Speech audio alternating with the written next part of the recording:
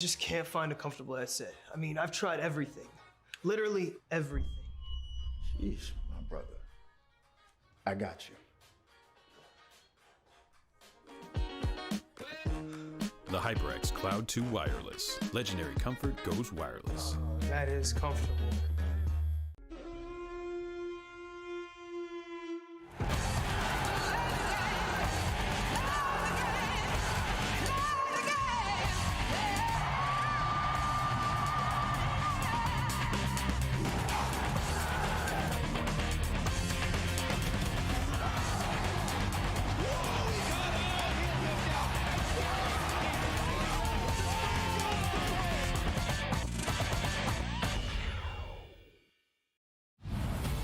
This is the beginning of something special, something different. The game's... Hey man, I just can't find a comfortable headset. I mean, I've tried everything. Literally everything. Jeez, my brother. I got you. The HyperX Cloud 2 Wireless. Legendary comfort goes wireless. That is comfortable.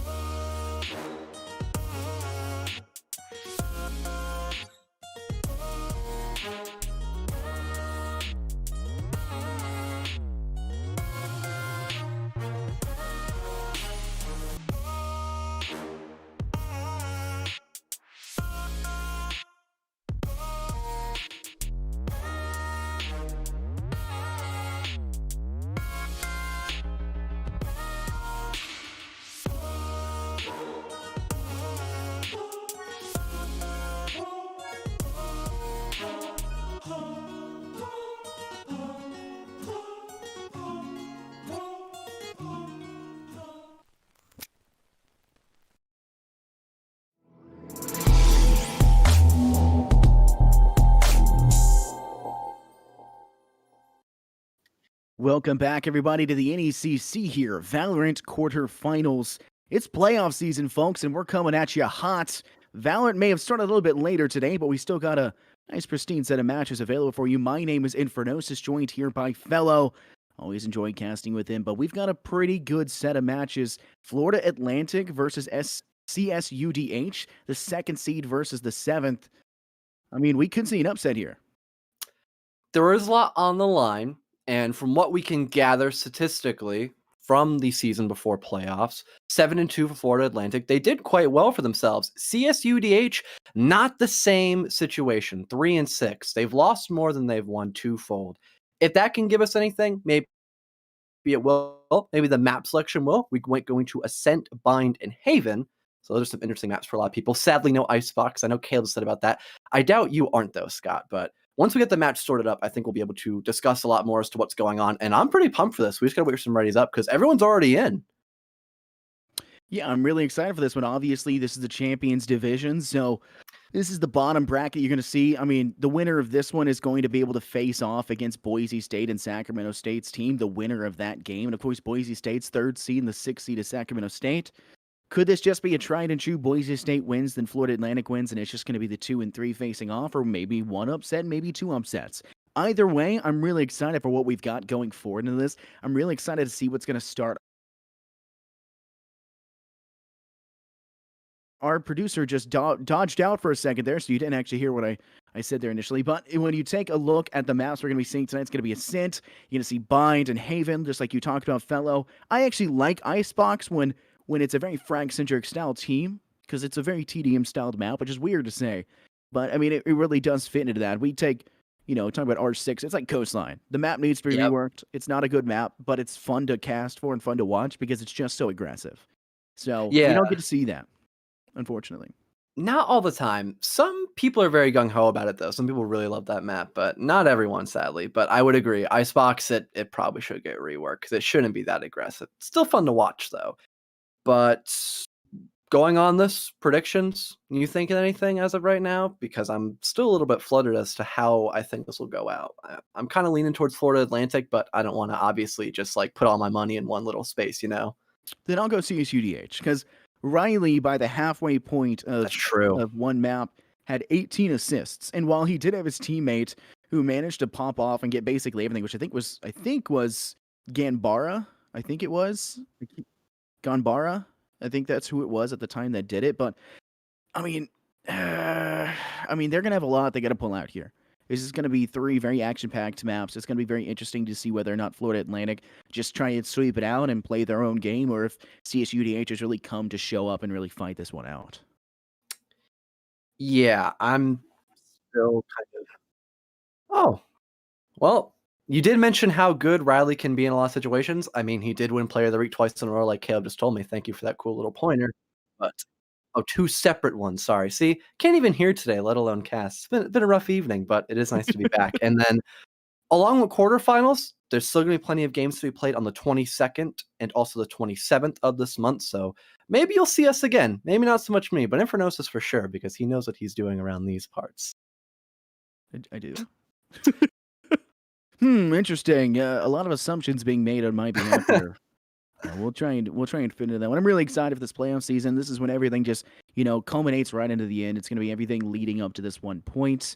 A lot of hype, a lot of energy behind it. The finals are going to be so much fun to cast for and watch. We've got so many of them as well to go through in every single game because we have so many divisions. So you've got to go through the playoffs of every division leading up to that penultimate final matchup. And you've had the option to vote for your brackets and, try and win a gift card or something along those lines. I don't remember what exactly it was to, if you could get it. It's like March Madness, except we're gamers. So, yeah, it's still collegiate. So, yeah. Hey, you still got that going for you. But, I think this one's a little bit easier in terms of March Madness. I didn't vote for any of them. I felt it was maybe a little unfair since I've had the pleasure of basically watching every single game that they've done and enjoyed. So, even then, in this matchup right here, despite, Riley, who's now had 2 Player of the Weeks, right, and has just played phenomenal, their entire team just together has done amazing. And I think that the problem here is that Florida Atlantic has also been able to hold their own and play phenomenally as well. I mean, they got 2nd seed. They deserve that point, and it's going to be interesting to see whether or not CSUDH can upset them. Yeah, it comes down to not just one player overperforming, but also a lot of teamwork as well, especially in a game like Valorant. Everyone's ability is unique and helps with doing something, whether it be just intel gathering, intel denial, yada, yada, yada, just straight up out fragging people. So I'm looking to see more of just everyone doing their own part very well instead of just one huge impact play. Maybe for you in the play-by-play, you'd like to see a little bit more rally, just straight up gunning people. I mean, I kind of would too, not going to lie, but it is a team-based game for a reason. So you kind of got to see where I'm coming from on that.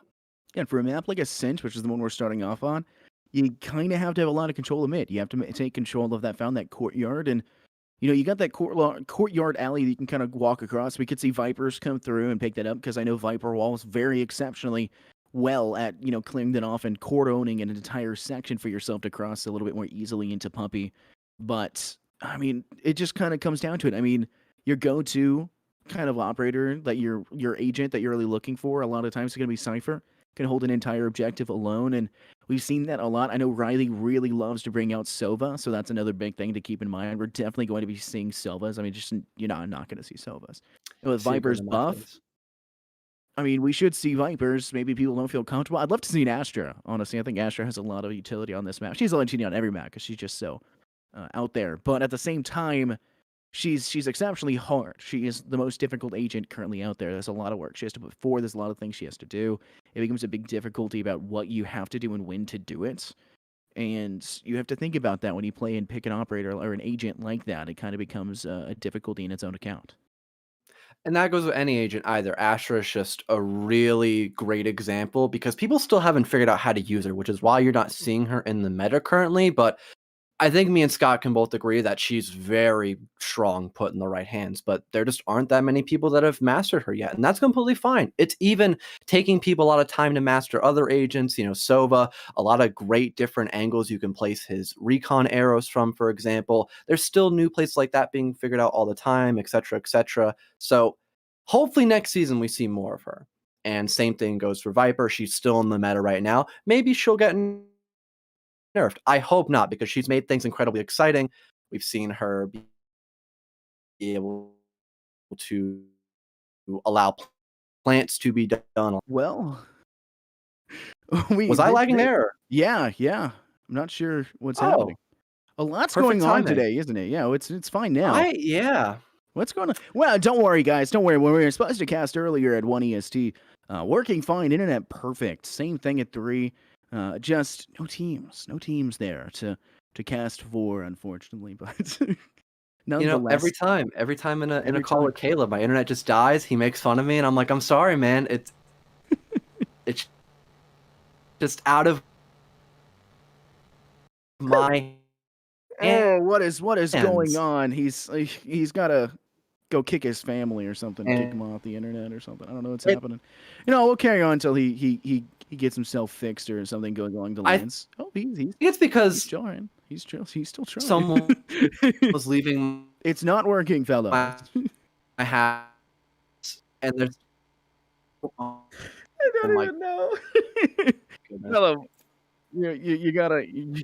All right. Lineup we see already. We see an Omen coming out into the board. You do see a Silver being picked up. Riley has not picked that one up and gone for it just yet. You do see, that they're hovering over the top of it. You see Barufi just picking that one up for their side, and I do see a Killjoy as well, possibly being brought to the table. I don't like the fact that I'm not seeing a Sova from that. Sorry, not a Sova, Cypher from that side.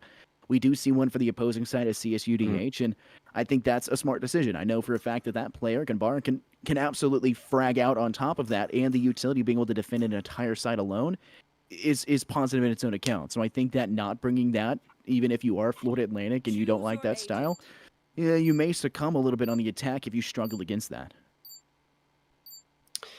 Yeah, there's still some great picks, though, don't get me wrong. Jet, almost a guaranteed. She's probably one of the best fragging operators in the game currently. Ray's being confirmed by Gavin now, last couple seconds. So a little bit of variety on both sides, but still, you have the common ops or agents. Sorry, I make that mistake too. It's just Rainbow Six things. I can say heroes because it's Overwatch, and operators because of R6. Maybe I would say gods because of Smite or something like that. Just mixing everything, just one big melting pot of just vernacular. Oh yeah, of course. Yeah, it's too bad you can't throw the word quaternary out there in these True. casts, you know? Yeah, I can't throw the word quaternary in this game, unfortunately. It'll all work out in the end, though. I'm not too worried about it. We'll figure out a way to bring it in there. We have the quaternary style push. Get your tertiary angles, your off angles, right? And we just throw out some really fancy lingo from a different game entirely and just throw it into this one and just like force the vernacular. And there's a ton of R6 casters making the transition over to Valorant because Valorant has a really big scene coming up and coming. It's been here for a year. It's got a massive scene coming through. You've got so much that can happen for the scene. I think bringing R6 casters, which specialize in 5 minutes of talking before any action drops, they can pretty much handle a scene where it's 2 minutes of no action and then 20 seconds of action. I mean, that's basically how it goes in R6 anyways. It's always coming down to the last 30 seconds, give or take. So far, though, we might see a ton of action immediately coming out. Looks to be mostly an A-sided push. Sand trying to find something. Can't connect just yet, so a little bit of chatter not happening all the way through. Shan finally picking up the entry, though, into Gavin. Will start things off strong for the attacking squad. Man, back and forth action. The players over by Tree getting taken out. It'll be Sean who's able to take full control now of Tree. And now stepping forward to the actual objective. They'll pull switch, cutting off sightlines over towards Tree, and also removing the possibility of anyone stepping over from Garden as well in that direction. They're going to have to see if Raptors will be taken through. We have one player up top, Neo, looking for maybe an option to throw at a utility and maybe try and get some I don't know, some vision off. The turret will try and find something. They have a player over by that side of main. They'll find one-on-one Mad Bad Dog. I'll just say Bad Dog for shortness sake. And now you got an interesting situation as they try to climb back, but Gambara not allowing it in the end. And Shan will find it for the 4K. A phenomenal round to start off. Man, they're looking spicy from the get-go.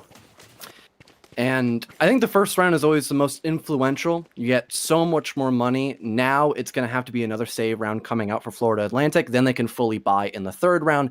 That's the bread and butter normally of how it goes, whoever loses that first round. But now there is technically an advantage for CSUDH. So you might see them win the second one. Maybe another plant comes down and they'll be situated quite comfortably, economically wise, moving forward. So an amazing start for CSUDH. Let's just hope they keep that forward momentum for the time being. Yeah, we're going to have to see whether or not they really do. I think we have a problem when it comes to their attempted hold when it came through to that. They kind of just tried to face check a lot of the corners coming through inside of, that split side towards Tree, and they just, paid the price for it. But already a push coming through. CSUDH get a spike down. It'll be Shan who can guarantees the placement, and they're going to go ahead and updraft up to a more, high-octane position, maybe spotted out, but I think we're going to see whether or not Florida Atlantic actually opt to take an aggressive stance forward, but it's a post-plant situation, and time is not on their side. And no kills have come out on either side. This is greatly favoring the attacking side of CSUDH. They have so much manpower in the middle of that bomb site. First pick eventually comes out by Bay. That's quite big. There goes Def down for the count now, and really no one's here to contest. One Mad picks up one, and Riley follows suit with a nice 2K. It's just up to the lone player of Bar, and he's not going to find anything in compensation.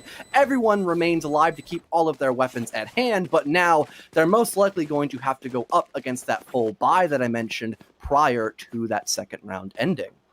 Yeah, it's one of those unfortunate situations. You can guarantee 2-round wins, but immediately after that, Florida Atlantic is going to have a rifle round. They're going to have a full buy round. And now you're going to be facing Florida Atlantic at their best. FAU with rifles in hand, there's a reason why they're one of the top seeds in this division here, for this top division. It's going to be hard for CSUDH to figure out what they need to do to figure it out. Do they just go in just as quickly as they had previously, or do they maybe try to find a different answer to it? I know for a fact we got Riley a little bit behind with the spike in hand, but it's going to be a difficult situation as they're going to be Recon bolted out a little bit, shot away. And now you can have a positional disadvantage if you are on the side of FAU, forced to take a step backwards into hell. Another A push coming out so far by CSUDH, almost having complete site control, and at the moment, it doesn't really look like Florida Atlantic can really do much about it, but a nice 2K comes out by Def, narrowly missing the third, but Ganbar will, in fact, trade things out. Sean from above as well gets a nice flick as well on Neo, and now that will allow for the plant to come down in a 3-on-3. Things looking much better for CSUDH, and there isn't as much now that Florida Atlantic can do. They'll try to gather some intel with that recon arrow, but it will not find anything. So still. Not aware of that many players' position except for Gan, but it won't really matter. Ultimate coming out by Sean as well. Now a 3-on-2, almost traded out, but Gavin's gonna miss some vital shots. Bar from above will trade things out. A nice 2K, but he's got to find a third and go for that defuse. No intel aware of as Riley. He'll swing around from hell, but can he get the 2K? He will. A nice clutch, and a third round will be won by CSUDH. It doesn't matter if they go up against a full buy, they'll win it regardless.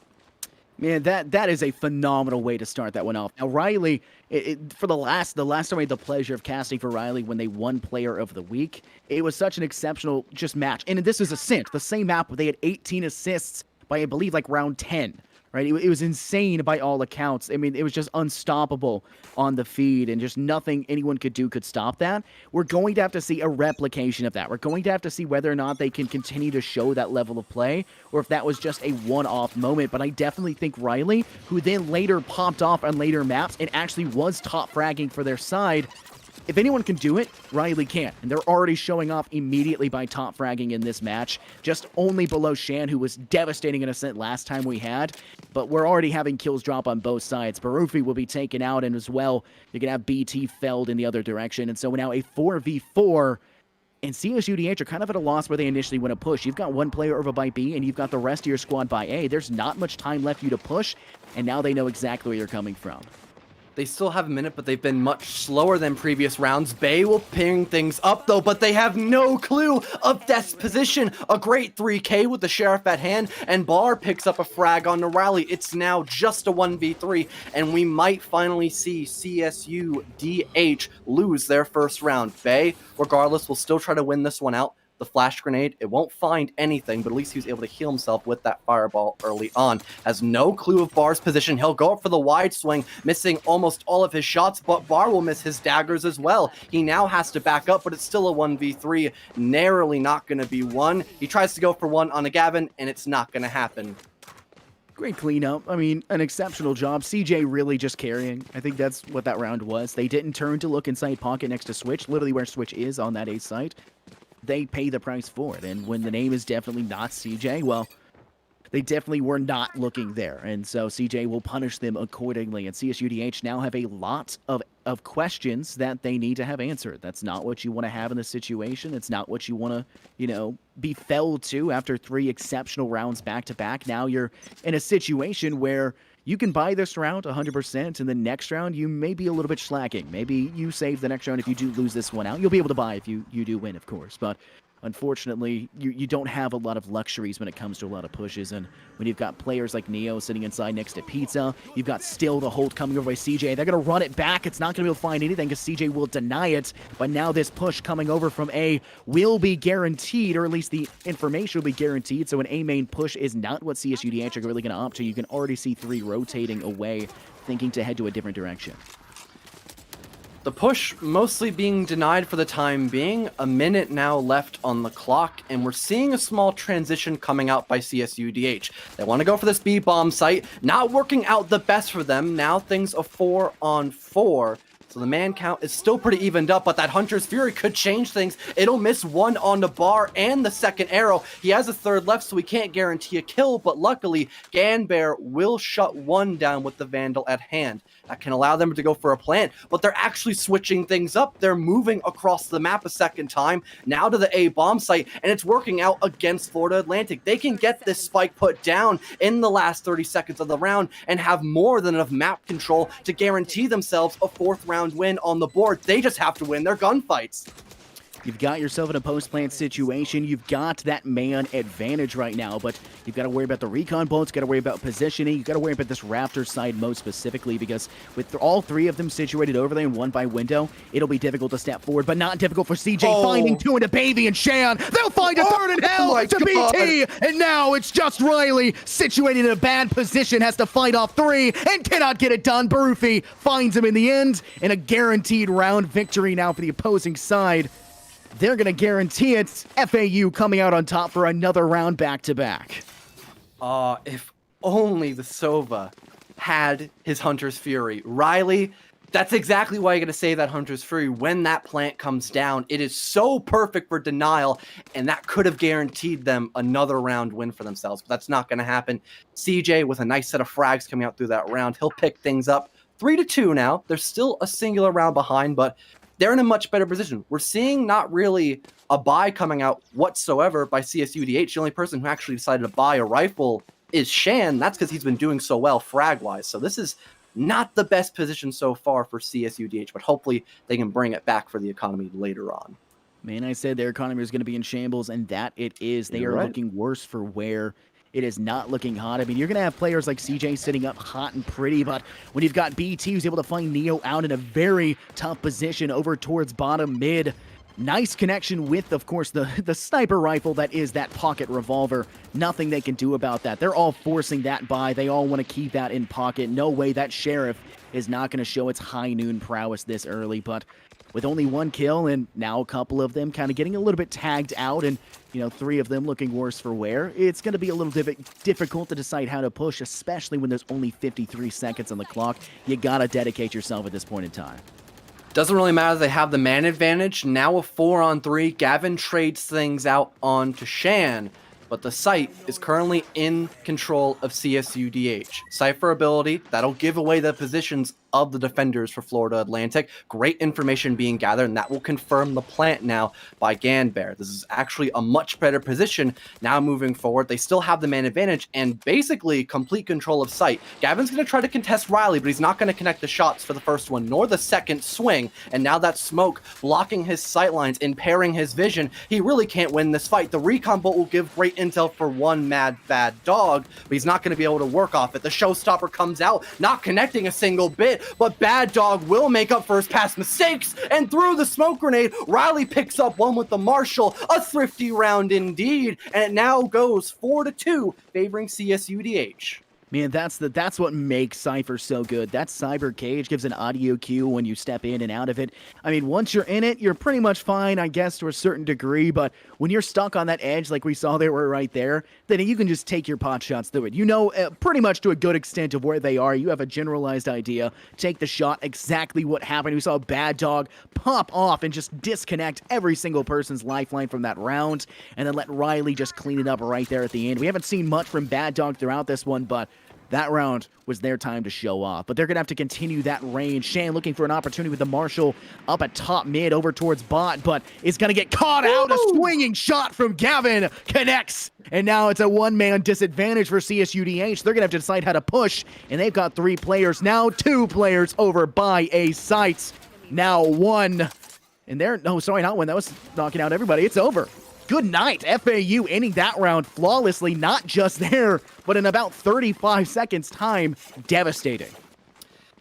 You may consider it devastating.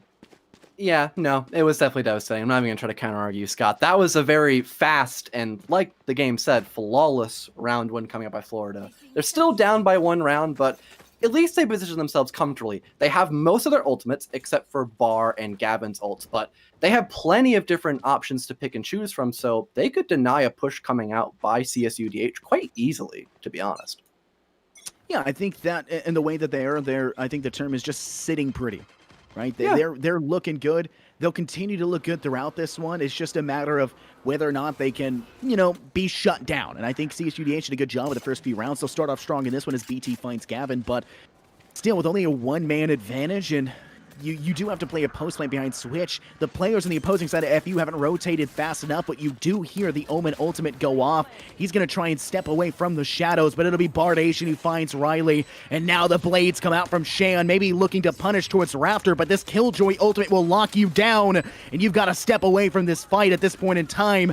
Neo setting in a good position tonight. There comes Hunter's Fury looking as well. It's not going to connect to enough to get any kills whatsoever, but it looks like FAU have regained sight. Lockdown as well on the opposing side with 2 players detained. A trade back as Baby finds Neo, who just found their own teammate, but they're trying to step in. Bardation finds Baby. Now just 2v3, 1v3 as Bardation continues the spree, but Bad Dog will not go down without a fight. Finds CJ and rushed by Barufi. A 4-4 on the scoreline now. Things finally evening up. Fantastic retake by Florida Atlantic. The ults, they came into effect. The Hunter's Fury, not so much. But the detainment coming out by Killjoy, that's what really did a number for CSUDH. And now that'll finally equalize things up, the economy, not looking so good for CSUDH either. They got to really start bringing things back. But no, actually everything's still mostly a full buy, except for Sean, who has to bring the Phantom, but not full armor. So things are looking quite rough. If they don't win this round, they might be in a very deep grave they might be able to not be able to dig themselves out of.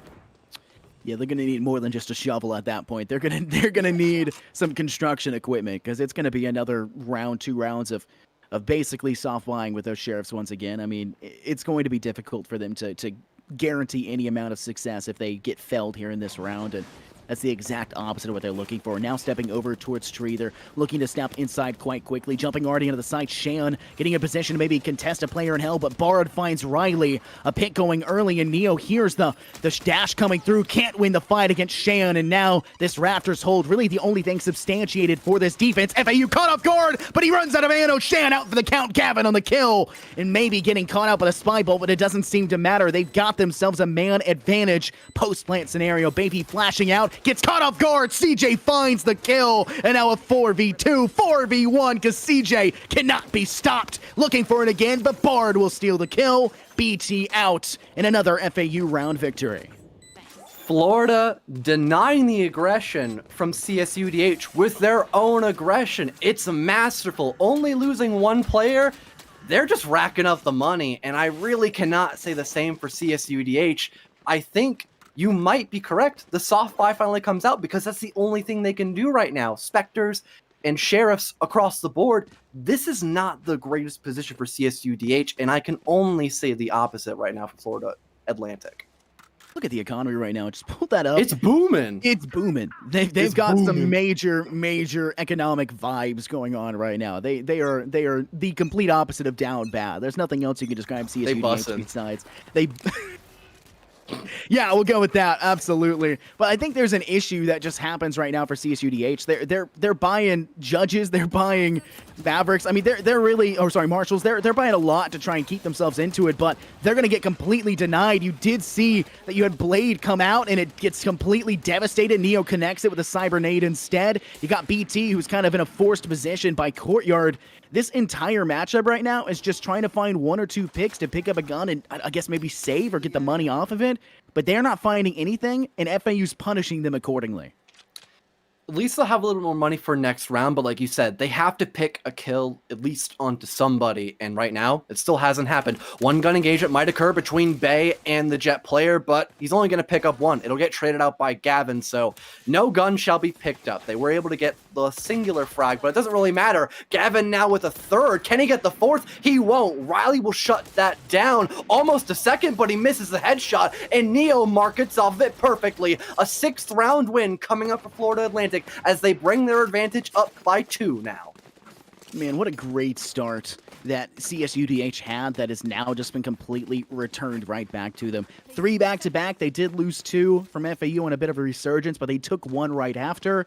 But now 4 uncontested. This is the longest streak we've had. Only 2 rounds to go until that halftime, and man, it's going to be interesting to see whether or not CSUDH can maybe try and tie it up, or I mean, they have the economy behind them now. I guess they have the weapons, the arsenal behind them, but the economy, if they lose this, then they're forced to buy because it is last round, but those weapons are going to be not good at all. And I think Florida Atlantic is aware of this. They're saving up so much money. I saw Bardation select the operator, but he didn't confirm it. He went for the Vandal. The last full buy round they can have before sides finally switch, that's when we're going to see it come into play, and that could be some gigantic plays coming out by him. But so far, things relatively quiet for the time being. It'll be mostly a B-sided push, but things are spread it out quite evenly. Run It Back comes out by Bay. He's not able to find anything just yet. He'll light up Gavin in through heaven, but not connecting that kill. That'll still bring things to a 5-on-5, and he wasted his ult entirely just to get some minor information, but in the long run, it really won't matter that much. Chan finds a wallbang headshot onto Neo. That'll open things up a little bit more. He's trying to go for another, but he gets caught with his pants down. Luckily, Luckily, though, it will allow for the plant to happen in this 4v4. Things looking slightly better, but it's still not over just yet, especially with that showstopper. It finds nothing, but that's okay, as long as he picks up a frag with that Phantom in hand. But he misses every single bullet. CJ makes up for the time being, but then gets traded out by Ganbear. A 3-on-3 now in the last couple of seconds for the round finally ends. Ganbear and Bay pick up more frags of their own. Now a 1v3, 1v2 as Bar picks up a second. It's just up to Ganbear now, but he has the intel to work off of. Pings coming out through the dart. Can he find the last frag though? A diffuser being baited out, but Ganbear knows far too better for himself. A 5th round win coming out for CSUDH when they need it the most. That BT winning that round and finding the clutch, and unfortunately, you're in a bad situation if you're on the opposing side. You can't pull it out. You don't got time. You've really got to force the kill. They know where you are. You're not looking hot. You're up Poops Creek, right? Like, you're not going to be in a good situation for yourself. Doing the best you can, and BT taking that round will guarantee you a little bit better of a position, but that's not even necessary. FAU, having killed 4 of the players on that side, the economy for CSUDH, well, it doesn't matter because it's the end. You're going to be forcing Shan to have to take out and use a Bullfrog instead. You're going to have a situation where they're probably don't even have all their abilities. Maybe they just didn't have enough. Maybe there's some problems in their economy overall because they all had to buy weapons except for one person. But an aggressive stance coming forward. Shan finding one with a blade into CJ, but Bardation finds Baby. Bad Dog up to Rafters into Bardation, now in a situation where you can have Shan stepping upward, updrafting up, tries to find the kill, can't do it, and Gavin will find it instead, tying it to a 3v3, but the 3 players by Rafters could be a difficult position to step forward. They notice 1 player in hell, Bad Dog in a bad spot, needs to be forced out from this position. We'll step away in a moment as a turret does go off, and the Killjoy player on the opposing side of Neo. These players over by Winery will be difficult to deal with. Neo finds Bad Dog, now in a 1-man advantage. They try to step up. They're going to get Hunter's Fury as BT finds Bar, and they're going to keep it going. BT finds Gavin, and the last shot of Hunter's Fury doesn't even matter because BT finds the 3K. A second 3K in a row for Ganbear, and that'll bring things 6-6. A perfectly even half. Moving into the second one. And an amazing recovery coming out by CSUDH. They had me worried, but the last 2 rounds where they needed it most, where they said, you know what, screw the economy. They won't be needing it in the next couple of rounds. We'll just win our gunfights. They did it, so congrats to them moving forward. You got to make sure you're in a position where you even it back out. CSUDH did exactly that. We may actually have an overtime situation come through. We may see it continue to be even, but the one big difference we have between these 2 teams, just most specifically in their agent lineup, is the fact that you've got BT, you've got a Cypher player, and not only do you have a Cypher player, you've got a Cypher player that is doing exceptionally well. 11 kills to their name, 5 assists, and 7 deaths. They can defend an entire site alone, and if you take a look at that mini-map in the top left of the screen, BT's sitting pretty up on A Rafters. You got 2 players by Tree and 1 by Puppy, and a push coming up on this Cubby side of mid. They're trying to take it a stance forward. Gavin looking to Puppy, takes the shot and finds Bad Dog, refragged by Baby, but the fight continues onward. Baby out for the count because Bardation connects, but now you got BT looking to continue to try and find some damage, taking some himself, but now it's going to be a difficult situation because FAU have started to plant that spike, even to back out now as Shan finds Neo, but I don't think there's any way to deny the spike being placed, and no, there is not. Narrowly avoids death right there from the player in hell. Finds one in the end, but Bardation finds Riley. Oh my goodness, Bardation finds the 3K, and they narrowly escape a devastating loss here in this first attacking round. Turned into the Red Sea at the end, and Florida Atlantic just as aggressive as they were on the defense as they now are moving into the attacking half. They'll take the first round win, so that economy gonna be a whole lot better, and Bar is actually full buying with a Bulldog. That is some very risky moves, to say the least, but hey, if he's confident in himself, then I think he'll do just fine. But like I said earlier, amazing first start for Florida Atlantic, even moving into a completely new way of approach. Yeah, I mean, they unfortunately got felled out, and it became a difficult situation for them, but FAU looking hot. They'll take one early as Shan is felled out by just a basic ghost in hand. Neo will connect it up, and now they've got a chance to step forward into B.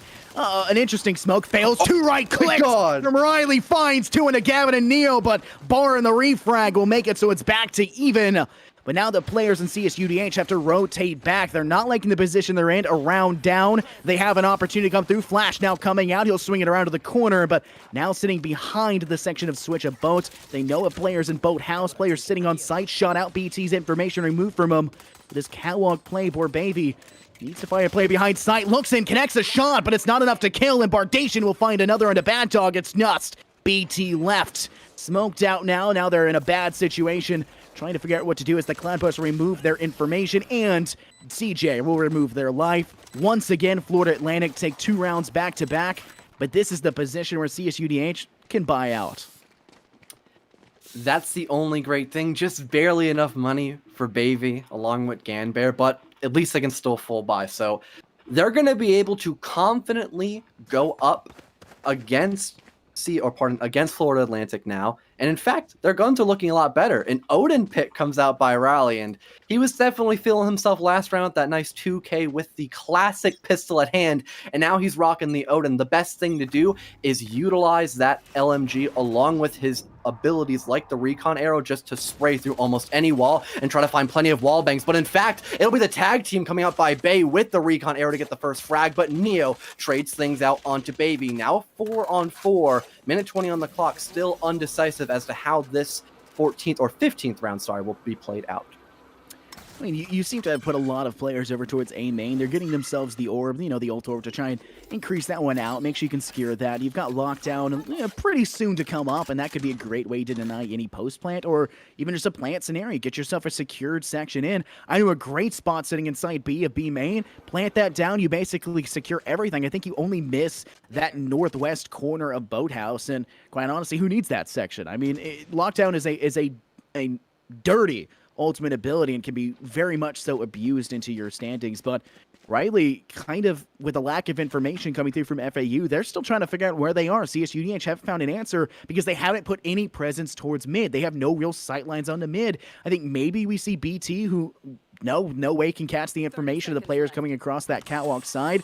They're trying to step into tree now. The audio cues come out. You'll see BT and Riley attempt to rotate over as quick as they possibly can, but with 2 players on site actually defending, it's going to go advantage of FAU if they can just step across in a safe manner. But with a Cloudburst not placed correctly, they'll take some damage in their feet, and BT will take out Neo. Finding second is Shan, and they'll secure 2 in a row into Gavin and Bar, but it's going to go to BT in the end as they'll find Bardation.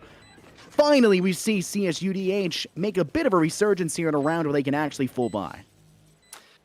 Great recovery round by CSUDH, only losing 1 player at the very beginning of the round. That was Baby.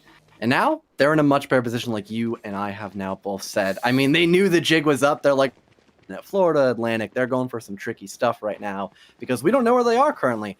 But they had plenty of intel just in case. Those Cypher cameras, one definite one to highlight, at least the beginning of that round. So things will begin to even up a little bit more, even though there is still a 1-round advantage favoring Florida Atlantic, and they also still have plenty of money to play with. But I can't say the same thing moving into the next round if they don't win this one.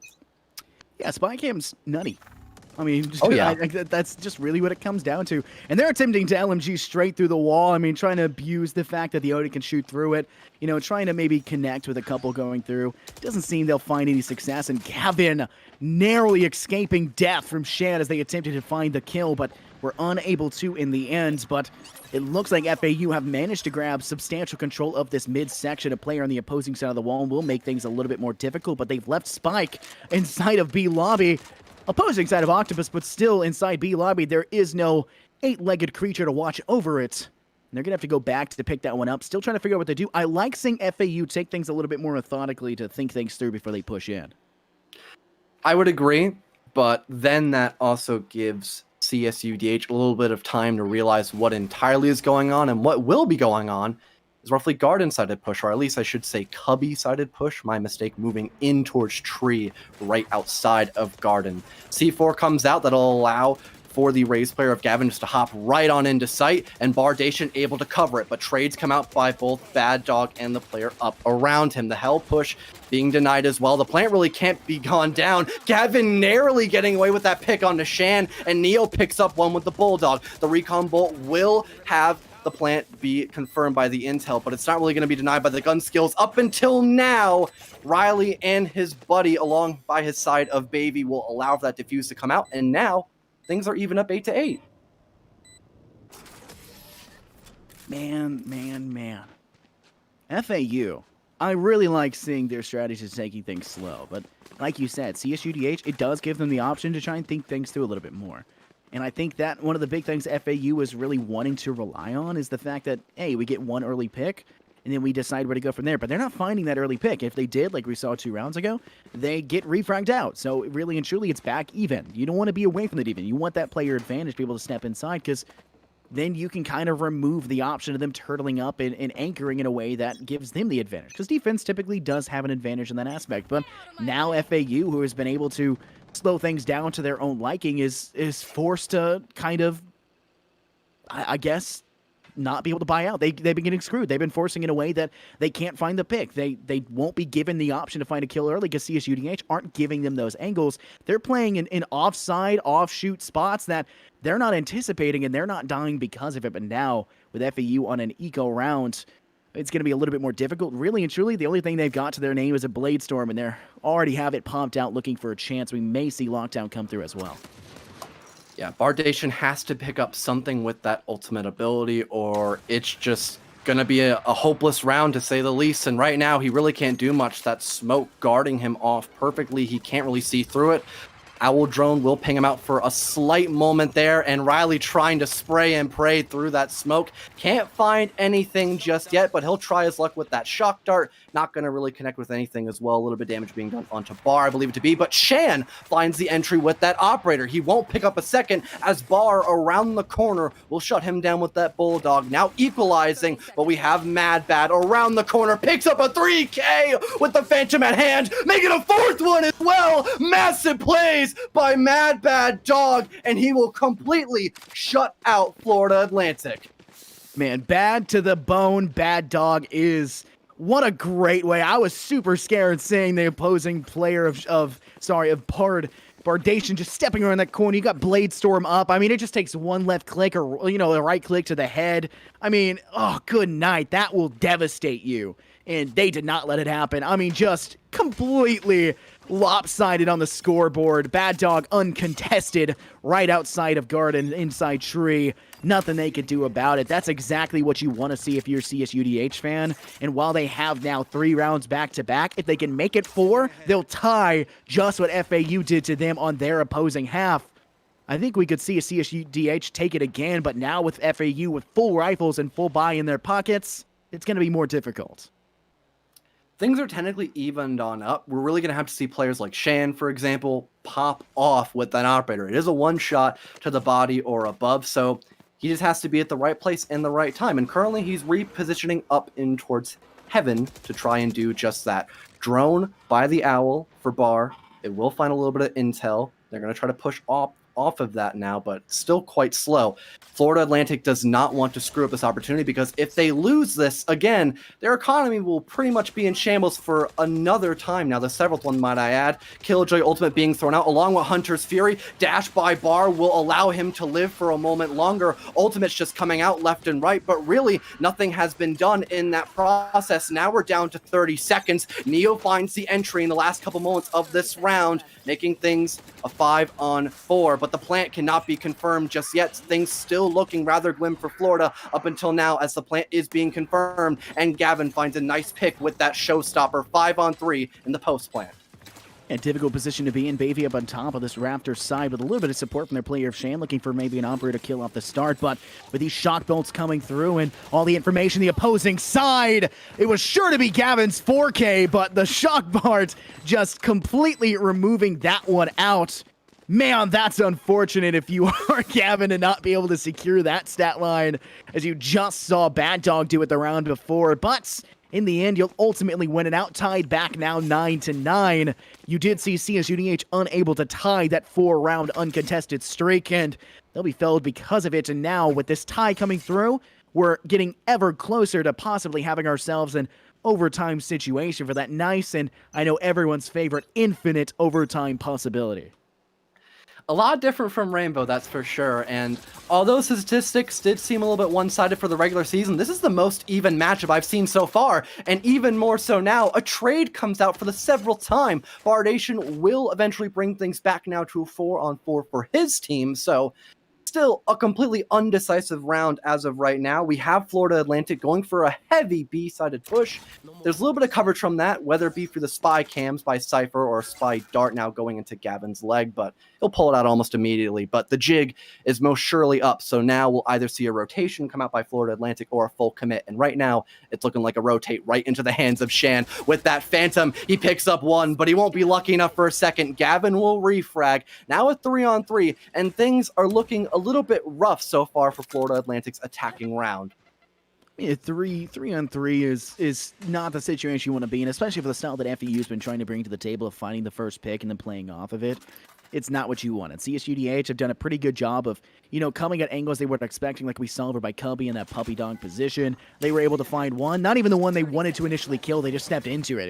It was funny in its own way, but they weren't able to find their initial target. And to step through now into this B side, you'll see a re-step here from Bad Dog as they're going to drop in with the ultimate, of course, from the shadows. And Bardation steps forward. Bad Dog finds the kill right into their lap. And Riley with 2 lines them up and tears them down. The Odin Allfather is with us. Riley is with us. Absolutely devastating for that side. CSUDH will take this round and make it all the way up to the 10-9 lead. Man, the Odin, it doesn't always work out for you, but when you're just in the perfect position just to, like I say, spray and pray, it's beautiful. It just really is, especially when you're a Sova player like myself. So, the round count favoring back to CSUDH for a second time now. They're going to be up ahead by a little bit, but things are still even up on both sides. 2 full buys coming out, so this is still any player's round. Again, it's just going to come down to both that map control and also that early frag, which we've been seeing traded out by both sides pretty consistently.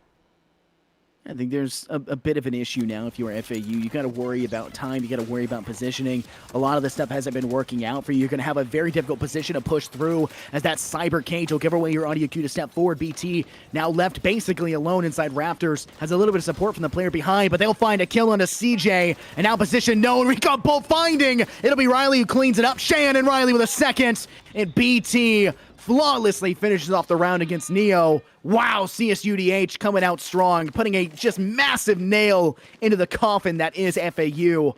They're going to have to think a long amount about what went wrong in that round, because nothing went wrong for CSUDH. Not one bit. They had the information on top of that, the gun skill to back it up as well. They were just mowing through the opposition like it was nobody's business. Now they're 2 rounds away from winning out the first map, but it's not completely hopeless for Florida Atlantic. They just have to learn from their past mistakes, and it's going to be difficult to do that when you're looking at their weapon and armor selection. It's no match for the full buy in the hands of CSUDH at the current moment. Yeah, but time on their side right now. At the beginning of the round, there's plenty of time to move forward and kind of work with. And FAU are going to have to try and think about what to do. And Upjet from Shan to gather information will be kind of shot at. Maybe not Upjet, but they will be shot at as they attempt that jump to come through. And the bot will also come out, maybe looking for some information in its own regard, but will just be shot out. Boombot, not successful. And unfortunately, no one's been felled just yet, and that's going to make it a little bit more difficult for them to try and think about what has to be done continuing forward. They've got control of Pizza, and they've got control of a little bit of a good situation or positioning when it comes over towards Market, but beyond that, they don't really have weapons behind them. They've just got SMGs, only 2 rifles, 2 main hand rifles, and then a tertiary rifle as well in the hands of CJ, but with only 35 seconds left and no deaths on either side, ooh, Riley finding CJ, then FAU are going to be taking it out pretty early on, forced to try and decide now in the last few moments. There isn't much they can do. They're locked out as the switch has the door completely shut. Mad Bad picking up another one as well. Now a 4-on-3, and things aren't looking great for Florida Atlantic at the current moment. It's down to the last 10 seconds, give or take. They're going in for a last-ditch attempt for the push in towards A, but it's completely denied. Now a 3-on-1, and there isn't anything they can do. The Hunter's Fury, the icing on top of the cake, and a 12th round win will come out for CSUDH. Yeah, that's devastating. CSUDH right now heading into match point. They're looking good. They're looking hot. And take a look at this menu right here, holding down tab.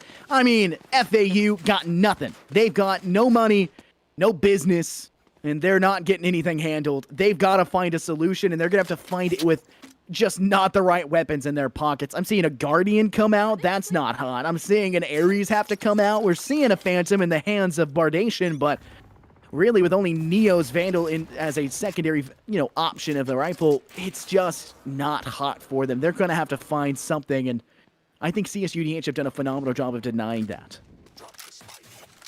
Yeah, we haven't seen pretty much any success for Florida Atlantic, but oh, Shan, he rips around the corner, shuts down Neo. This could all be over in a matter of moments, Scott, as the entry is already favoring CSUDH.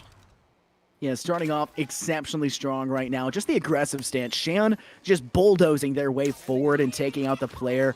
I mean, there's nothing you can do when you get pushed all the way over into Link, but you're going to see the Showstopper come out. It's not able to kill, but BT will take a little bit of damage, but Recon bolted out. Information has been had, but Bad Dog finds Bar. Gavin able to find Bad Dog on a refrag, but Shan with the blade finds Bardation, and Gavin for the 3K. Stepping out, can't secure, misses, and CJ will find it instead, but now it's a 3v1. And CJ, the entire game's hope on their line. This map could entirely be decided right here, and it looks like it just might. Just a Guardian in hand, looks to Baby, but Baby will secure it. Absolutely phenomenal showmanship from CSUDH to make a return and absolutely carry themselves up in phenomenal fashion to finish that one strong. We did see Florida Atlantic come back for a couple of moments, but in the end, CSUDH will take map number 1 on Ascent. So in the end, didn't really matter. A victory is still a victory. And then once we're done with the break, we'll move on to Bind, but obviously we got to wait on that previously mentioned break. So we'll go to that right now. So get yourselves uncomfortable, go do whatever you got to do, and we'll see you all again in a couple of moments.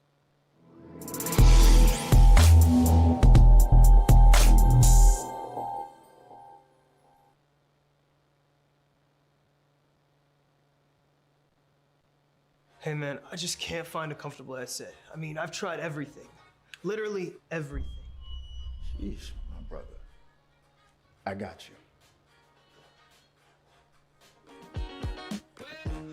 The HyperX Cloud 2 Wireless. Legendary comfort goes wireless. That is comfortable.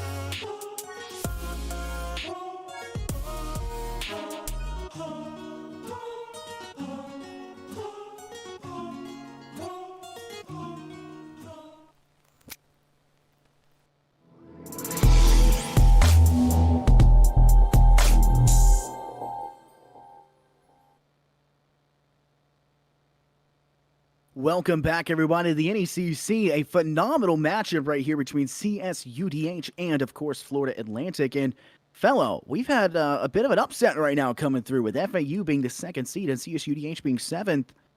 CSUDH taking map 1 on Ascent. That's huge. I didn't think they had it in them, but it was a hard-fought victory indeed, and Florida Atlantic is definitely a formidable opponent, to say the least. Is my Yeah, mic your, messed up? your webcam is moving, and then your mic comes in. It's weird. It's like backwards Oh, from what it okay. I was used gonna say to I'm be. not lagging. Yeah, That's it's backwards weird. from what it used to Yeah. be. But Okay. no, like this is an interesting matchup to watch. I'm lip syncing myself. Yeah, like it's weird. You could be like a Muppet right now.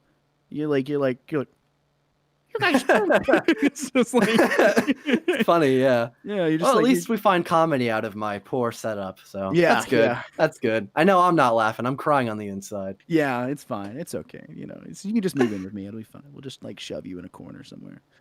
You'll just hear me yelling constantly about BT finding kill after kill. Feel right at home. Yeah.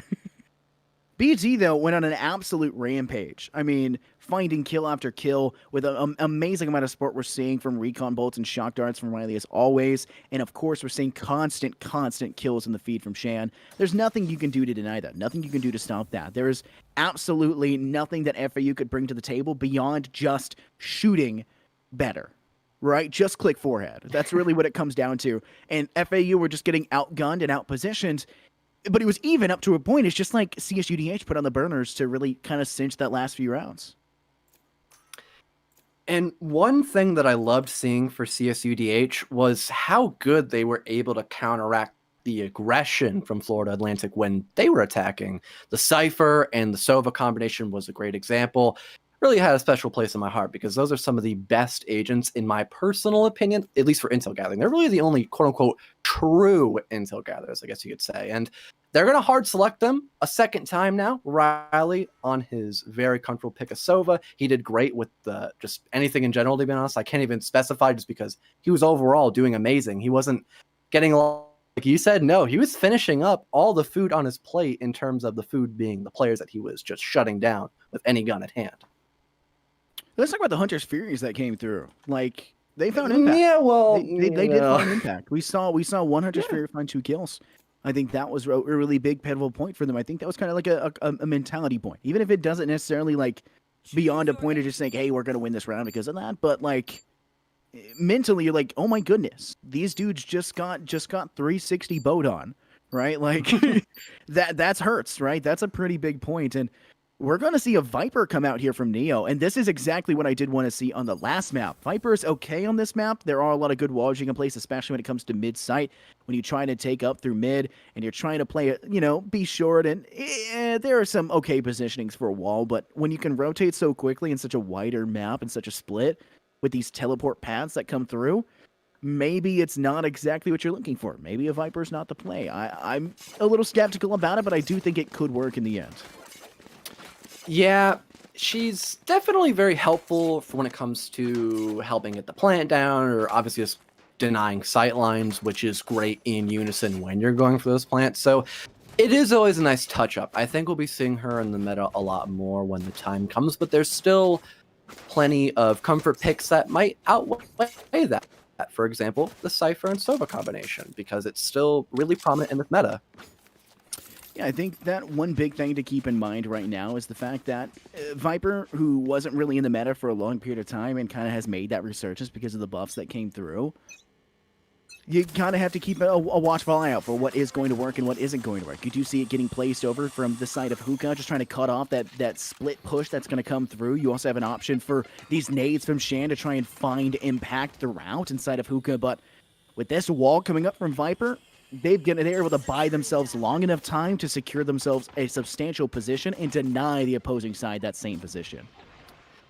Yeah, we haven't really seen an assertive push coming out by CSUDH at the current moment, but they've been able to reposition themselves in towards A. However, Florida Atlantic has done the literal exact same thing. Cypher Cage comes out, it will deny the sight lines, and BT is actually able to market off it. The entry now favoring them, but a trade comes out by Bar. Shan picks things up, though, on the exact same player of Bar, now a 4-on-3, and the spike will begin to be planted by Dog. So now things are looking quite swell for CSUDH. Bardation gets a trade, though, onto that Omen player. Now a 3-on-3, but that plant still being down is a really big issue against Florida Atlantic, but they're just sticking the plant. No one's here to deny up until now, and finally CSUDH will pick up that round win after they almost allowed that spike to be defused.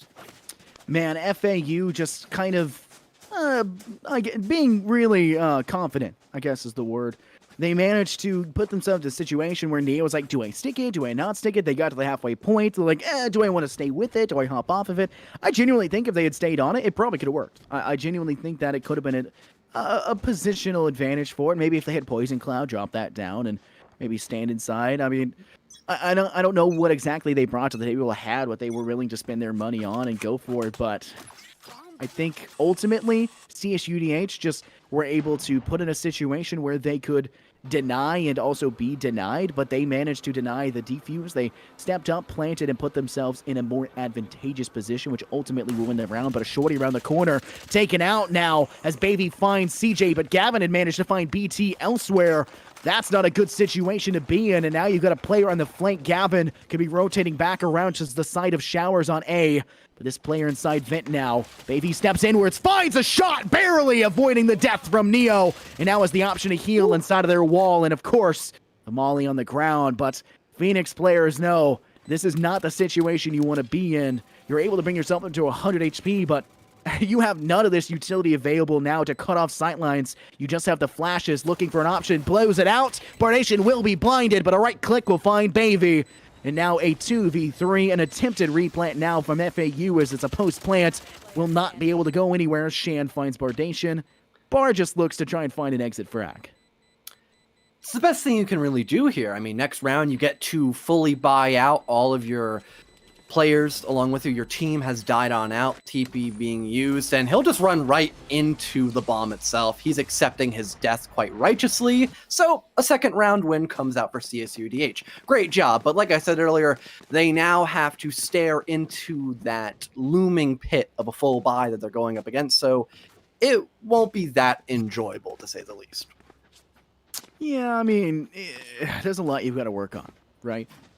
FAU, 2 rounds back-to-back. That's not shocking. When you lose a round, you're basically guaranteed to do 2. We had this exact same thing we just saw last map in Ascent. And now you've got a position where it's just an SMG buy that's coming out from the side of CSUDH. So just going to get you to hold on to what they had, not waste any more money than they have to.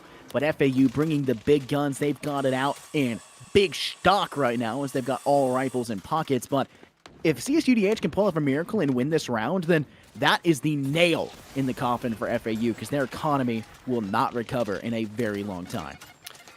They have Spectres. It's not the best against Vandals and Phantoms, and so far that's proven to be the case because Bardation and Gavin are on tears of their own. Riley finally picks up one, but he's got an ace in this 1v4 situation, and it does not look to be the case for him. He's just sitting in the far back right outside of B Teleporter, and he'll go through it with a Vandal at hand. So maybe he'll just opt to save that weapon and save his own skin with a lot of money in his back pocket moving in forward, but Neo will deny that from happening. The first round win coming out by Florida Atlantic from a very successful full buy phase.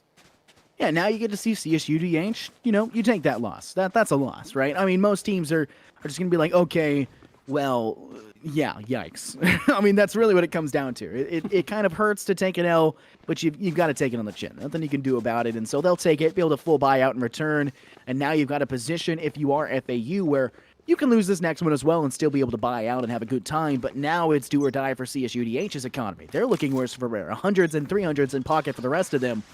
And they're going to have to figure out whether they want to go for these, one-way smokes like we do see it go right here. Neo throwing it out and looking for, I guess, an opportunity with that Poison Cloud to, screen themselves off in one way or another. But with this Hunter's Fury coming out as well, they're going to be in a tough situation. Neo now down to 70 HP. This is going to be difficult because it seems to be an entirely A-sided rush. Stepping forward, Neo goes for the screen. It's going to be running back denied out, but BT finds Gavin. Bad Dog finds CJ, but BT starting the plant at this point in time. And now you've got a position disadvantage for the side of FAU, where they've got to figure out what has gone wrong and why CSUDH have been able to just step forward and just reap their rewards.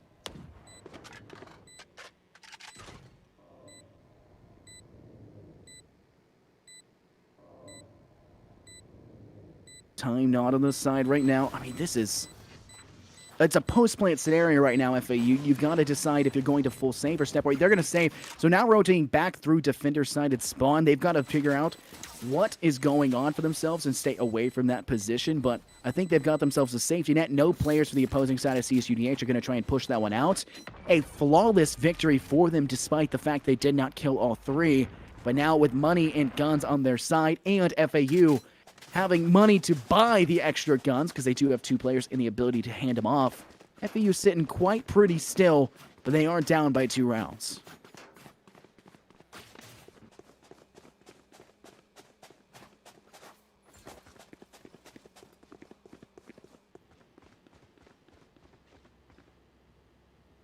An issue right now going on, apparently, with microphone of Codecast, I'm not sure, which is having his PC died.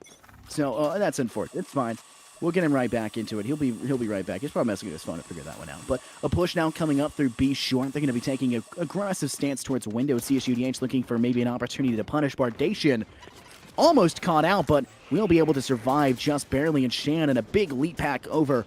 Still looking for a possibility to get a kill early on, but with BT planting, Baby finds Bar. Bardation finds a refrag, but Shan's there to clean up. And now CJ still holding this B-Hall elbow, looking for an opportunity to maybe peek out and take a quick kill in the possibility, but the player stepping forward, Shan, will be felled. Bad Dog and a refrag, a 3v2 in play. It's just Gavin and Neo left. And with Neo coming all the way around through B long, and a player sitting inside Octagon will make things even more difficult. He'll be felled. Riley finds it, and now just Gavin looking for an opportunity, but Ryan will capitalize, and it's out for the count. A 3-player left for the side of CSUDH. They've got money to spare. Well, okay. Everything working now? That's a great question, because it wasn't even my internet. My PC just turned off. Man, everything. Caleb, I know that you don't like Fellow. Can you He mind, really like, doesn't not now. I don't think I'll happening? ever be on Valorant again now. I don't think that's gonna ever happen now. He's just gonna tear your PC apart. Is what's gonna happen. He's been hacking into the mainframe the entire time. I'm assuming you'll be able to rejoin and be able to respectate coming forward. But yes. Until you're able to do that, I'll take over for a second longer. But Thank you. A push coming from CSUDH once again. They're looking to take control of B. You've got one inside window. It'll be Jan who finds Neo, but the other 3 now situating themselves up B long. You've got one player who's situated long, but it's on A side, but it's not gonna matter because Bardation finds Shane refragged out by Bad Dog. A 2v4 now as CJ and Gavin are the last 2 standing. You've got a bad spot for Gavin, who's had to make the rotate, but a teleport over because they guarantee no one was on A site because of the positional advantage that BT brought to the table with information. With a plant now coming from Bad Dog, a nade will be tossed through, damaging them out, and they'll be felled through it as well as Gavin is able to capitalize and kill. Man, Paint Shell is doing exactly what they need to do. But now it's still a 2v3. CSUDH in a big lead as of the current moment, already 3 rounds ahead of their competitors, trying to make it 4. You've already got a showstopper coming through. Gavin looking to capitalize off. BT rotating away. Boost packing over. He'll connect off the top. BT out for the count. And now you're in a bad spot if you're CSUDH. They have a big lead now as CJ takes Baby. It's just Riley left. They'll spray through the wall, connecting attack for you. They'll connect onto CJ. Through the wall! Oh my Gavin! God. And Riley finds a clutch. CSUDH make it 4-round lead and a 5-1 split. I guess I came back at the perfect moment. Riley just shredding through people like paper with that Odin in hand. Oh my goodness. Amazing work by Riley. Almost as good as your commentary, Scott, but I'm glad I came back at just the right moment, apparently. I guess I was only gone for about a round or 2. I'm blushing, fellow. Aww.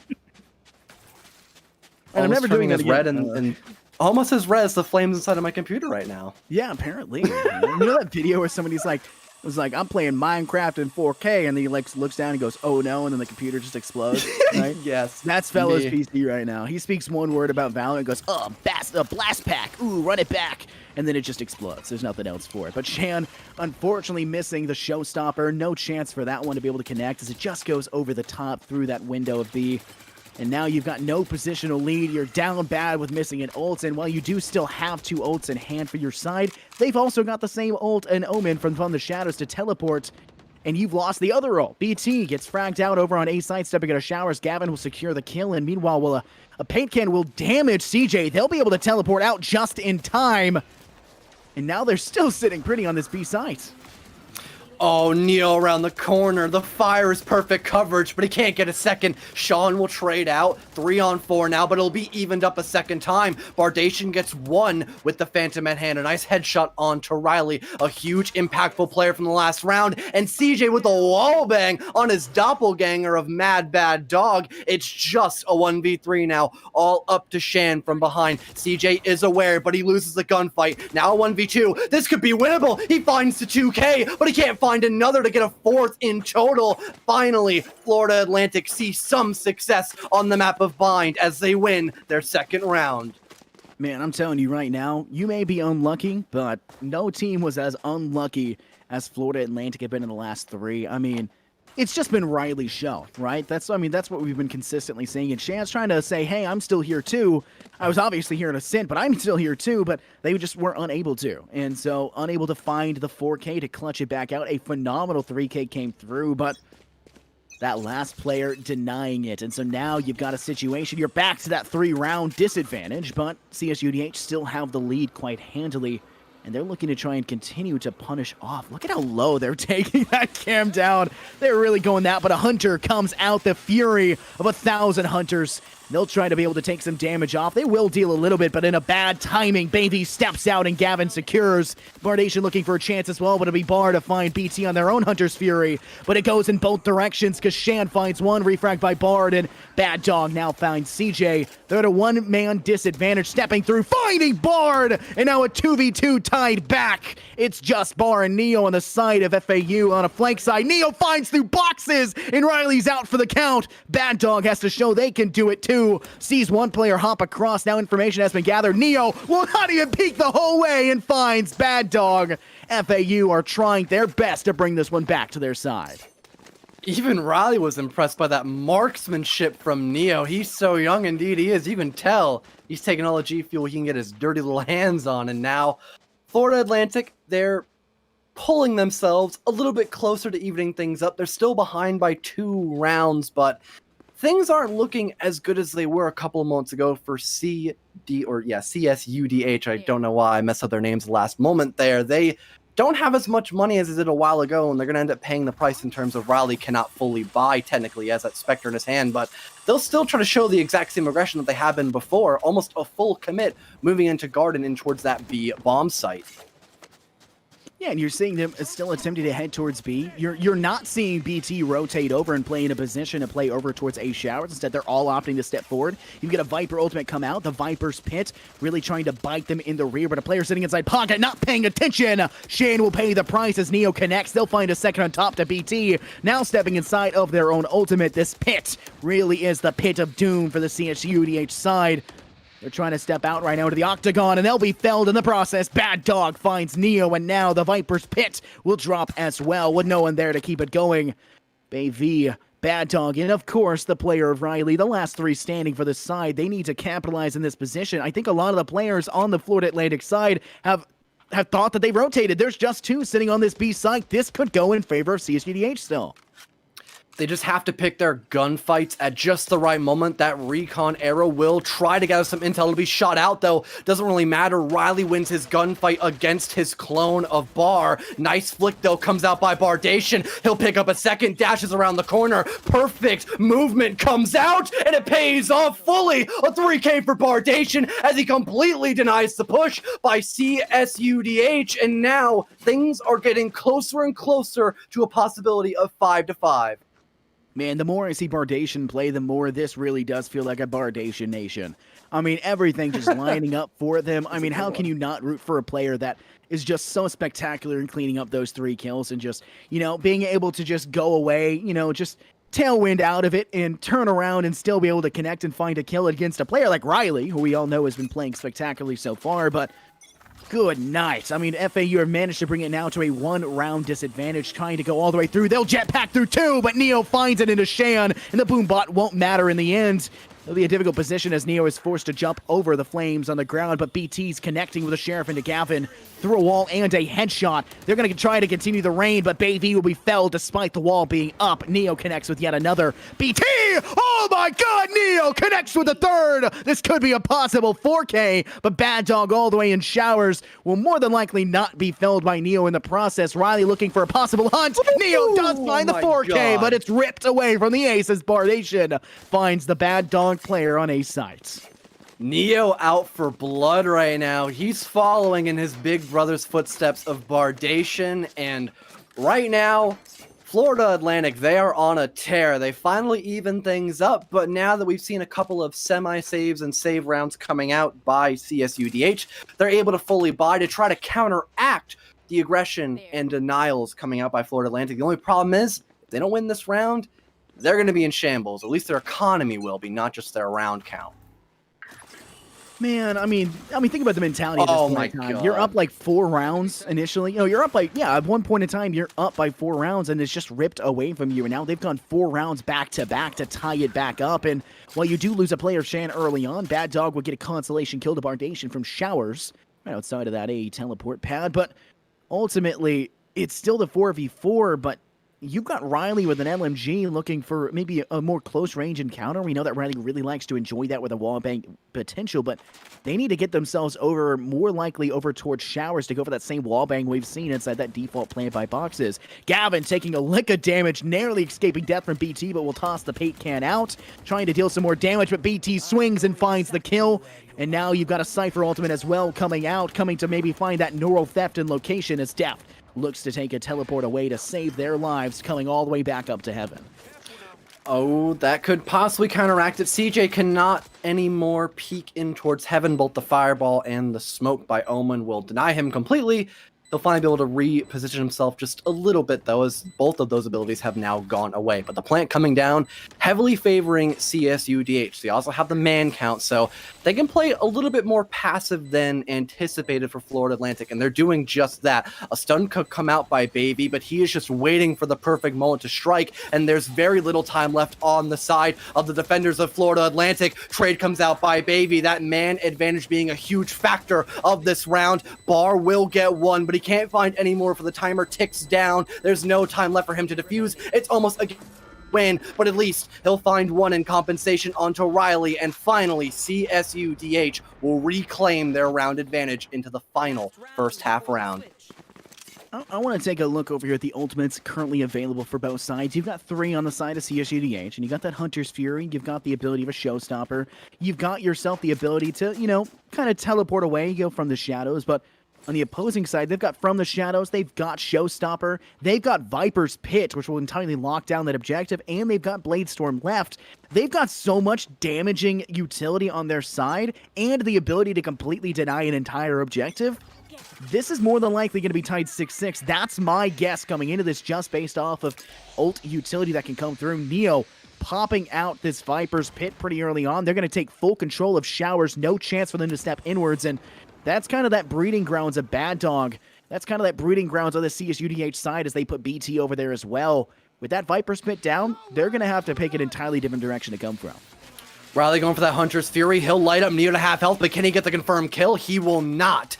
Still keeping things a 5-on-5. And speaking of ults, both the Rays players do have their showstoppers. Sean and Gavin could pop that ability at any given moment and pick up a kill or more, which would be massive for whoever could win that round. Just due to that main factor, Sean getting a bit aggressive. He might go for just that. He'll force CJ out of the bomb site. Now BT can go for a plant. Not going to use the showstopper ability just yet. And for the time being, they really don't have to. And now they have complete control of this B bomb site. They could win this outright if they just play keep sweep away against Florida Atlantic, and they're doing just that. They could just sit pretty for a little while longer, and it won't really matter in the time being. Bar trying to find some intel. That recon dart cannot find a single thing. Showstopper coming out in the background, but will it find anything? So far, that's not going to be the answer. Sean gets one with the judge right as Bar picks up a kill, but Dog from above will get a 3K through the wall. Massive plays come out. It'll be denied by Bardation, but he can't find all of them.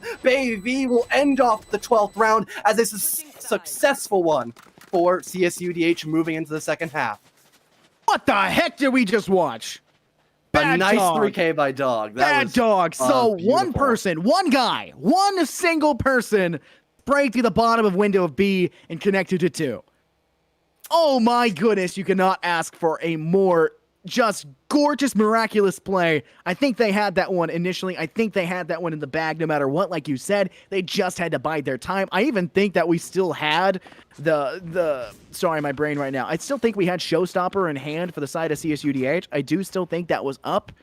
They didn't use it. Gavin attempted to use theirs. It didn't find anything in the process. Maybe that was a big deficit. You know, don't find a kill with such an important utility and ability.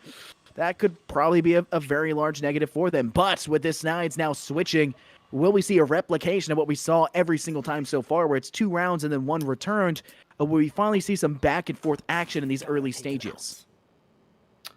Well, only time will tell, I suppose. BT finds a little bit of intel onto Neo, but he doesn't know if that push will in fact be confirmed. But the smokes and nades coming out on that side will most surely give it away. BT picks up 1, but the nade from the grave by Gavin will trade things out. A 4-on-4. This could allow for the spike to be planted. CJ doing just that, and there isn't much so far that CSUDH has been able to do about it. And now, Sight completely in the hands of Florida Atlantic. They're getting pushed from multiple angles here, which could be great for CSUDH, and in fact will be. They have now collapsed against their opposers of Florida Atlantic. Now they can go for the defuse. Dog trying to attempt it. Perfect coverage by Sean. He finds 1. He can't get the second. He'll miss all the shots, but it won't really matter. Baby swings around the corner just as that diffuser is finished off. It will be a team ace on the board, but everyone was still alive, which might have been on the other side, I don't know, but still. Yeah, it's interesting. I'm not sure what exactly. I think the game's just having one of those bra moments, you know what I'm saying? I think your computer had enough bro moments for the rest of us. I'm going to be brutally honest. All right, with you touche. here. Yeah, that's a good point. Yeah. Okay. But, I mean, ultimately, CSUDH are able to bring themselves a positional advantage once again. They're going to continue to bring that lead a little bit farther, but there's one thing that the side of FAU is apparently really good at. It's getting 4-round wins back-to-back. They did it last map. They've done it this map. And now they're going to have a chance. They're going to have the chance to do it again, because if they let CSUDH continue to take rounds on them, then it's going to be very difficult to continue to shut them down. They've had great positions. They've had great firefights. CSUDH, the underdog coming into this one with 3-6 scoreline in this entire league. Now coming in and taking out the second seed who went 7-2. This is unheard of. CSUDH could be changing everything. They've just stepped up everything in every single department, and that's a huge up for them. And statistically speaking, they're almost guaranteed this round win, but that's obviously not going to count Florida Atlantic out for the count. They still have some great weaponry to play with. Neo proving that factor, and Bardation follows it up. 1 trade will come out by BT, but it might not be enough to deny the plant. CJ still confirming that, and Omen Smoke will be denying that sightline for Baby, and it will cost him his own life from the hands of Neo with that Spectre in hand. Now the plant being down in this 4v2, this might not be a winnable round. It's just up to BT and Riley. Now Riley, as BT gets shut down by CJ, Riley picks up 2 for his troubles. Can it be a third though? It will not. Bardation will deny the clutch, and finally we see some success on the side of Florida Atlantic. Oh my god, fellow, I want you to hold tab right now. Hold tab. I want you to take a look. Hold tab. And also observe, I guess also hold tab so that we can see it on the actual stream. What? I want you to take a look at the middle section where it says the attacker defense and the lineup where we see who's won what. We just saw a start to a half or a beginning of a game that didn't go 2-1. It's gone 1-1. Broken the cycle. Did it? We have broken the cycle we live in a simulation. Everyone, it's been broken. We have finally figured out the answer, but a judge in the hands of Shan finds one, can't find a second, as they'll toss a lunchbox as the player, as CJ will now have to eat up and be eaten out, as they'll be able to find a kill onto Riley. Gavin connects to Bad Dog, a 2v4 situation. CSUDH not looking pretty as of the current moment. A ghost in hand, and no longer as Baby felled by Bar. It'll be finished off quite swiftly because Bardation will not let BT live for long. It didn't really seem like it mattered, though, that CSUDH didn't win that round, because now they can fully buy. Look at that. I think they were anticipating to lose that one based off of their gun selection. Now, don't get me wrong. If Shan found another set of kills, not just that singular one, that could have tipped the tides completely in their favor, but we didn't see that happening, and they were expecting that. That was their plan A. So now they're sitting quite comfortably, but I mean, you can't also count out Florida Atlantic just yet. Their gun selection maybe not as good, but it's still a formidable opponent regardless of the fact that they have 3 Spectres on the board, especially since they have a couple of ultimates to play with as well on their kit. Yeah, I mean, honestly, I think all that matters is Riley. Right? Riley's got the Odin, and that's really all that matters. Shan, who's still holding the same spot inside of Cubby, felled out this time around by Gavin. Riley looking for an opportunity, almost was able to connect to more than one, but CJ will take the first lick of damage. Bad Dog able to tag a player in showers, but not able to live past it, and Riley now forced to take a step away, possibly towards heaven, as the Viper's pit rears her beautiful head. Man, Viper's really a gorgeous character. Every agent in this game is kind of good looking in their own way. But it's going to be a smoke dropped up on top of heaven. A difficult situation now as they have to just figure out if they push through this step or maybe they go around to the other side. But Baby finds Gavin. Now refragged by CJ. Riley paranoid out, but he finds 2, 1 through the box. And now it's a 1v2, but BT says, no, I want none of it, and takes a step the other direction. Saving's probably the best option, but I feel like he could have had a chance of winning that. It is only a 1v2, but that's all right. Hold on a minute. Oh yeah, never mind. I forgot the sides had switched. I was like, why are they defusing? No, Florida Atlantic's on the attacking side. I had a gigantic brain fart, so don't mind me there. But at least BT will have the Phantom to play with. Although, like I said earlier, I really do think he had a decent chance of winning that. Do you agree with me? Or do you think I'm just completely wrong? You saying BT had a decent chance? Yeah, I mean, okay, you're wrong. chance. You're wrong. Okay, all right, cool. All right, moving on. I'm kidding. I think if BT had acted quickly enough, absolutely. Yeah, I mean, it would have been exceedingly close, but Florida Atlantic wasn't going to give them the opportunity to find the 2 kills back-to-back and enough time to get the defuse off as well. Yeah. It's just not going to happen. That timing there is not where you want to be. It's just not going to work. In all honesty, it's just not what you want to see. But tied back 8-8. Florida Atlantic have crawled back, finding Shan through a wall. Sorry, a box handed out right next to Cubby of this A short side. They'll be able to take an aggressive stance forward as they're going to get shot out as well from the Slayer of Heaven of Riley, who's no longer using the Odin and apparently can't use the Shock Bolt either. And now you've got a position where Bad Dog's out and CJ's in. Omen on Omen violence, and it looks like Florida Atlantic will take the lead with it. They have basically complete control of sight. Riley trying to contest with that Marshall, but A, his vision is impaired by that Omen smoke, and B, he's going up against Vandals and Phantoms, or actually no, a complete 5 set of Vandals. There isn't really much you can do about that. He could try to save, but he doesn't really need to save on Marshall to say the least, so I guess he'll just sit this one out and just try to pad his KDR. Wide swing comes out, but he can't find Jack Squat. CJ shuts him down. Now a 5-on-2, and this is almost another guaranteed round win favoring Florida Atlantic. They're finally back in the advantage technically, but we saw the exact same situation happen on Ascent, so I wouldn't count this one out just yet. And Baby gonna bite the bullet a little bit earlier than anticipated as he dies from the detonation of the spike. Oh, it's just like a little too late on the teleport. Door stuck, let me in. Door stuck, please. Oh. I beg you. Just couldn't get through the little corner, clipping a little bit too far outward, and we'll pay the price, which is complete. What's the term for that? Demolition, something like that. I mean, unlucky. That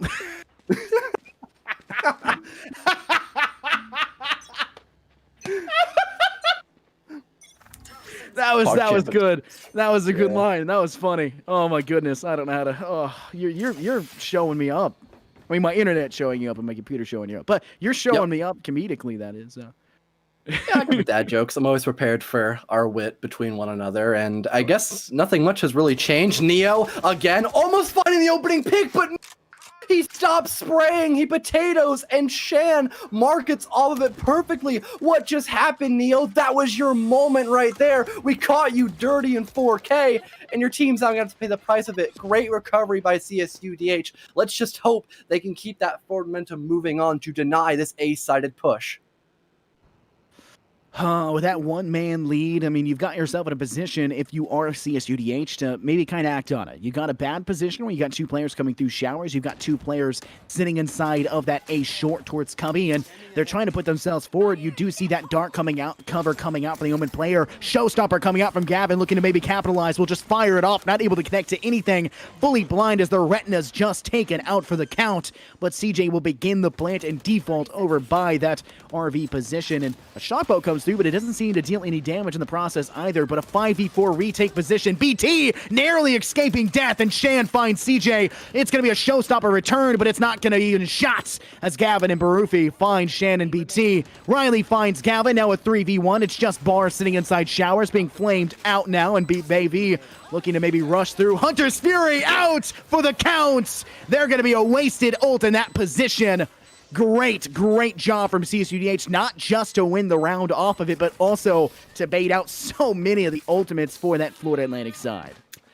Oh man, that's gotta hurt. They still have the knives of Bardation and also the teleport coming out by CJ, but that's it. They lost so much utility on that round. That's really gotta hurt where it matters most. And their round advantage, because CSUDH ended up winning that one.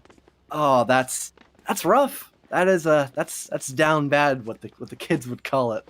Oh man, the kids would call it being down bad. Oh yeah. I mean, honestly, it just looked like CSUDH were able to suss out FAU. I mean, True. That's just what it looked like. Yeah, they were true. able to find out positions, know exactly where they were, catch them off guard. We saw the first thing go wrong when Neo failed to find Shan, and that really was kind of the penultimate moment. They're going to be a player behind the other side. Riley able to connect with the Hunter's Fury, and unfortunately steps through TP, but no one over there except Neo, who may actually be able to try and capitalize off of it. Neo now knows the position of the player stepping towards showers, but Riley will be able to secure themselves a bit of a safety net as Shan hides by big window behind short boxes within. This could go wrong, but he has one boost pack available and does have the boom bot as well. But this one player lead needs to stay away if CSUDH want to try and take yet another round. Minute on the clock, and Shan makes things a 5-on-3 for his team. Massive frag onto Gavin, and the push has been incredibly lackluster on the side of Florida Atlantic. They'll attempt to push in through showers, but even that will be contested perfectly. Storm Arrow, or Shock Arrow, comes out, my bad, and it'll do a tiny bit of damage, but not enough to really rain on the parade, I suppose. And the push being reattempted once more. Bad Dog denies CJ, and Riley picks up one onto Bardation. It's just up to Neo. He finds one onto BT, but I don't think he'll find another up until now. There goes Shan down for the count, but only 20 seconds left, and he's got to find 3 more picks, and now his vision is impaired, and Baby, through the wall of showers, will deny the 1v3 clutch, and CSUDH will win their 10th round coming out. What a great resurgence we're seeing once again from CSUDH. Absolutely. I mean, they've been so consistent. I mean, just back and forth. I mean, but at the same time, when they're winning rounds, they're winning them in such great fashion. FAU was doing the same thing for their 2 rounds where they had such spectacular fashion, 3-4 players left. CSUDH say, no, we got this too, fam. Don't worry about it. We can throw it right back at you, and that's exactly what we're seeing. And now FAU kind of have to find an answer. They're able to full buy this round, and once again, try and have these rifles with full armor, but you've got an operator in the hands of Shan, who's no longer going to be sitting there with a shotgun in hand inside a cubby, so they won't be able to get an easy first pick. Maybe that's what CSUDH have done differently that's really made Florida Atlantic struggle to find anything.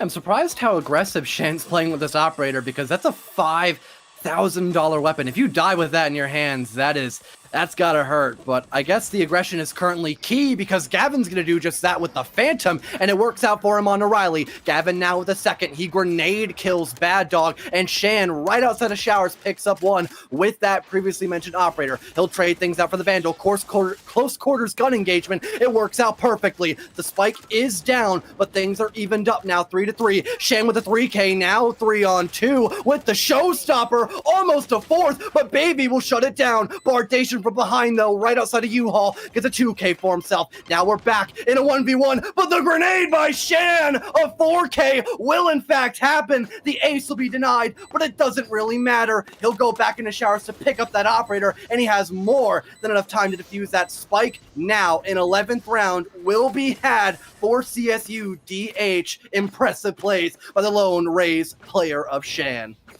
Oh my goodness, paint cans. Never have I ever thought paint cans were so dangerous, right? I mean, that is just disgusting to watch. Oh yeah, they're very toxic. I try not to inhale them yeah. without a mask on. Yeah, it's pretty bad. I mean, we all wear masks nowadays, anyways. I mean, it's kind of like, so it's perfect. it's a bad. There's something going around in the air. People are catching. Yeah, I don't know what it is though. Yeah, it's kind of weird. But we could all use a paint can every once in a while. I'll tell you who couldn't use a paint can. That was definitely Bardation. 21 kills to the name, couldn't make it 22, and will pay the price because of it. An 11-9 scoreline as CSUDH are taking themselves in a good position to go for. A shot from Shan to remove out the drone coming through and flying above, and now Bar is going to look to try and maybe avenge out their utility as well, maybe hoping for an opportunity to find an early pick, but Shan may be able to catch a player inside Cubby. They don't know where the shots now come from. Shan has a sightline, but it could be a shrouded step moment that will come through. They do have it ready to go. They might try to go across. They're going to go ahead and smoke off in the process. Dark cover out. They'll teleport over, but Shan catches off guard. But Neo finds Bad Dog from the side of U-Haul, and now evened back to a 4v4. The B push looking a lot more prominent now, especially since Neo will be joining them in through Hookah. Paint can being deployed, as Scott would say. It'll deal a slight bit of damage to Riley, but he's still doing just fine. But Gavin just jumps right on in with the help of a boombox, I believe it to be, or a DJ can, and Bardation follows up as well. The plant will most certainly be done right in the middle of that B bomb site, and there isn't as much that CSUDH can really do. They still have that operator player of Shan to work with, but everyone's just retreating. They're all backpedaling on the side of Florida Atlantic because they know they have this round in the bag if they just don't overextend, especially against Shan, as he narrowly misses that shot via the operator in hand. This is not looking all that good whatsoever. A shock dart will be missed, but it's really not the end of the world, as no one's attempting that defuse because they know that's being eyed down from every single location. Baby gets a nice double kill, but it might not be enough to win this one out. But he makes it 3. That diffuser has to be confirmed, though, and it will not. Gavin and Bardation find kills of their own, and it'll be a 10th round win for Florida Atlantic. Man, they're trying their best. This one's going neck and neck, just like we saw the last map. We may actually be seeing a third map. We may actually be seeing a third map have to be played out to tie this one back out, because we could see Florida Atlantic trying to come this one back all the way around. I think CSUDH, who have little to no money or an economic foothold in this next round, could be seeing this go back to a tie. We see the infinite overtime. We see so much possibilities for Florida Atlantic to make this resurgence. CSUDH have to be playing every single cheeky angle they can find if they want any chance to try and secure this round. Yeah, it's still neck and neck, almost like we saw on Ascent, but even closer now, 11-10. Both teams having double digits for the round count. CJ from around the corner, Gavin going for the plant as well. Asai is completely in the hands of the opposition. Neo with a great entry onto Shan with the help of that boombox, and now right now, it looks like CSUDH is just sitting ducks. CJ with a nice 2K. He won't get a third, but it's already hopeless for Bad Dog. He whips out the classic to find 1, but it won't really matter. And now, tied up 11-11, we're seeing a comeback in the hands of Florida Atlantic as we're speaking, Scott. I called it, right? I guess that's kind of what it comes down to. Yeah, I mean, Florida Atlantic, they had the better economy. CSUDH, they were down bad in an economic stance. And I think one of the big things we're also seeing is the fact that Riley, who was that top player we were seeing from CSUDH, has kind of taken a step back. We're seeing Shan kind of fill that role instead. And while I'm a little bit unfortunate to see BT kind of struggling right now, it does make sense when you are on the attack to try and, not on the defense. It makes sense to kind of struggle initially in the attack side for a Cypher player, but nonetheless, I haven't seen as much that I've really wanted to see from BT. I think BT is a phenomenal player. I love to watch them week by week. I love to see what they're capable of. And We're going to see a Paranoia come out right now. It's going to catch quite a few, but Bardation will secure it off to make sure No Way Bad Talk can find the kill. And the two players in showers will make it more difficult. Here comes the Viper Pits, guaranteeing them a position to plant inside defaults. And you're going to see this Viper player just stay inside Neo, looking to cordon off any moment. DK'd out. Showstopper denied by Bay-V as their run it back runs out its clock. And now Shan on top of this, I believe you call it an RV. Not too sure, but it's going to go as the Cypher beats the ultimate will come through, catching out their location. Neo forced to kind of step away, but Riley finds Marufi off the top of the back, and Bardation finds Riley on the refrag. A 2v2. And they have no answers right now if you're CSUDH. This Viper's Pit is devastating. Almost a double-edged sword because can't really get that well of coverage. We're seeing the transition occur into that B bomb site, but Shan picks up the kill on the Bardation. It's all up to Neo, and he's one shot away from meeting his maker. He'll go in for the plant, or at least I'm assuming so. He will in fact confirm it now in the middle of that container inside of B, but he's got to win this 1v2, and both players are looking separate direction. Bay-V out for the wide swing. He'll hit his singular shot, and CSUDH will pick up their 12th round and bring us to match point. And now Florida Atlantic is in a very tricky predicament moving forward. This may be it. We may see CSUDH do against all odds, their score coming into this 3-6. 3 wins coming into this one with 6 losses to their name. Florida Atlantic have 7 wins. 7-2. CSUDH can put this final nail in the coffin this round right here. If they don't, we're going to overtime. And we're going to have to see them win that back-to-back round fashion. It's going to be difficult. It's going to be interesting to see whether or not CSUDH can finish this one off strong, or if Florida Atlantic finally kick it into high gear and find the answer to this side, because they need to find an answer to Shan, they need to find an answer to Riley, and they needed to find an answer to Bay-V last round, and they were just incapable of doing so.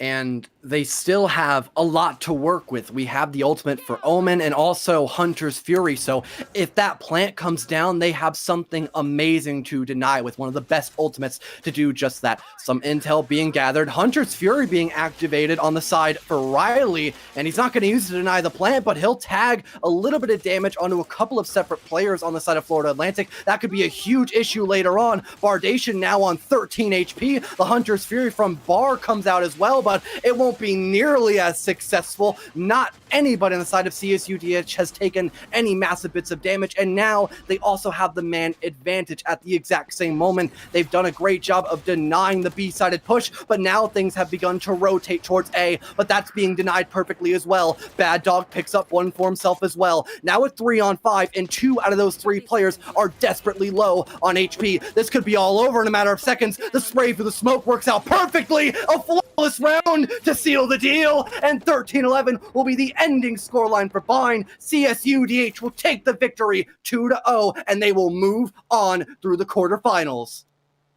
What a great and spectacular fashion of which CSUDH were able to completely deny any attempts from FAU to try and make that resurgence. We had seen them consistently making 3-round, 4-round comebacks, but CSUDH were just staying that far ahead of them. They were forcing Florida Atlantic to have to make those comebacks to even have the option of going into overtime, which they were incapable of doing so. Bardation was forced to drop 26 kills on that map alone to try and get themselves up. A 300 combat rating, a 101 econ rating. I mean, come on. At this point in time, like CSUDH, they had to have players to back that up, and they did. Shan and Riley, 2nd and 3rd on that leaderboard for the ending. And despite having BT, who was at the bottom, the utility, the information, everything that a Cypher can bring to the table was just enough to get them there. And CSUDH will upset the upset kings here. They'll take Florida Atlantic, their 3rd ever loss here in the very beginning stages of this quarterfinals, and they're going to see themselves going off all the way over into the semis.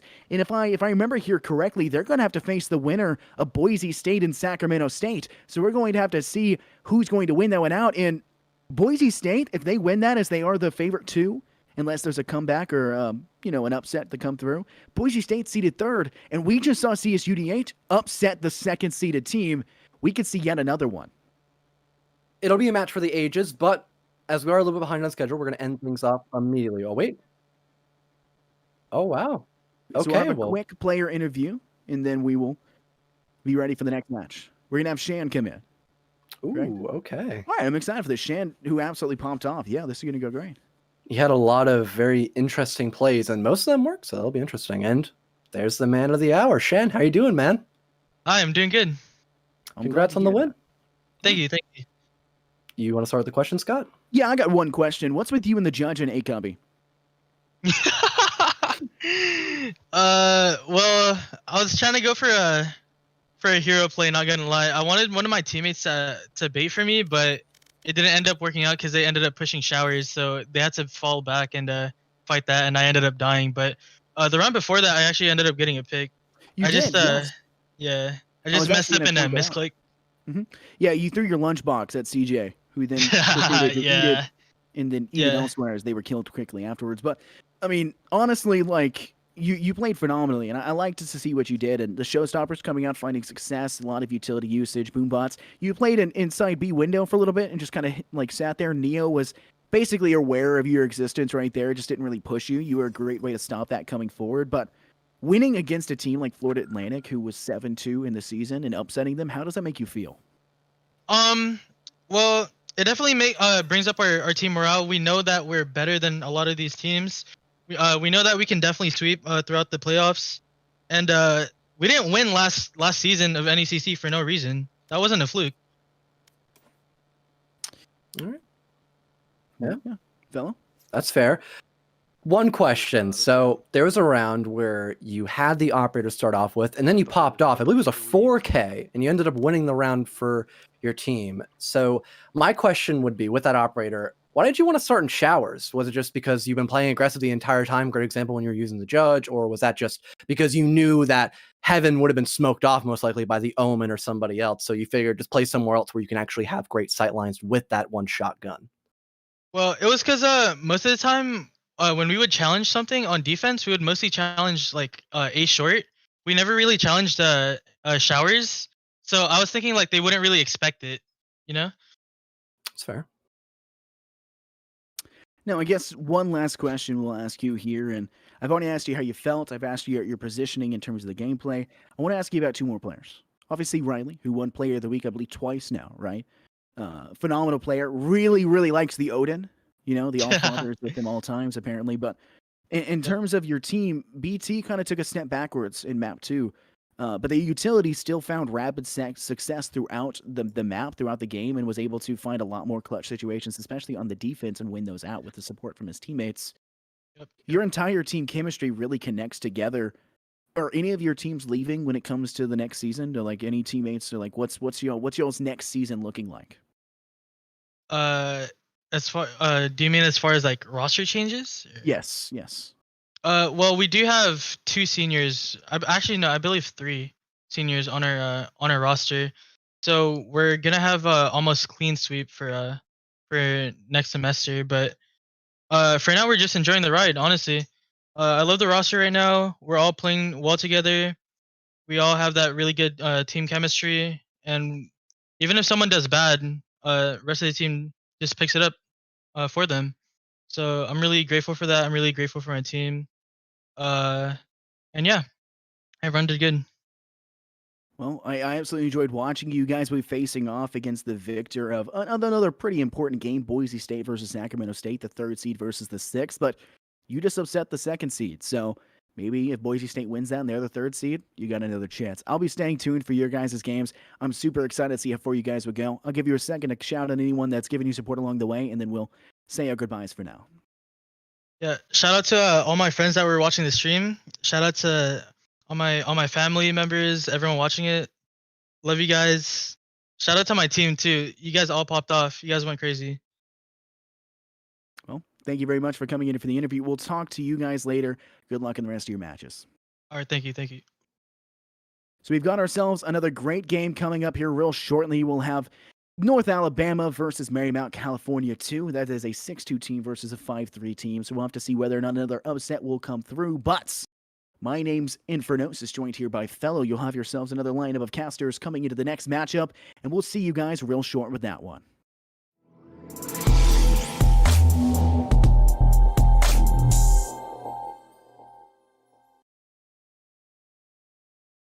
Hey man, I just can't find a comfortable headset. I mean, I've tried everything. Literally everything. Jeez, my brother. I got you. The HyperX Cloud 2 Wireless. Legendary comfort goes wireless. That is comfortable.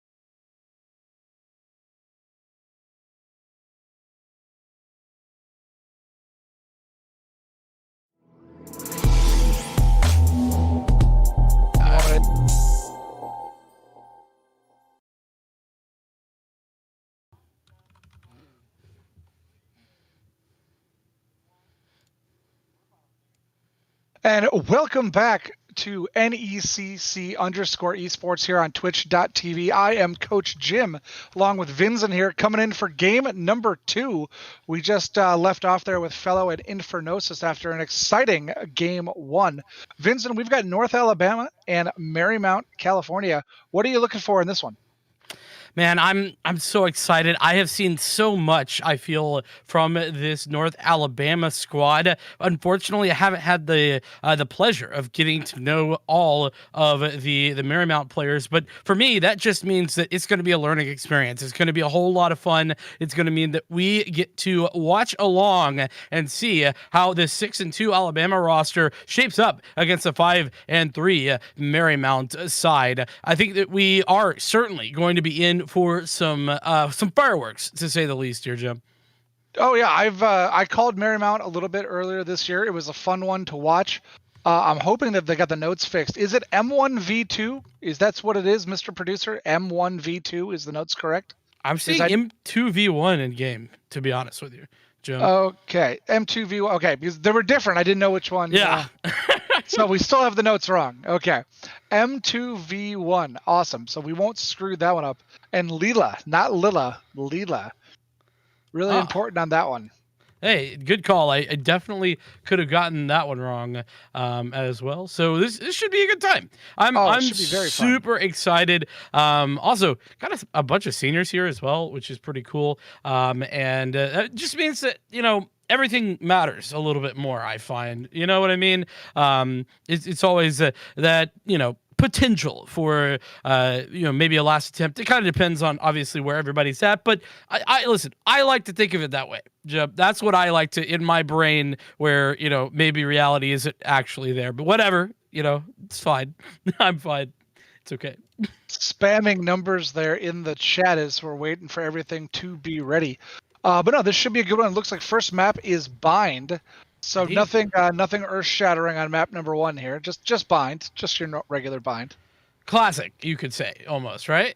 Oh yeah, absolutely. You love to see it. I mean, listen, Bind is a great map. I'm excited to get things started here, and we are straight into the character selections. That being said, Jim, you think we're gonna see anything different, interesting, or outrageous here on the character selection screen? I don't know. That's a good question here. At the moment, what's being hovered? Nothing outrageous. Although Reyna got locked in very quickly. Not outrageous, but it just didn't happen very quickly.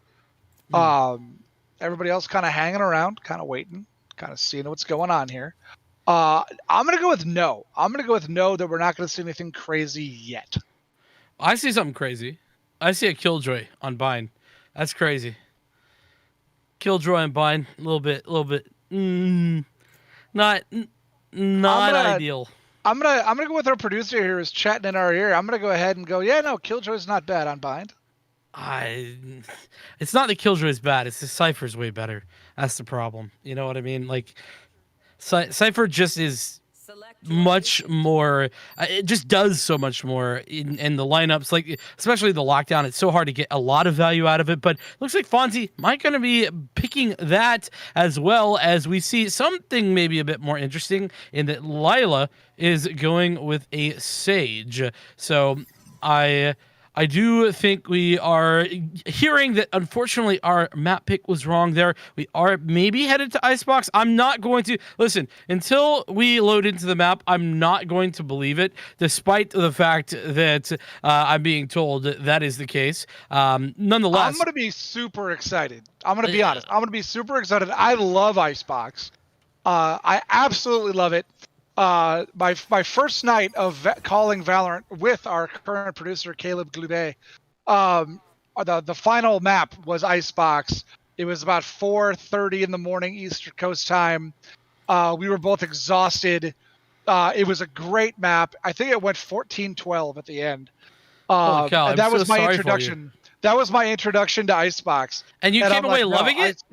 Icebox was great. Oh, it was my goodness. so good. So good. I mean, listen, I would have hated that not having anything to do with the map, just because it's 4:30 at night.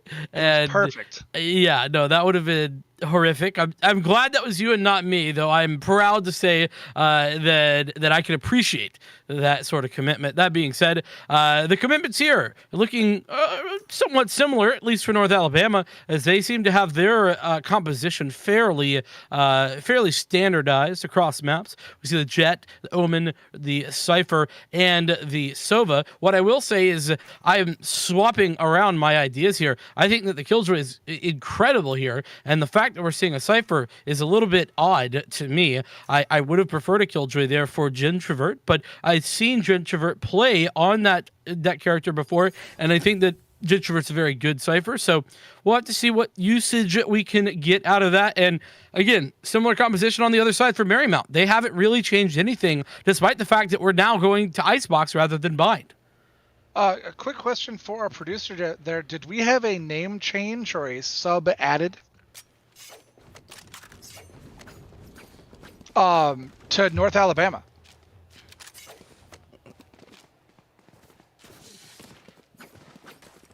Okay, old what John is the Cena. sub? Okay. I'm looking through the notes here, and I'm like, I don't see that name. So we will have a sub for North Alabama. That might come into play here. We don't know. I did not see that player earlier this year in one of the matches that they did play. They did sub in earlier in the year. I didn't see it. So an unknown variable there for North Alabama. Certainly is. I don't know that I saw this player come in, just to be completely honest with you. But again, I don't think that necessarily matters. I've got faith. They've had a couple of times over the course of the season, as per our amazing producer, and listen, that's good enough for me to know that we're going to be seeing something amazing, as it's North Alabama starting out on the attacker side and just inching their way in over towards A. There goes Alir, dark cover as well to follow that up. It's going to be stalled out just for a moment by that Nano Swarm, but not going to stall out the frags. John Cena comes up with a big one, as well as the Reyna, as now the spike looks to get planted. Not a whole lot of frags going the way there of the defense. Fortunately, the attackers really connecting the shots as Yuxin looks to get maybe a forward position in. Pro drift, unfortunately, getting paranoid and running away. That's a paranoia of their own, though, and now that doesn't really do much good for them, does it, Jim? No, it does not. Flawless there in the pistol round for North Alabama. Yusin possibly had a shot there, but Yusin was going into is a 1v2, and in the pistol round 1v2 is rough. It's hard to get that really quick kill in the pistol round, so that was gonna be a rough 1v2. They saw the other three fired on the other side. They took their shot at it, just wasn't enough. And now it's gonna be have to be a thrifty round here for Marymount. Indeed. I mean, they're going to have to step up a little bit. There's some aggression from John Cena. And there's the frag as well. That Jet coming up victorious in the opening duel of the round. Just a couple of classics here. Really not a whole lot invested. And, well, that is a nice opening. Lila with a nice shot as, well, certainly a way to find a frag. And even another frag. That's quite impressive with the classic. Gets the heal, but tagged down by the player on the flank. That is C2Nini. And now it's M2V1 left alone. And Atlanticos shuts that down. That was just unfortunate there for Shiflow. Teleported up to the top, finished the teleport, and Leela was sitting right there like, "Hi, I'll be your executioner today. How are you doing?" Yeah, the old classic, and it's like, "Oh, hello there." Insert Obi-Wan Kenobi memes at this point. It looks like we might have a medium buy here on the side of North Alabama, full buy on the side of Marymount. Marymount going to make a stand here on this one. If they lose this round, that could be really bad for their economy, but this is a good choice for it, as North Alabama has a really just medium kind of weird buy. Yeah, I mean, they're taking the bonus round, right? They're getting the, taking the guns that they had from the last one and just, playing with them till they lose them. That being said, Gingervert with one gets traded immediately. Shiftflow as well, getting in on the action. But unfortunately, John Cena vulnerable off the back of some of that utility. It's still down to the 2v1, though, as Leela, the sole survivor in this round for Marymount, has to try and win in this 2-on-1. Fortunately, one player tagged down quite low. That is C2Nini, who is down at 21 HP. A very split attack at the moment. Shiflow, that's an unfortunate position. Gets taken out now. Leela has an idea, but C2Nini connects the shot. And that's just a great long-range shot there from C2Nini. A good pickup on the weapon as well. They started that round with a Marshall.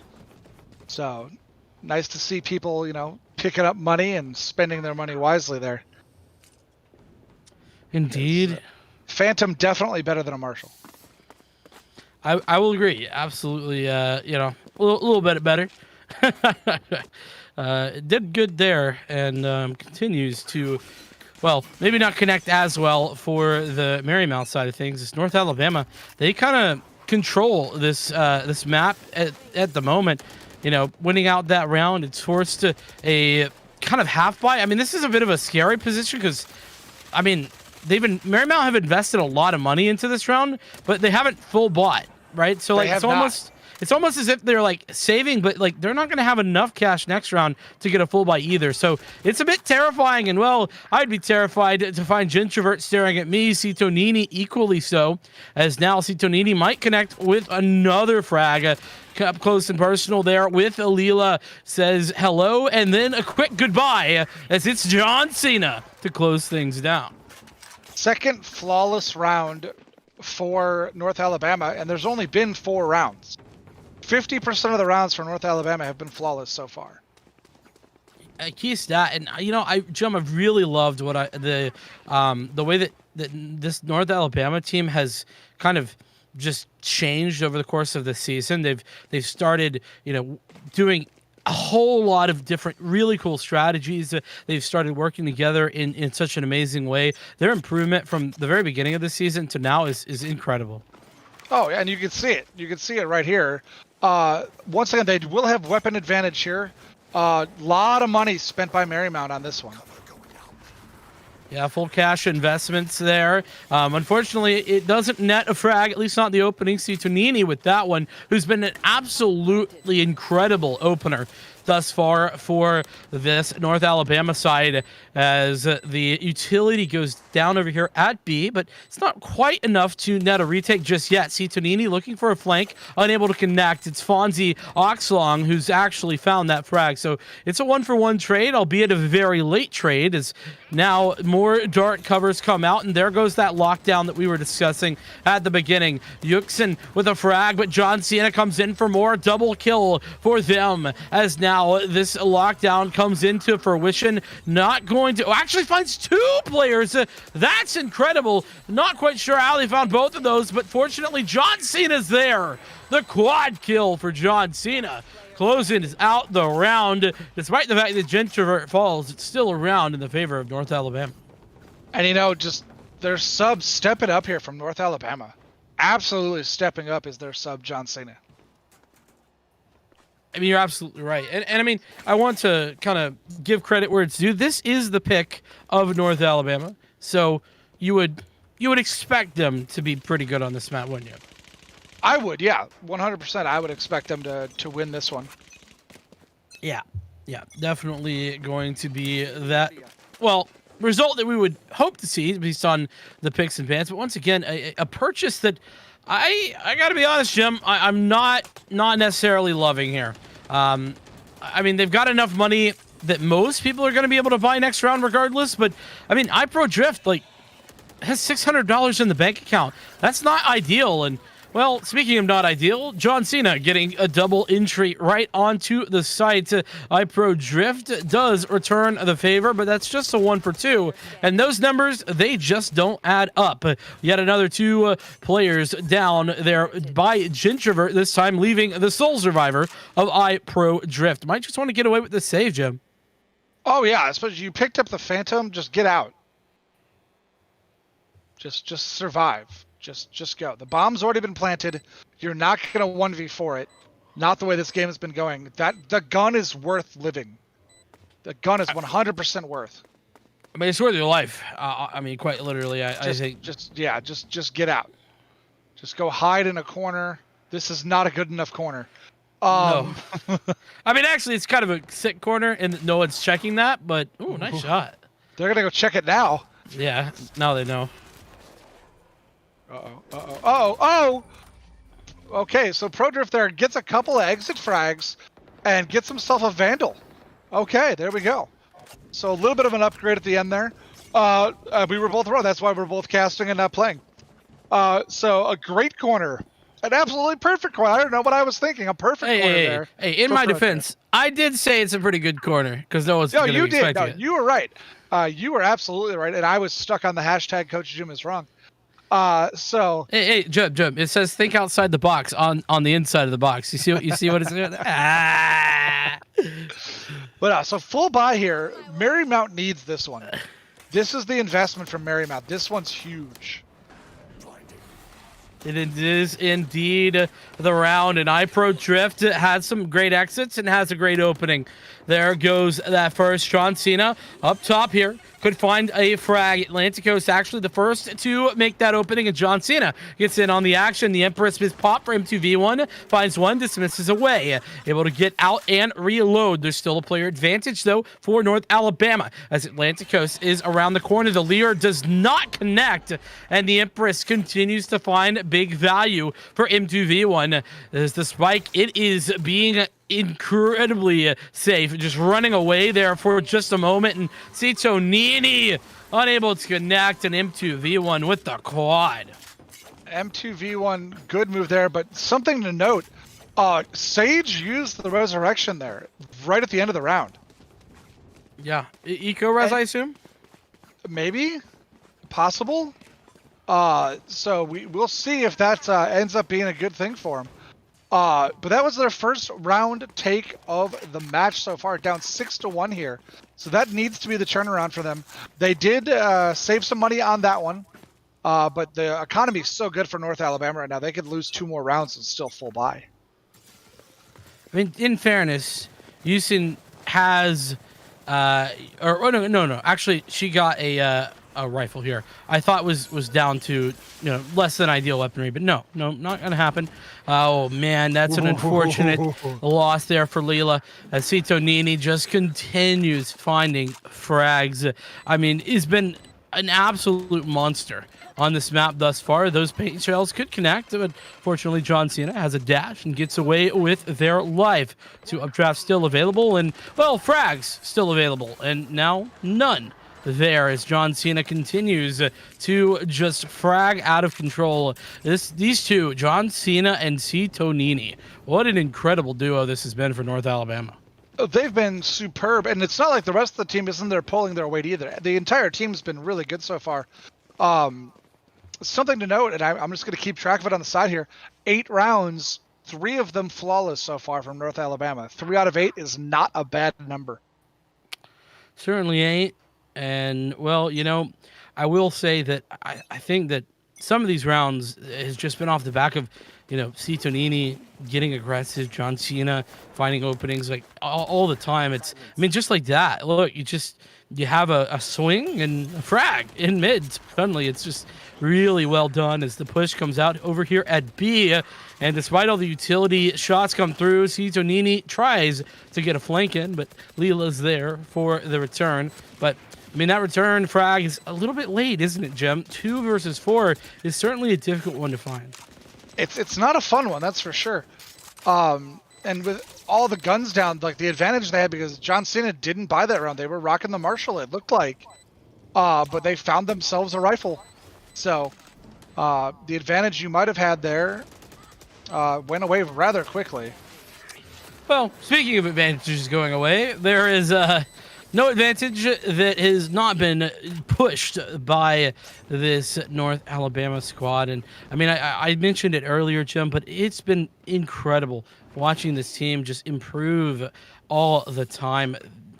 I seem to recall one of the first games I casted this season being this North Alabama squad, and me being really concerned for them because there was a lot of fundamental errors, and no longer. No, they look practically perfect. I like to joke they're Mary Poppins right now. Practically exactly. Perfect in every way. That's a good one. I'm gonna have to put that in my back pocket and keep that for later. That's a very nice one. My gift to you. Thank you. M2V1 with a couple of nice openings. Does get traded in John Cena through the box. It looks like Fonzie Oxlong certainly wasn't thinking outside the box, at least not well enough, because got shot straight through that thing. Sito Nini, what a flank this is.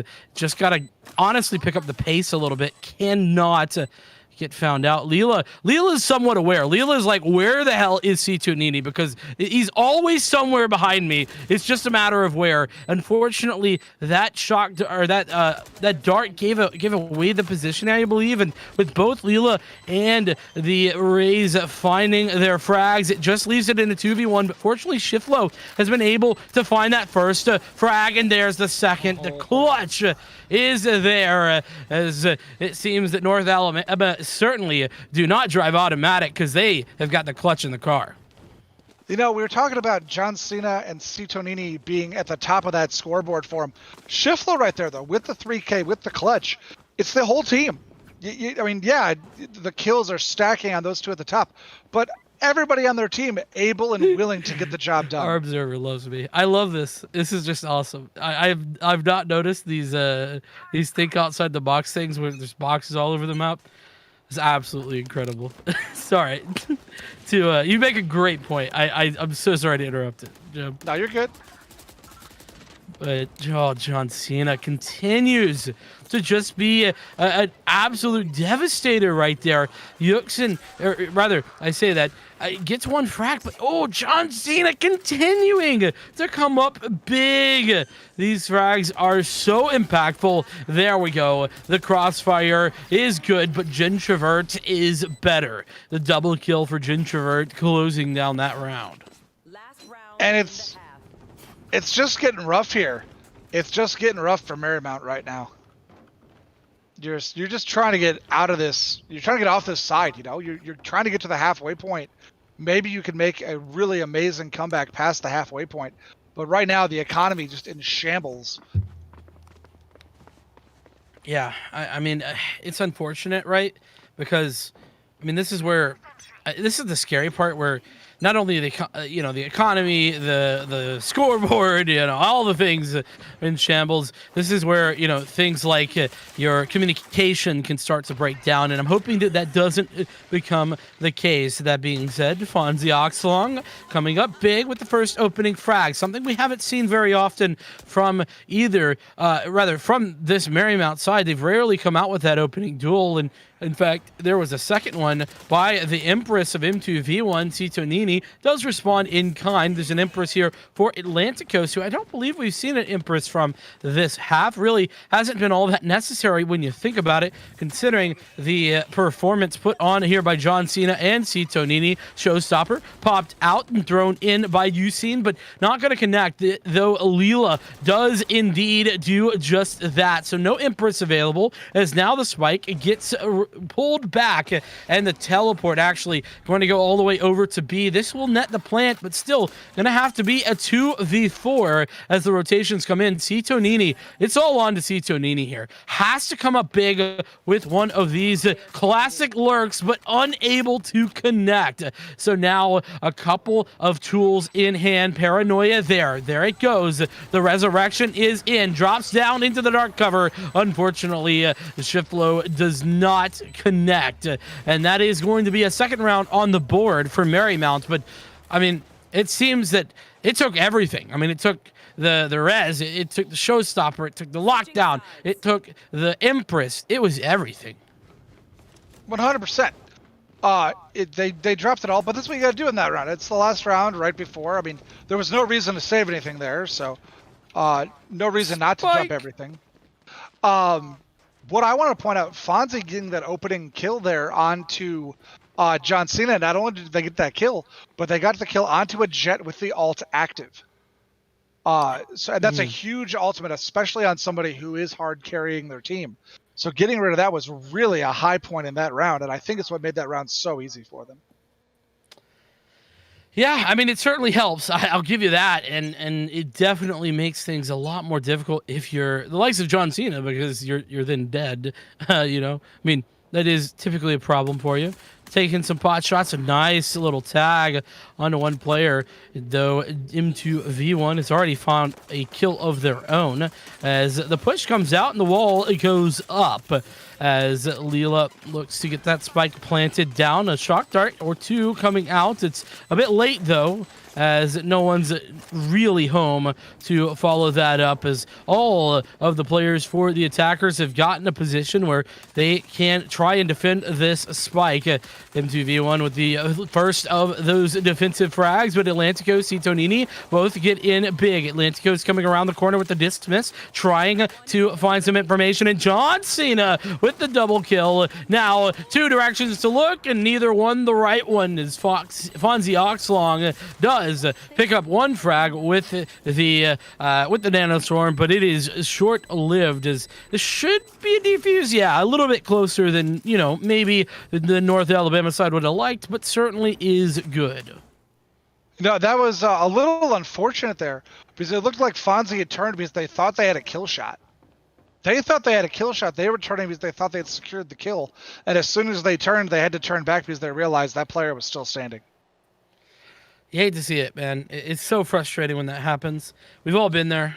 We're like, it was dead on my screen. It should have been a kill. But no, unfortunately. The game disagrees at times, and, well, we all just delve into sadness. Nonetheless, no sadness here, at least not for North Alabama. As, oh man, that's a nice little opening sonar dart to basically just see, where's everybody headed? Found them all. And Gentrovert with this camera, not going to tag anyone, just wants to have the extra info. A bit of a jump, unfortunately, for Leela. Does still net one frag, but Gentrovert's still there for more. And that's why you don't tag anyone, Jim. That cam still in place, and now Gentrovert knows that there's nobody home. Very good use of the utility there.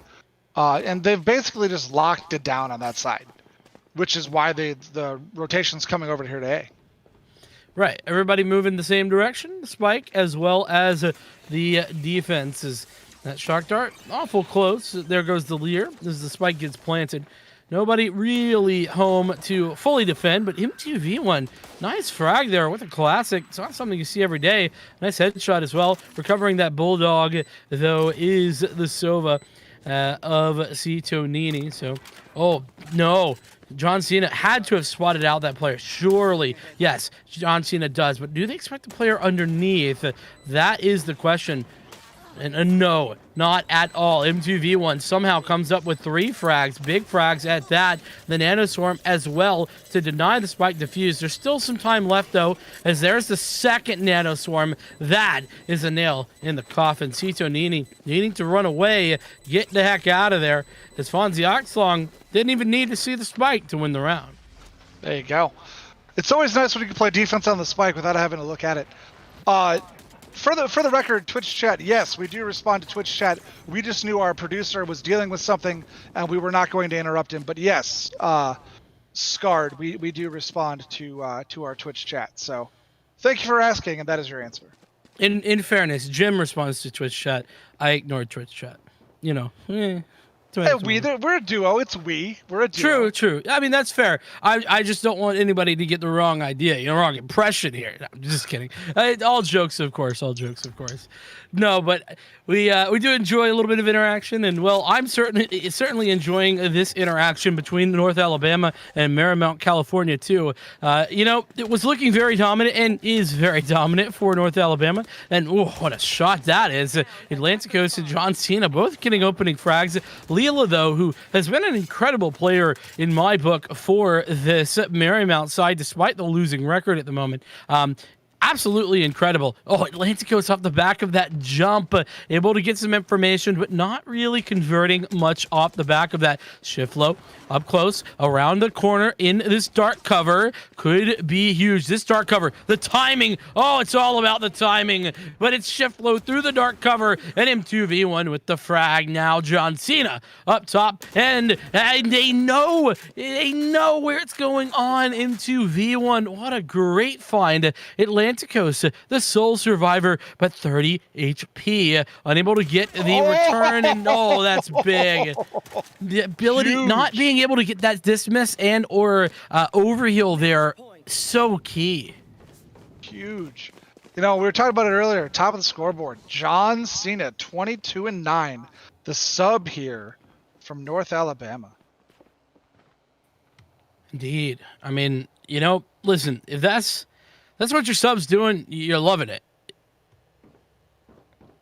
Oh, yeah. That's what you pray your sub does when your sub goes in. Exactly.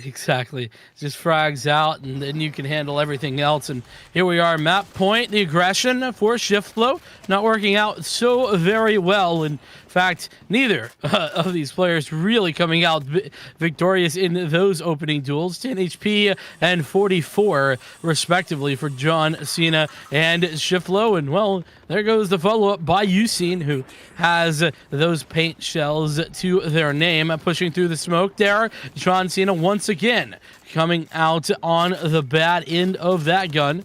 M2V1 now coming around the back. Gentrovert with 2, but Usain comes in with another. That's a nice shot from Cito Nini. And if it's anyone who could clutch this out 1v3, it's him. Whoa, what an incredible tap.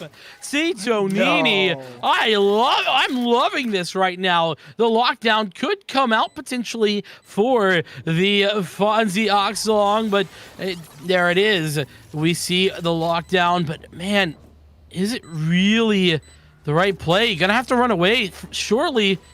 Oh no. Oh, this is horrific for Cito Nini. Nothing that can be done. Now it's on to Fonzie. Do you find them? Yes, you do. One tap into the head. Cito Nini. Oh man, after those brilliant taps, just a little bit too slow on the uptake about where to go and what to do against that lockdown. Well, and I think that was a planned death there from Cito Nini. Oh, okay. Really Let's hear it. Let me hear it. Well, unless they've changed something, the full team wipe on defense scores you a little extra cash, don't it? I don't think it does. I'm pretty sure it does. I mean, you get extra cash. You get extra cash if you survive. You only get 1,000. So you Caleb, get more cash for dead. Caleb, what was that? Okay, somewhere in the past I thought I had heard something. I'm gonna stop talking though because the next round's up. It's all right. Happens to the best of us, as it is a quick, easy round here against what is an eco, in all fairness. Though I'm not sure that I love John Cena pulling out this Bladestorm on an eco round. I can understand when you're up 12-4, you do things that don't always make the most sense.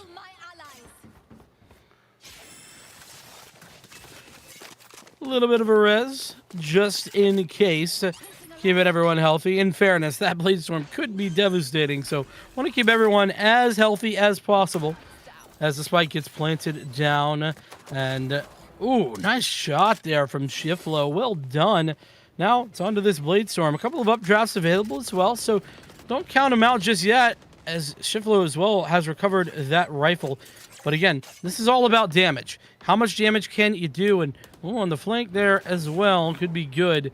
Nobody really poking their head out. This dark cover is there. I like that. Just tapping on the spike in order to force out some information. There's the first 2 frags. They both go the way of the defense, and the push comes in. Unable to be aware, though, of iPro Drift, who is coming in from the flank, and Fonzie Oxlong with the frag as well. But it sure got a little bit dicey, didn't it, Jim? Oh, it did. Very dicey there, as in that 2v4, that you don't want to lose 2 in a 2v4. And you won the round, but you lost some cash. I mean, yeah, and look, they're just having to do some finagling over there in the Marymount camp in order to get full rifles out this round, aren't they? Speaking of Marymount's buy, though, I see an op. First stop of the match. Is it really? We have not seen an op. You're right. We have not seen an op. Seems so surprising. Oh, but sorry, I mean, that's North Alabama. I'm sorry, that's North Alabama with the op, not Marymount. Yeah, but we haven't seen anybody with the op at all. We have not.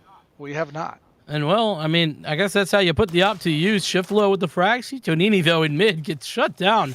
Leela, again, I keep going back to that name, but has been, a really great fragger there for Marymount.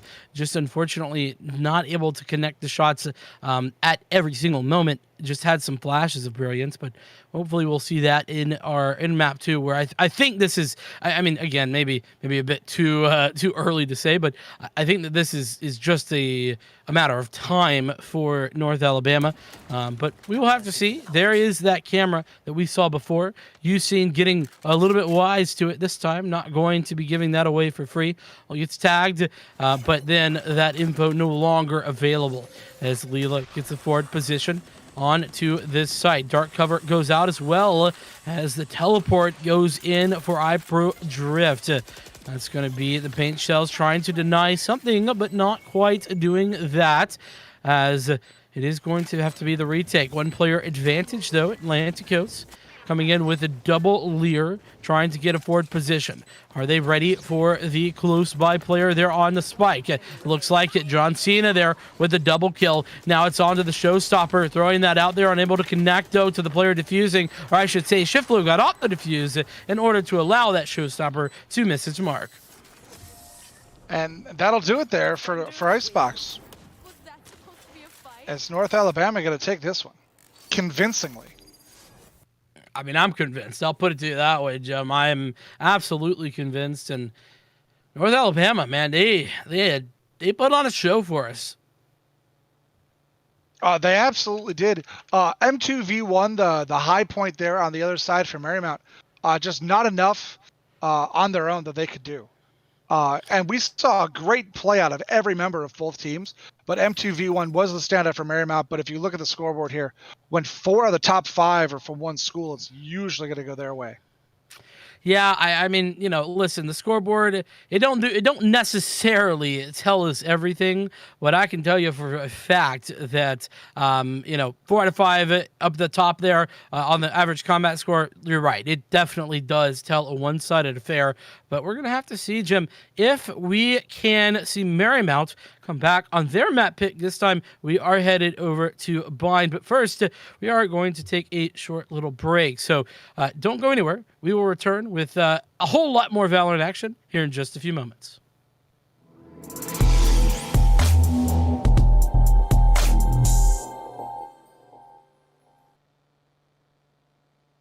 Hey man, I just can't find a comfortable headset. I mean, I've tried everything. Literally everything. Jeez, my brother. I got you. The HyperX Cloud 2 Wireless. Legendary comfort goes wireless. That is comfortable.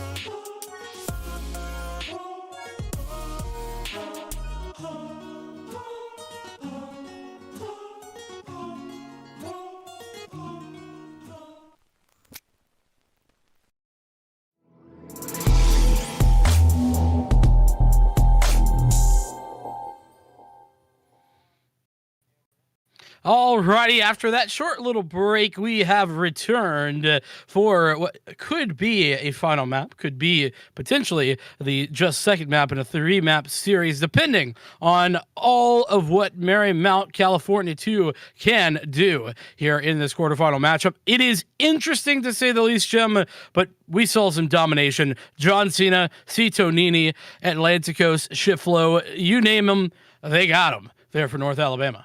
Oh, yeah, no, they were 100%. Everybody playing to the best of their ability on that one. That was their map of choice, though.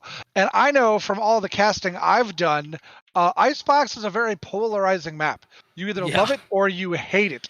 There is zero middle ground there. I'm in the minority. I love it.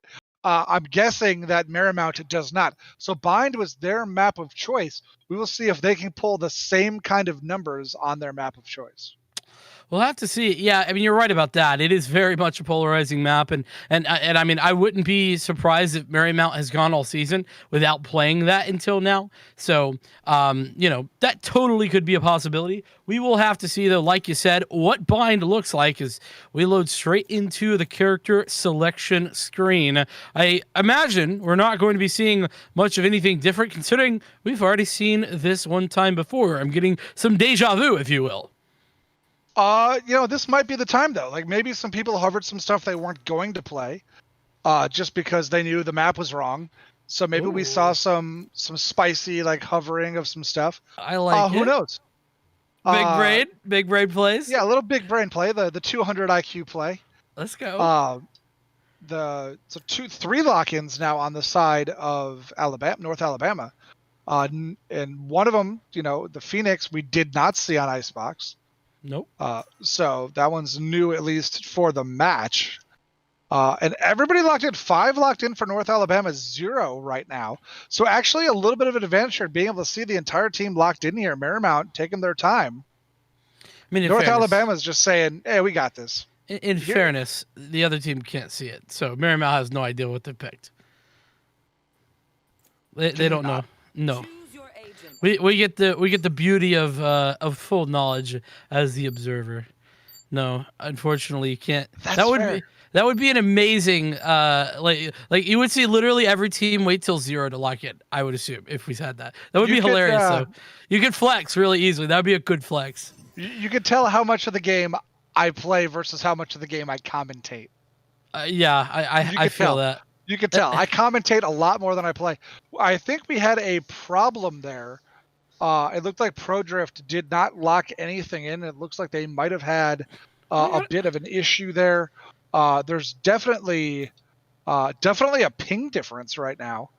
ProDrift had don't bring this in here. Don't start. No. Just ProDrift. Just I know, but I'm not saying anything else about it. I'm just saying that maybe they had a lag spike, which is why they couldn't log in. But are you familiar? Are you familiar with the whole ridiculous ping controversies in the pro scene?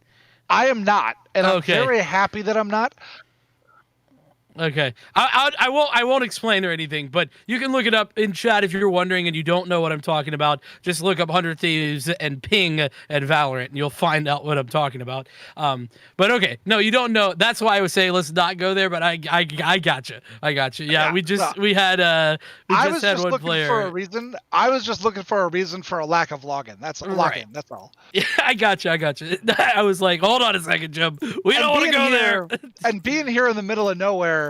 Not in our game room because we've got a fiber connection in our game room, but when I'm at my house in town, every once in a while I get those high-end lag spikes. I'll be like, well, I have time to go make a sandwich before my ping comes back. Oh, wonderful. I love it when that happens. Absolutely beautiful. It's great. Now, I'm playing like Civilization, so it's not like I need, the best ping in the world. Okay. But well, I mean, to be fair, maybe that is part of the reason why you're not locking in the games as often is those issues. You gotta get. Well, remember, I could just always go up to my team's game room and play up there with that straight fiber connection. It's really nice. That is pretty nice. I'm a little jealous, not gonna lie, a little bit. Man, that's a nice one.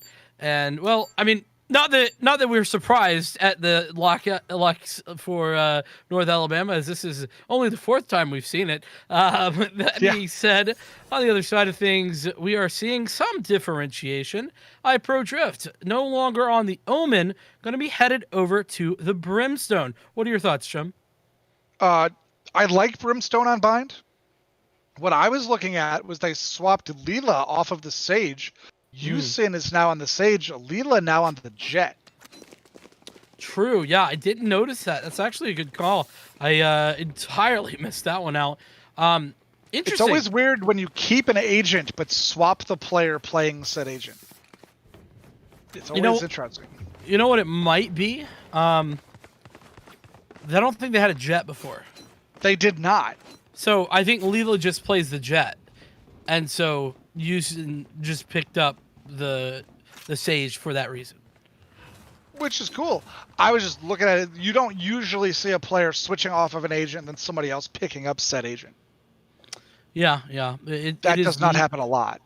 It's not the norm. Yeah, certainly not. Well, we'll see how it goes. This is the first engagement. John Cena gets tagged down fairly significantly, 39 HP down. In fact, as Atlanticos throws out that flame wall in order to try and get a forward position. M2v1 as well, spots out a player, but then falls back for the trouble. Leela now, the opener, and that's an unfortunate block there by the teammate. Is just spamming down through the choke as John Cena. Headshot is in. As the slow orb comes through, there goes the wall and the stall. As now the plant comes underway. It's 5v4, but lots of damage done there to the defense, but the flank is incoming. We talked about Citonini at length before. Can Citonini come out victorious once again? Oh, that's not a swing you want to find. 3 players, and you're staring right down the barrel of a 45 as Citonini comes straight in, and iPro Drift does find 1 frag, and there, that's unfortunate. That nanoswarm unfortunately doesn't connect, and that means that the swing was not there. Not to really matter, as the frags did all go the defense's way. But North Alabama, they started out strong once again, Jim. That they did. Going to be interesting to see the buy here. And by interesting, I mean crazy, as 2 marshals picked up by North Alabama. I like it. I'm a fan. What about you? I like that Cena picked up a Vandal. I'll go with that. Oh man, you gotta keep it spicy, man. You gotta just keep it interesting. I get it. I'm down. I like that Leela's got a frenzy. Leela's got a frenzy. The Vandal is already down to 20 HP. It's a problem. Oh, see Tonini in the early connecting a shot, but shift low, yes. My God. Double kill for Shiflow as others get in on the action, but that's a nice right click there by Yusin, and we get a 1v4 now. What was a 1v5, but should get a plant out of this. A couple of extra dollary dues into the pocket of the attackers, but Atlanticos should find this frag, and, you can't shoot bullets when your gun's on safety or when your knife's out. So definitely a pro tip for all you folks in the Valorant scene. I don't know about you. I didn't see a knife. I just saw a candy cane. She was just trying to help out, Go down to the local hospital, hand out some candy to the kids. I don't know. True. And then Atlanticos comes around, shoots her. I don't know. That's kind of mean there. It's kind of mean. Uncalled for, you might say. Just a little bit. It was a good plant, though, getting the extra cash for the team with the plant. That's what you got to do in that kind of situation. Just get everything you can. I'm laughing at the way that metaphor would continue to go, as just casually planting a spike of unknown origins that explodes unknown substances and creates a black hole, at the hospital. Oh, no. It It was a candy-filled pinata. That's all. It was just a candy-filled pinata. I don't know what you're talking about. I don't know why. That's just where my brain went. It's, my brain's weird. It is what it is. Citonini is just trying to bait off of that. And line him up and knock him down. iPro Drift with a double kill. had no chance. Did North Alabama in that one, and Fonzie Oxlong with a great name and a great frag as the push continues out here onto B. Gentrovert does find one. Shiflow on the other side of things finds another, but it is just a matter of time. But now this looks a little bit more doable, doesn't it, Jim? 3v2 always looks better than 4v2, at least if you're the two. So no, and this is a huge one here for Marymount. This was a full buy for them. If they don't end up with this one, it's an investment of money that they will not be able to get back. Oh, 1 for 1. There we are. Leela now up close. Gentrovert. Oh, hello. Goodbye. Is now has an idea of where this final player is, but has to get a forward position. The jump is in, but the frag is not there. Whiffed spray from Gentrovert, and iPro Drift closes out a triple. You know, usually in games like this, you know, we see much better accuracy there. And Gentrovert's had the accuracy today. I don't want to take anything away from their accuracy. That was not it, though. That was a big circle of spray and pray. Where's Lana Kane when you need her? And joke for all the Archer fans out there. If you're not an Archer fan, why not? But just not what they needed there from Gentrovert on that one. And Marymount getting the win that they needed, and now a little bit thrifty on both sides. Indeed. Got a, well, I mean, in fairness, this is just, you know, a normal bonus buy, which you'd kind of expect in this scenario, considering that you wouldn't expect to purchase on the other side of things. That being said, a couple of key guns, and there's one of them. That Frenzy comes up for one, but it's just a 1 for 1. So the curveball comes around, and oh, hey, look, there's a wall straight in my face. You hate to see that. Leela is kind of the crux here of this hold, as there Leela is good for a frag. Looking for even more potentially on John Cena, who, as that smoke fades, becomes a bit of a threat.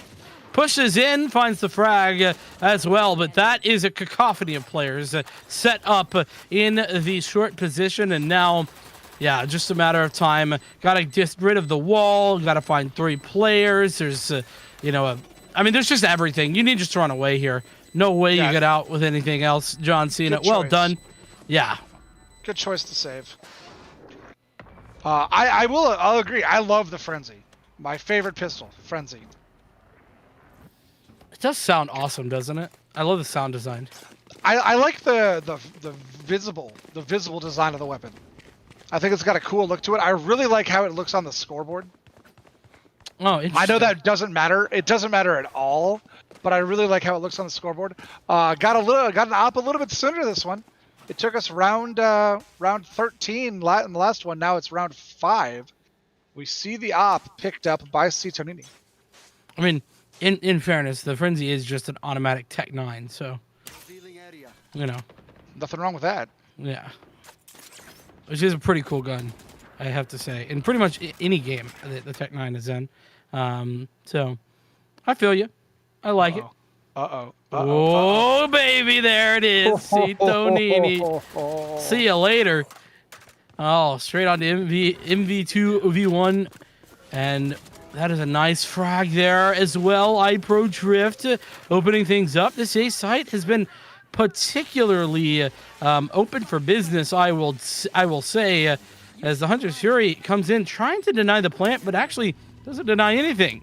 In fact, is not doing very well to do much of anything, unfortunately, as the lockdown is there, and it's just going to be a waiting game to try and get in. Another well-timed bit of utility, that time from the Sage of Usain, as the Blade Storm is committed.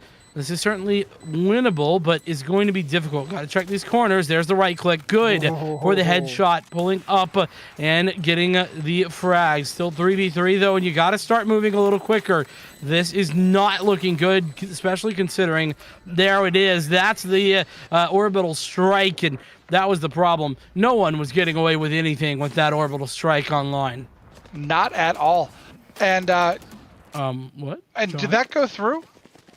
Yeah, he's dead.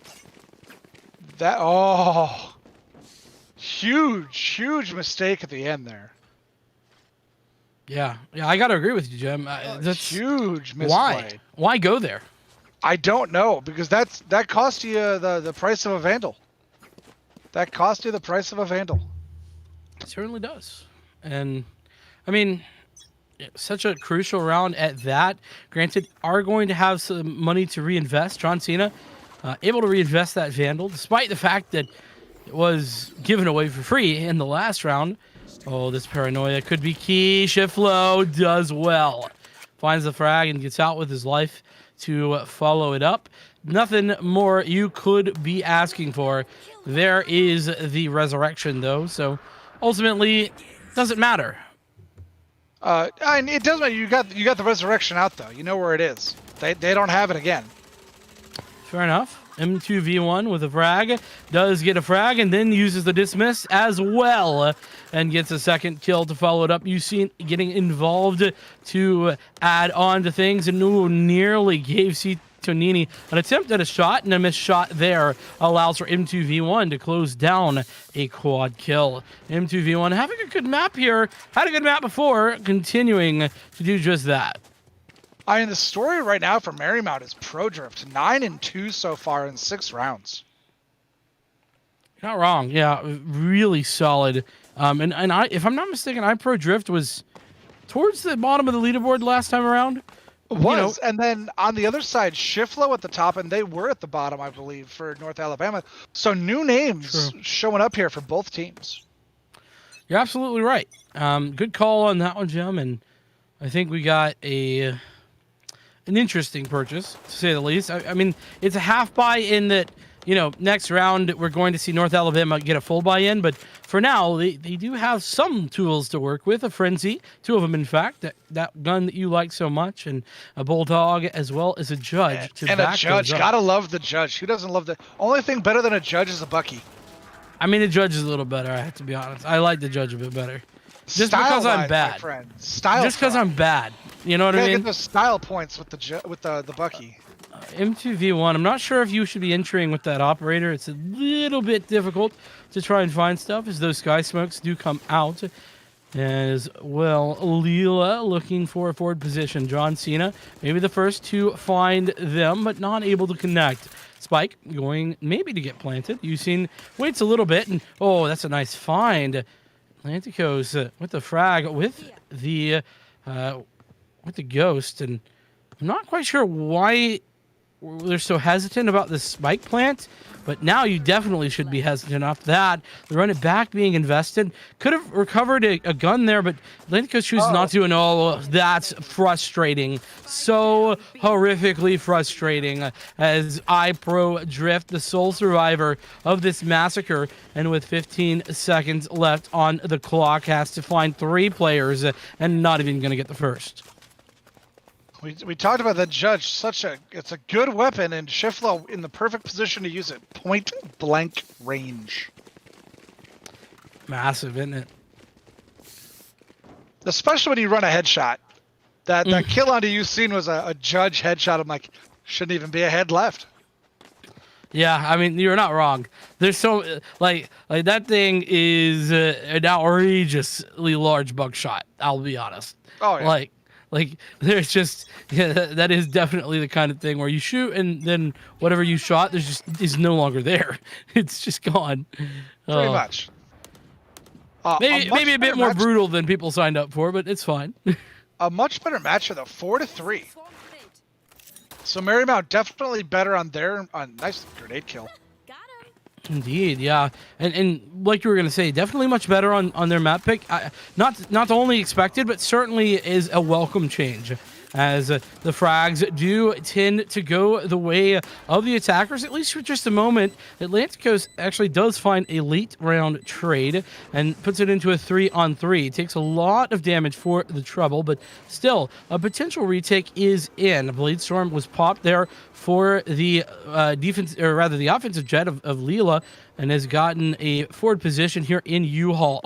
And there it is, the right click good, and the second as well. Incredible from Leela, as his trusty Tonini's operator left in the 1-on-3. Oh, wait, what? How is that not a kill? That looked like it was all on point. I'm not quite sure how it missed, but C. Tonini fortunately pulls out the frenzy and gets the frag anyway. C. Tonini, was one of those big fraggers in the last game. A bit slow on the startup here this half, in fairness, but has kind of been rotating into a lot of A takes. So, yes, is sitting at 3 and 5 at the moment, but I don't even blame him that much because those are rough positions to be retaking into.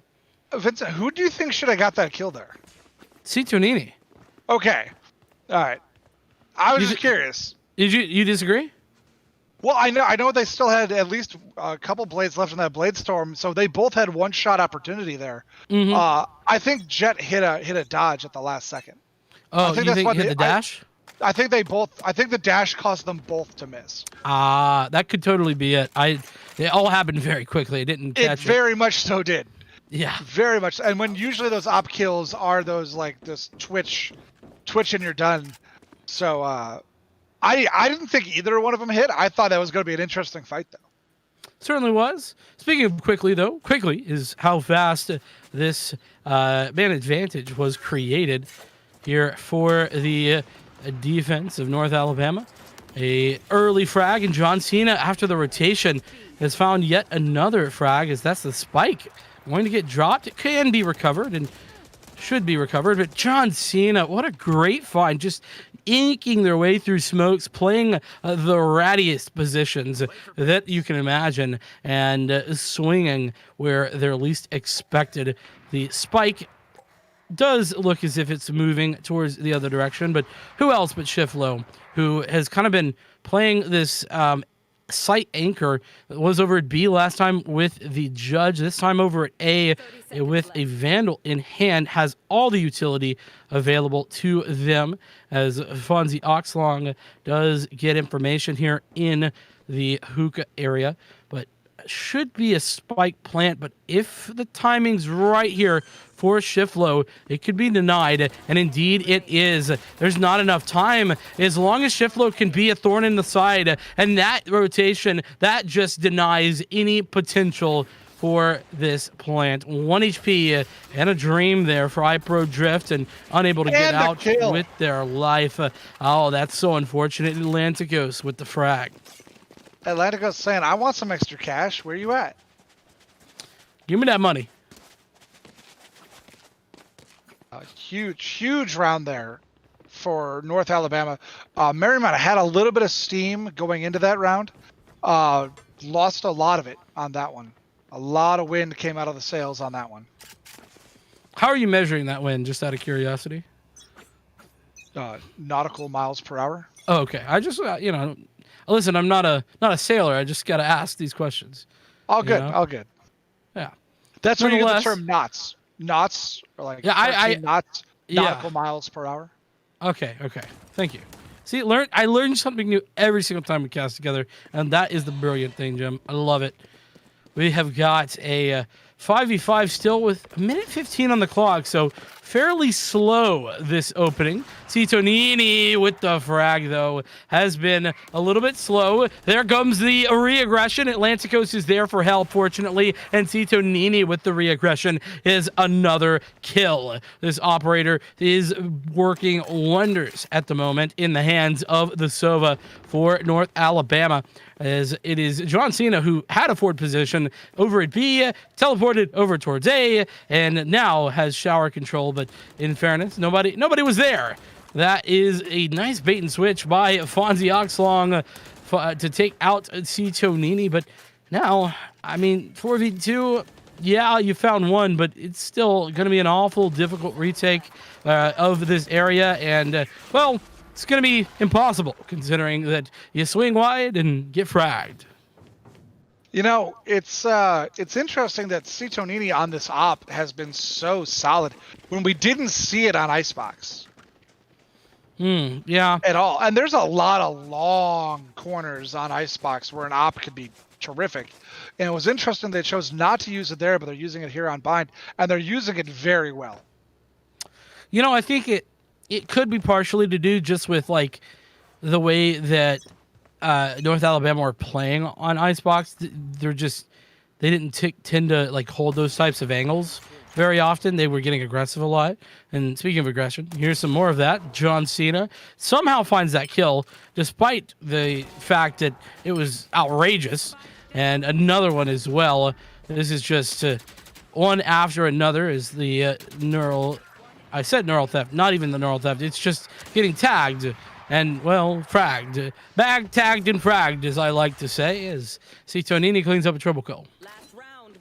I think you might have that in the wrong order there, Vincent. You know, listen, order's not really necessary, I don't think. Yeah, but generally you get fragged, then you get put in the bag, and then they... You know what? It's all part of the plan. All part of the plan, as... unfortunately, I think we have lost my good buddy Jim. So, unfortunately, we will never know. Oh, welcome back, Jim. Well, maybe still gone. Nonetheless, we're in for... Oh. No idea what that was. I don't know either. We'll have to find out. This time it's a double operator, though. Oh, what a great shot to the box.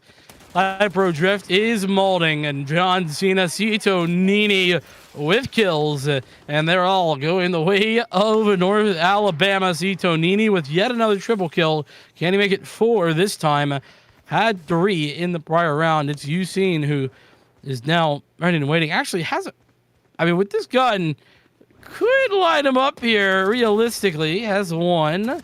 Now looking for more. There we go. All 3. Absolutely incredible. Is she ready for the final player, though, in Gentrovert?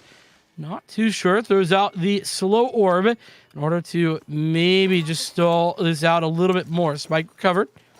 So this is still somewhat winnable for her, as she does unfortunately not have the res. This would have been the perfect res play, but Gentrovert is still looking for players, but it looks as if this push is going to come out over towards A eventually. The problem with that is that there's a player sitting straight up on top of these boxes, and Shiflo rarely going to miss this shot, and indeed does not. So 7-5, the scoreline is confirmed. The half victory for North Alabama, despite their slow start. And you know, Shiflo just all the way up in that corner. And because Houston tried to check that corner, they thought it was clear. They didn't think anybody could possibly be that far against the wall. Turned to check the other corner and stepped right into it. Indeed. I mean, it looked good for her.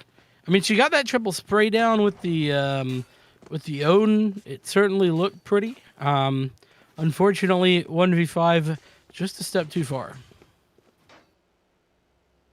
I thought we were going to have something interesting. John Cena hovered over the shorty for a second there, but went to the ghost. They always mess with us, don't they? Just playing with our minds. As Shiflo getting a forward position. Leela was there, but quickly just runs away, not wanting to get caught out. As the push is out, there goes the dash and the frag. It is a 1-for-1, maybe? Yes, not quite. John Cena, a double frag. In fact, Atlanticos as well getting on the action. And Fonzie tried for an aggressive push there, but Shiflo denies. And you've seen back in these just frustrating scenarios. Missed the first right click, but does hit the second, and the heal is there. Wall available as well, and going to just block off the rotation around the back. Fortunately, I don't think anyone was really going to be going that direction anyway. That, though, is a tough position to find yourself in. What a great double peek. The fact that she found 1 there is incredible. You know, and just a great turnaround here. We talked about it was 5-3. Marymount had the lead. 8-5. 5 rounds in a row for North Alabama. Yeah, you're right. I mean, it certainly was a comeback. You know, not a huge one, but it certainly is not insignificant. I'll put it that way. As Spike is recovered. Nearly left that thing in spawn. You hate it when that happens, but not really a buy-in, as we are seeing just the pistols. Just pistols, but if they can win this one, it'll be huge for their economy. True. A thrifty round right now is massive. And remember, all you really need is 1 kill, then you can start picking up the weapons. Absolutely the case. And, well, that 1 kill not coming in the form of Shiflow. Leela falls, and there's still a couple players on this site. And, well, Gingivert dispatches them with ease. Fonzie Oxlong down. There's still a 1-player death there. That's Usain, who has once again done magic with that classic. But M2v1 coming in for help, unable to help as iPro Drift and Usain left 2 versus 4, and just having a couple of classics here is not particularly ideal, especially when you're found out. And there it is. Shiflow with the frag, and Usain now could maybe find something, but no, Atlantic Coast turns around at the right time. So getting a little bit on the edge here for Marymount. They need to stop the bleeding. They need to stop it now. Yeah, 4 rounds in advantage. I mean, you know, if we see, let's say we see North Alabama take this round away, what do you give? I mean, what do you give Marymount the chances of a comeback? Because, I mean, a 5-round lead, that's massive. It is, especially the way they've been playing, the way they've been setting themselves up for success here. If Marymount doesn't get this one, I would say 15%. I like that. I think I would be with you on that percentage. Certainly plausible, but not likely. As the first frag going the way of North Alabama once again. iPro Drift, nice kill, and Leela as well, getting in the kill through that cloudburst. And Atlantic Coast doing massive damage to both players, and finally does find the frag. John Cena with the follow-up, and there it is. The 10th round on the board. North Alabama, we're giving them that 85% chance victory right here. I mean, not that you got any betting odds, but those are our odds. The Jim and Vincent standard approved. There you go. Has the seal of approval. C. Tonini back on the op. You see a judge for Fonzie on the other side for Marymount. Marymount, I mean, it's a mid-range buy here. This would be a huge round for them, and they have to have it. If they lose this one, I think their odds drop a lot. Massively. Yeah, they're going to have no cash at all. Definitely, you're right. But, I mean, listen, much less is, or rather, I should say much more has been done with much less before, so certainly plausible. That judge especially can come up big, and Leela, we've seen what they can do in close positions, and, well, now the gig is up. Leela knows that they're right around the corner. That wall, though, is, nearly pre-fired. That would have been devastating. That's the push through, and Fonzie with the frag, and now Leela is able to show themselves and get the frag. This is very, very solid. John Cena with 1 frag, but has to now contend with the Blade Storm. That the Blade Storm gets shut down, as now there's still 2 versus 3. C. Tonini with this operator in hookah. Everything still on board here now that the recovery of the rifle by C. Tonini. I'm not sure where this Brimstone is at. Really needs to come in fast. Fonzie with the frag. Somehow finds that frag, and John Cena rotates around once again. But, I mean, there's no way they expect iPro Drift here. In fairness, iPro Drift shouldn't be here. Was taking far too long. How did he not see that? There it is. How did he not see him to begin with? Did he? Did he just not? He saw him. He just didn't shoot. Okay, I'm like, wait. How? It's a free shot to the side of the head there. But there we go. Marymount stopped the bleeding for now. Got their cash. Can full buy here. It's going to be an even fight because full buy going to come through from North Alabama. But you got to do something right here, right now. Once again, you got to go 2 for 1. If you're Marymount, you have to go 2 for 1 from here on out. Have to. You have no choice. I'm going to have to do even more than that. I don't think that math adds up. 2 for 1 continuing. Yeah. That's 13 rounds for North Alabama if they were to do that all the way through. And, well, that's not a 2 for 1. That is a 1 for none. At least for the time being. Through the smoke. That's a 2 for none. Now pulls out the rifle. Maybe looking for more. John Cena. Could you connect? No. There we go, 2 for 1. Not in the right direction, though. Not the one you were thinking of, Jem. And Atlanticos gets in on the action once again. Gets tagged down very heavily, but the hot hands bringing in for the frags and Gentrovert as well. Coming in for more. Absolutely incredible. And talk about a way to make a statement after that round victory for Marymount. It is North Alabama just responding immediately. Yep. And that's what you got to do. You know, somebody hits you, you got to stand up and hit them right back. Smack them in the mouth. It's interesting to see what we're going to get here on a buy from Marymount. That's an ugly buy.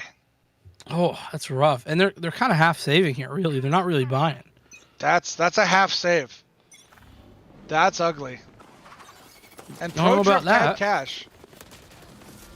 Well, not enough. John Cena with the opening frag. Does get traded, though. Very well done. As Fonzie gets a forward position, and there goes that lockdown. So this is actually a pretty solid lockdown. I'm not sure. That doesn't destroy the... I guess they were just trying to deny the plant, I guess? I'm not sure what the point of that orbital strike was. I don't know either, but Atlanticos with a double there. That was huge. Yeah, it certainly was. I was too busy being confused, honestly.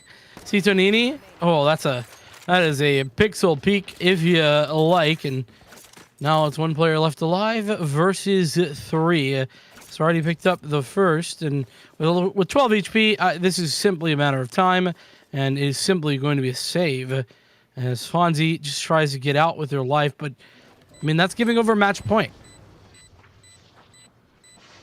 Hey, some people play better with their back against the wall, Vincent. Some people like to have their back against the wall. I mean, you're not wrong. Though this is a pretty devastating position to be in. Yes, it is.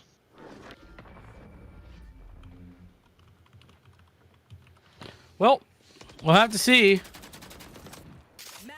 what can happen. Because Marymount, they are... I mean, they're in a bad spot. They're down bad. And they are certainly going to be struggling here for the comeback. The good news, though, is that they saved last round.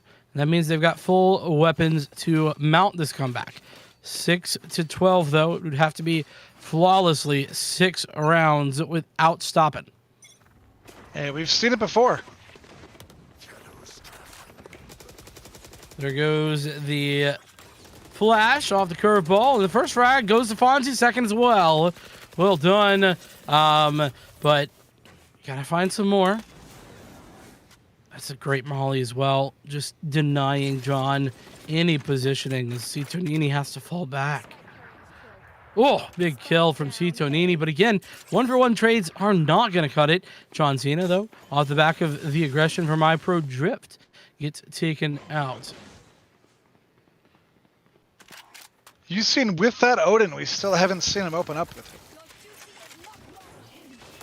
it. Oh, the res. Oh, that was nearly a collateral. But John Cena coming back with more spike in hand. Now rotates out. Should be able to get a spike plant here. I think the timing lines up, and indeed it does. Has some tools to work with. One frag it could pull out a Blade Storm as well. There is that. But Leela forward position. John Cena with the first frag. Now it's all on to Fonzie, who found the opening 2. Now needs a third. Does just that. Huge. As Marymount stay alive for one more round. Huge play there by Fonzie. The problem here might be that I think too many of them might have died. I don't know if they're going to have it to full buy again. They might have just enough. Yeah, they'll have just enough for full buy again. But they got to stop losing the whole team. Otherwise, they're going to run out of economy, even if they keep winning. Yeah, and I mean, this an elimination match as well. So, you know, that it's just so much more pressure, you know, for Marymount as they've got to figure out, you know, a way to continue that comeback. You talked about the money not being ideal. I mean, could it be a little bit healthier? Maybe. Overall, though, not too shabby as the run it back is utilized here by Atlanticos, but ultimately going to find nobody but a brick wall, or at the very least an ice wall, as they fall back to where they came. As there goes the sonar arrow Not once again gonna find anything. This B site relatively open, pretty much playing a retake position on it as Citonini gets some positioning. I don't know if Citonini spotted Leela right there, but nonetheless, yeah, no, not prepared. And Fonzie with a frag as well. 3 players left alive now. John Cena with a big win, but Usain coming back for more. Gintrovert now left alive with this Phoenix of Atlanticos as the curveball looks to come out. Another good frag from Gintrovert there, as there's now 2 players left alive. This Empress popped, and there goes the overheal and the dismiss, but Atlanticos, oh no, are you going to be able to get there? No! Yes! Atlanticos able to connect the shots. There it and is. Jim, we have to say goodbye, unfortunately, to Marymount, California 2, as North Alabama take a very well-deserved dominant victory over them, 13-7 in map number 2. It was 13-4 or 3, if I'm not mistaken, over on Icebox, and geez, what a way to close it out. And, talking about massive being up, map 2, 28-12 on the top of the leaderboard. The substitute for North Alabama, John Cena. Yeah, I had 26 in the prior game as well. Absolutely popping off. I mean, in fairness, I will say, shout out to Citonini, who had 2 solid games, but, still nothing close to what John Cena was putting on display. Was absolutely the difference maker for this this North Alabama team. And listen, that's what you love to see, especially if John Cena has subbed in here for quite a few games over the course of the season and has done a great job of that and continues to do a great job of that here in playoffs. Mr. Producer, are we going to get an interview or no? I would love to talk to John Cena. Oh, if only. Hopefully we get to. We'll have to see. Give him a moment to figure it out, though. I mean, is there any question that our MVP is John Cena? I don't think so. Jim? No question. Zero question. Yeah. At all. Everybody else on the team had a good game. Everybody on that North Alabama team contributed to what they were doing. John Cena just happened to crazy be at the top. They were always in the right spot. With that being said, Citonini did work. Shiflo did work. Gingervert did what they had to do. Atlanticos at the end, the last 7 rounds, Atlanticos carried the last 7 rounds. But at the end of the day, John Cena is still at the top of the board. Yeah, absolutely. And I think here's a stat line that you might have missed, but certainly tells a telling story. Overall, first bloods there for North Alabama over the course of this game was 14 to a total of 6 on the other side. I mean, 14-6, where you're opening up the round with a frag. That is absolutely a huge turning point indicator. Call it what you will. Throw in the adjectives that you like to show you that North Alabama was setting the tone for these rounds. They were coming out, they were smacking Marymount, and it was absolutely incredible stuff. And let's put it this way. Marymount had 6 first bloods on map number 2. John Cena alone had 6 first bloods on map number 2. Just put that into perspective there for you. Yeah, exactly. I mean, that's exactly what it is, right, Jim? I mean, it's just really, really impressive. I'm so happy to see. Like I said, I think that North Alabama, where they started to where they've ended, has been absolutely incredible, hasn't it? I think it has been. I think we just got John here in the studio, the virtual studio with us. John, can you hear us? Yeah. How's it going? Subbing in today for North Alabama. What was going through your mind when they told you were subbing in today? I played with them before, so it wasn't anything I wasn't really used to. Okay, but like knowing it was the quarterfinal though, anything specific going through your mind, or no, just another day at the office for you? More pressure knowing that it's part of a tournament, but other than that, it was just get in and play your game.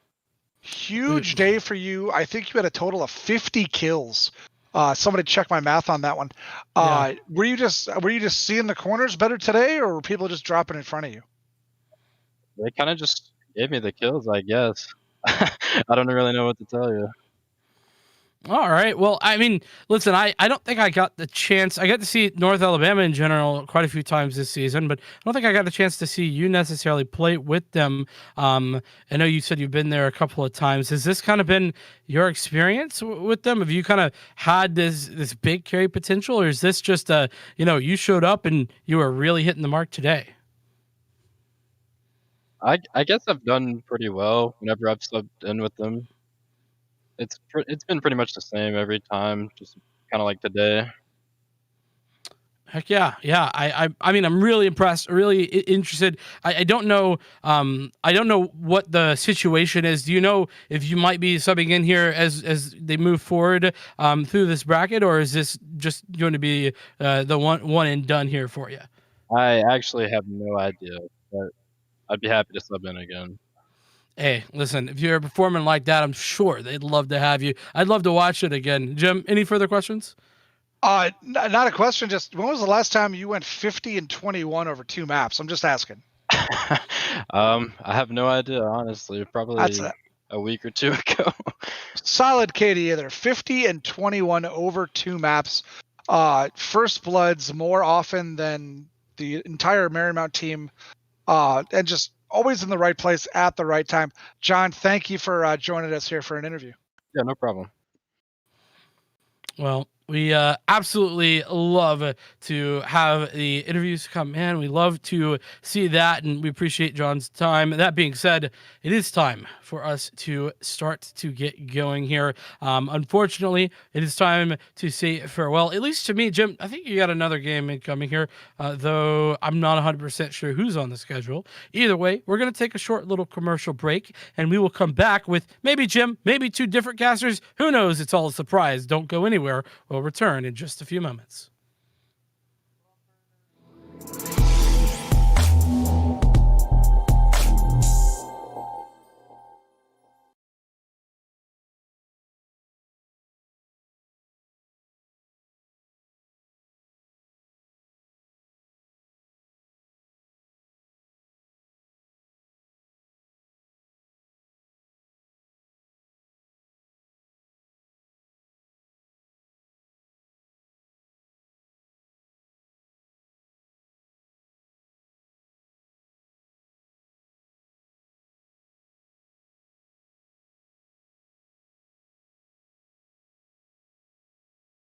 Hey man, I just can't find a comfortable headset. I mean, I've tried everything.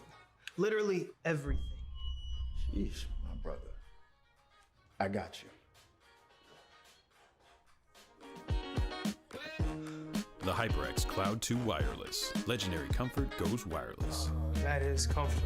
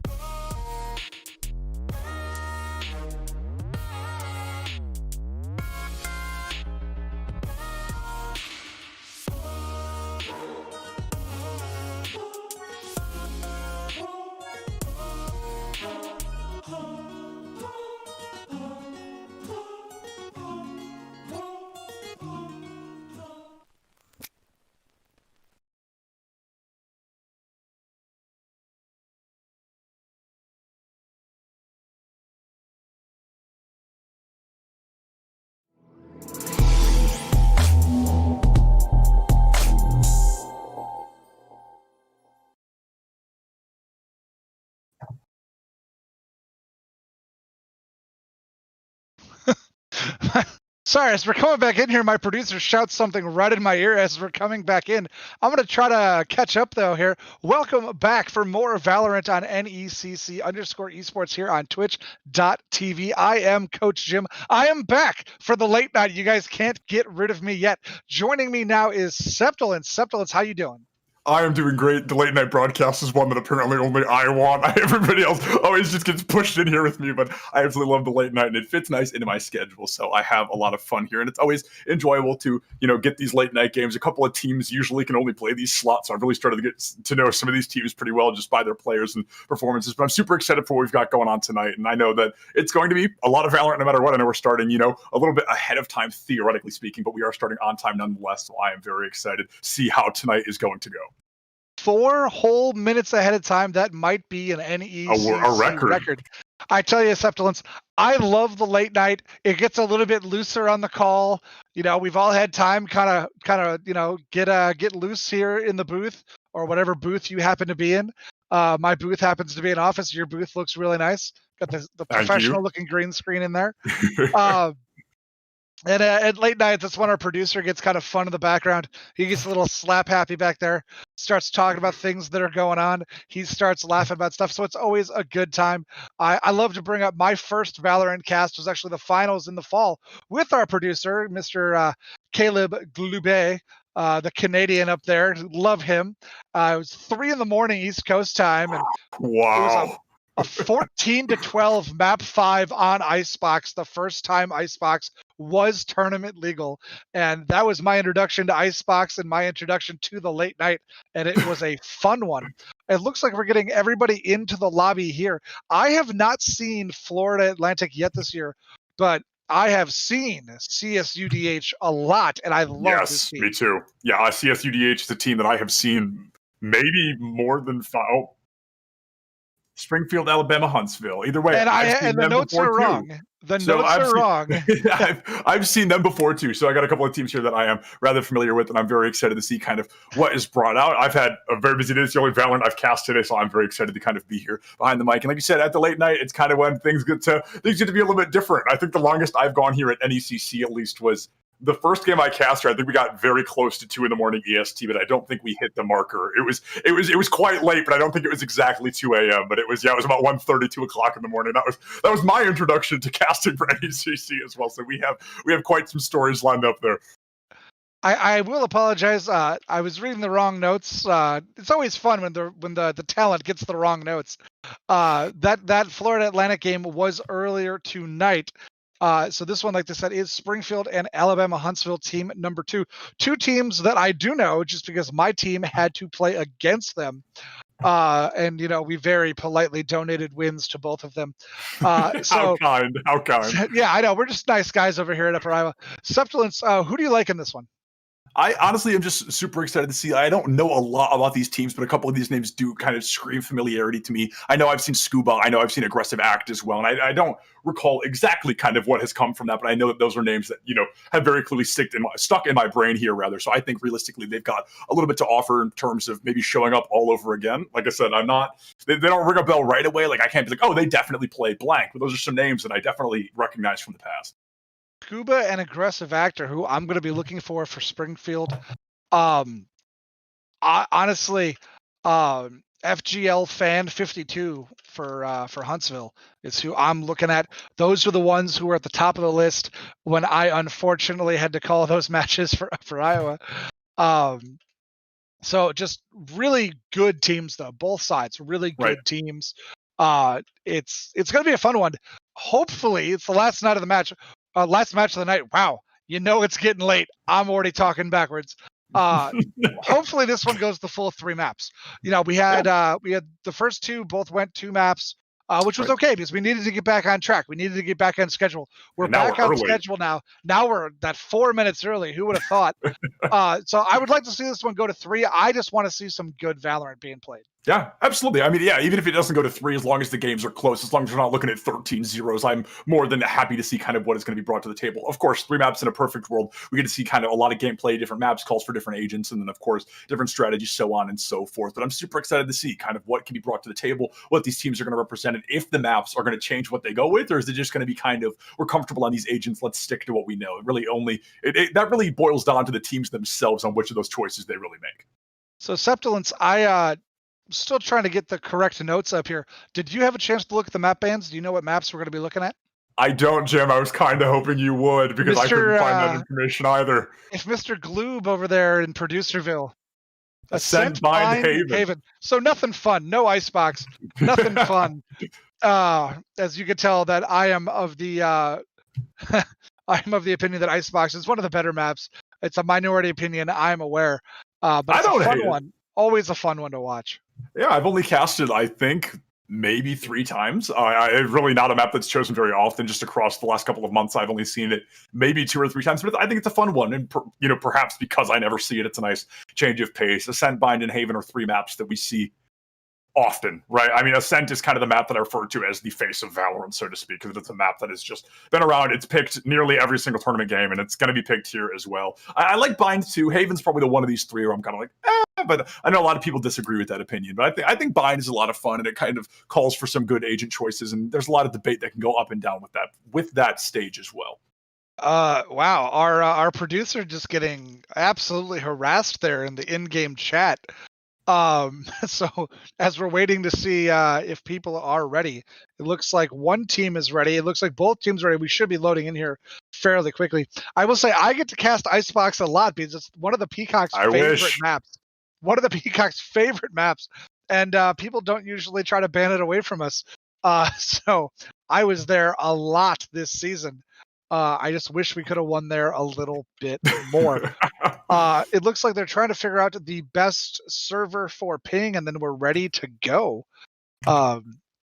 As we're just waiting on our producer here to figure out which of the internet companies he would wish to grace with our presence here on this Saturday evening. 10 p.m. Central Time, 11 p.m. East Coast Time. If you're out on the West Coast, why are you out on the West Coast? But it is 9 p.m. for you out there. 8 p.m. Sorry, 8 p.m. for you out there on the West Coast. So the jokes are here already, folks. They're not going to get any better. Flame me. Yeah, with Jim and I on the mic. Yeah, Jim, with you and I on the mic, these jokes aren't going to get much better, but they're going to be as consistent. I can tell you that much. We are going to make a lot of jokes for you, but I can't promise they're going to be good ones. Now we see Dusk. Okay, right away, lock onto that Cypher. So a very immediate pick coming through. Kind of not really a bold one, kind of an expectation here on Ascent. We see that quite often. Aggressive Act. Now that I'm seeing them locking that Reyna, I do recall that happening. Yeah. I do recall seeing a little bit. So that does make a little bit of sense to me. I'm curious to see Viper. Yeah, I was going to say Scuba hovering over the Viper, but they're actually going to Scuba plays Viper. That was going to be the other one. I knew Reyna and Viper were both going to come through. Yeah. Scuba's Viper is what they like to call in the gaming world spicy. Spicy indeed. You're going to see that one. It. Yeah. I'm excited to see it. Infernosis, that was the wrong game we called out. I know. You could take it down, man. Take it off the Twitch chat. We figured it out, man. We figured it out. We got it all figured out. Things are ready, and we were jumping right into it. But I'm excited to see Scuba on this Viper because Viper got nerfed, like I think a couple of updates, a couple of patches ago, and then she's really kind of fallen to the wayside after that. So to see people still kind of bring her out is exciting because it's a good change of pace. Reyna as well suffered a little bit to that, but she's still picked relatively often. She's kind of more of a feast or famine character than she even was beforehand, but she's not as nerfed as we kind of saw Viper get. But now this is going to be a fun one. FGL fan on the Sova is their main pick that I've seen. So that one, you're going to see great utility coming out of FGL fan. But the plays from Scuba and Aggressive Act, I think I'm going to have to give them the nod right now. If we're allowed to give somebody the nod here at the front, I think Springfield would have my nod for who's going to try to take this one here. Yeah, Springfield. But it's going to be close. I was going to say, I think Springfield does have a very mild advantage a little bit, but I do agree that it's definitely going to be close. Alabama, Huntsville, they're going to bring kind of a little bit of aggression coming through. I think I've only seen Huntsville one time. I don't think I've seen them a whole lot, but there are definitely a couple of names here and there that I recall, and the Fruit Loop always makes me laugh. I think that's very funny. Locked onto that Sage as well. So I'm curious to see. We've got quite a difference between these two teams, right? Like, I mean, other than the Sova, I don't think there's a single agent on both teams. There is not. So it's going to be fun. 9 different agents. 9 different agents here. Gotta do math, Jim. Gotta do math. But right now, really early, I'm looking at Dusk here. Dusk with the Frenzy. That's what I want.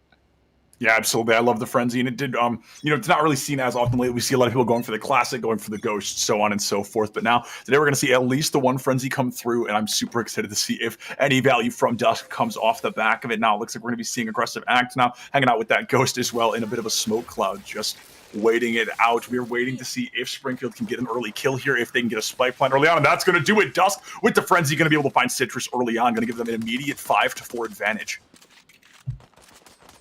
Big advantage. Oh. It lived. Yeah, Dusk almost taken out there. Has to reload at the worst time. Going to be taken down by, Rigork going to be taken out by Dusk there. So now we see that Jet taken offline at 3v5. And we talked about right at the start, we think Springfield's going to be able to take at least a bit of an advantage there in the beginning, and they're doing just that. They've got the numbers. They've got the spike. They've got about a minute, but Fruit Loop going to pick up that first kill on the side of Alabama Huntsville. Going to take out Jellies with a Frenzy of their own. Frenzies, all 3 kills so far. Scuba ruins my numbers, but it was all Frenzies at the early part. Yeah, and then it was just 2 Ghosts in a row. Make it a third. Blink and you miss it, though. That round's already over. The spike plant does not have to come through. The Ghosts coming out from Springfield make a pretty big difference. I do agree, though. I wish we would have saw more Frenzies. I think that's a fun gun. Great gun. Scuba, though, already making themselves known. 2 kills for Scuba, 2 kills for Dusk.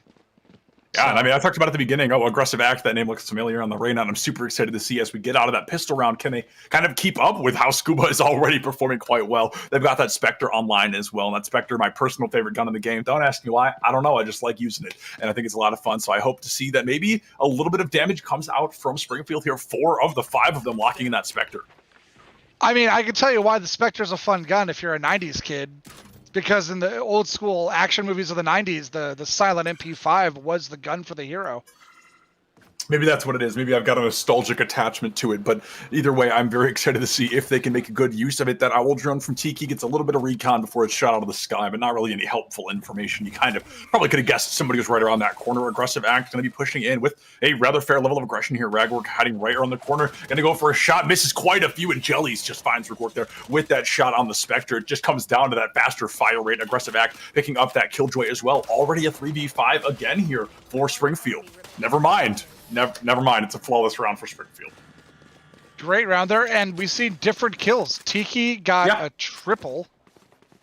A triple? Yeah. Tiki got a triple, and Aggressive Act got a deuce. And so there you go. Everybody's got at least one here on the side of Springfield, and only 1 death in 2 rounds. You know you're doing something right with 1 death in 2 rounds. Yeah, that is quite impressive. And like you said, everybody on the side of Springfield, they've got at least 1 attack online, but then you take a look at Alabama Huntsville, they've got 1 kill in total, and that's coming from their Sage, who's not really one you expect to be that top fragger. And of course, we're only 3 rounds in. There's plenty of time for them to turn things around and get a little bit more aggressive, but it's comedic either way to see your Sage at the top of your kill board. It is. Looking at Twitch chat there, Tiki Nation, I don't know who that is, but hey, if you're cheering for Tiki, they're doing pretty well right now. Yeah, very true. I mean, I don't know if there's a delay. Maybe you're going to hear that in 3 minutes. But either way, Tiki's doing great while we're talking about it. Can't guarantee that stays that way. But Tiki putting on quite a show all the same. Looks like they're going to be taking a little bit of damage. The Owl Drone coming out, trying to get any kind of recon. Looks for the dart. I don't think he found it there. And now Aggressive Act maybe going for a flank around. It seems they're kind of hesitating around main and A. They're possibly just looking for 1 elimination. Going to get the recon they need. They know somebody's right around that corner. And 3 of them going to be pushing in. And is safely retreated there around that corner. Yeah, that's if you know you're caught out, you got to leave. Absolute. I mean, you thought it was a 1v1. You would have been terrified to find out it was a 3v1, but the Aggressive Act was already a little bit damaged. Their Citrus taking full advantage of picking up the 2nd elimination here for Alabama Huntsville so far. Now, this Killjoy hiding just around the back corner. The alarm bot giving somebody away. It's going to be Jellies. It looks like he's going to not be taken out quite yet. Able to find that Killjoy offline. Jellies finds the kill. Dusk with some great accuracy takes out the Fruit Loop, and now a 4v3. I want to say it's in favor of Springfield here, but 2 of them are so critically low that it really might not be. They got the spike down, though, so now it's a retake. So now they can play defense. Right. They can sit back a little bit. Yeah, absolutely. And that's definitely what they need to do. 2 of their 3 remaining players are just a couple of bullets from death. Scuba is going to be able to find FGL fan. My goodness, what a confusing name. Tiki does pick up another double kill at the end of that. That low health Sova able to get 2 kills and end that round already. Rather convincing here for Springfield. And for those in Twitch chat freeing for Tiki Nation, there you go. All the Tiki fans in chat. Tiki at the top of the board there for Springfield, 5-0 through 3 rounds. That's a really good 3 rounds right there. Yeah, Tiki and Scuba both currently 0 deaths online, so that is quite impressive. Tiki, of course, a little bit more impressive. He's sitting at 5-0, Scuba sitting at 3-0, and they're the only 2 people in the lobby that have yet to die. Everybody else has bit the bullet at least one time, and I'm very excited to see, is there going to be an opportunity where Alabama can turn this around? Because Springfield, these haven't been accidental rounds. These have been dominant so far. Absolutely. Huntsville really trying to figure out what they can do here. Yeah, I'm very excited to see kind of what strategy they might change. And honestly, I talked about this right at the start. The comp they've chosen, it's not a bad comp, but it's definitely interesting. You don't see that Cypher online going for that Killjoy instead. And the Brimstone, I think, is really where I kind of turn my head a little bit, because he's not an agent we've been seeing consistently often. He's kind of a here nor there character, but now it seems like they're going to try to play him. You see, I'll be honest. Wow. That was a nice shot there. Yeah. I like Brimstone though. I really do. I like his kit. I like that he can control a little bit. And I like that they have a lot of it. Speaking of control though, wall goes up there from Scuba. A good one at that. You just cover that entire sight line, make it so much harder for the attacking team to come around that corner. Oh, Ragor turns their crosshair just a little bit too far at the worst possible moment. That wall bang onto FGL fan from Tiki. One Sova takes out another, and it's going to be a Citrus and Brimstone and Killjoy against the world here. A 4v2. They get a 4v1 as Citrus is gone and through the cloud there. Aggressive Act is able to find that Killjoy as well. I think they've got, I was going to say, I don't think that spike's going to go off. They're fine, but already 4-0 here in favor of Springfield. Speaking of zeros, Tiki Scuba still on the survivalist route here. Tiki 7-0 through 4 rounds. I'm just going to keep it going until they die. I'm just going to keep that update coming. 7-0 through 4 rounds. Absolutely. That is bonkers to say at the very least. Tiki, I mean, that's insane. 7-0, that's 4 rounds. He has yet to die. Scuba as well. Not as many kills, maybe playing a little bit more in that defensive or slower play style, but hey, 0 deaths is pretty crazy. Also, Citrus is going for the Judge here. One of my favorite guns in the game. I'd love to see some value. Oh, actually, Fruit with this as well. Yeah, I must have missed that one there, but they've got 2 Judges online for Alabama, and I'm super excited to see if they can get some kills with that. I love the Shorty. I love the Judge, and I love how angry people get when they die to them. I think it's hilarious. So, aggressive act. It's all about the Bucky. Gotta have the Bucky. Everybody loves the Bucky, but I cannot let go of the Shorty. I absolutely love it. I think it's a lot of fun, and I don't know why, but it's a great gun. I have a good time with it as well. Scuba now trying to get a little bit of value there on main, trying to cover all possible approaches. Dusk going to give themselves away for just a moment. Aggressive Act might die here, but no, instead going to get 1 kill. Jellies with some great reaction time takes out Ragwork, and all of a sudden a 5v5 turns into a 5v3, and B has pretty much been left wide open for the attackers here. Yeah, this is bad. If you're Huntsville, this is bad. Yeah. You have to go for a retake 3v5. I think you save here. I agree. Your economy is not great right now. You gotta save. You gotta save. You gotta go. Save. Nah, they're gonna go for the hero play instead, and they're just gonna pad Tiki's KD in the process. Aggressive Act right around the corner, trying to get a little bit of value, and gonna do just that. Fruit Loop firing blindly into the distance, but another flawless round coming out from Springfield. This is, I keep using the word dominant, but what else can you call this? Springfield just on their A game right now.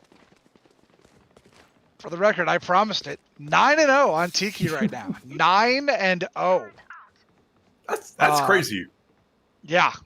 Well, and Scuba still hasn't died either. Now, Scuba doesn't have the kill line that Tiki does. But 2 deathless on the side of Springfield. If you're through 5 rounds and you have 2 agents deathless, that just means good things for your team.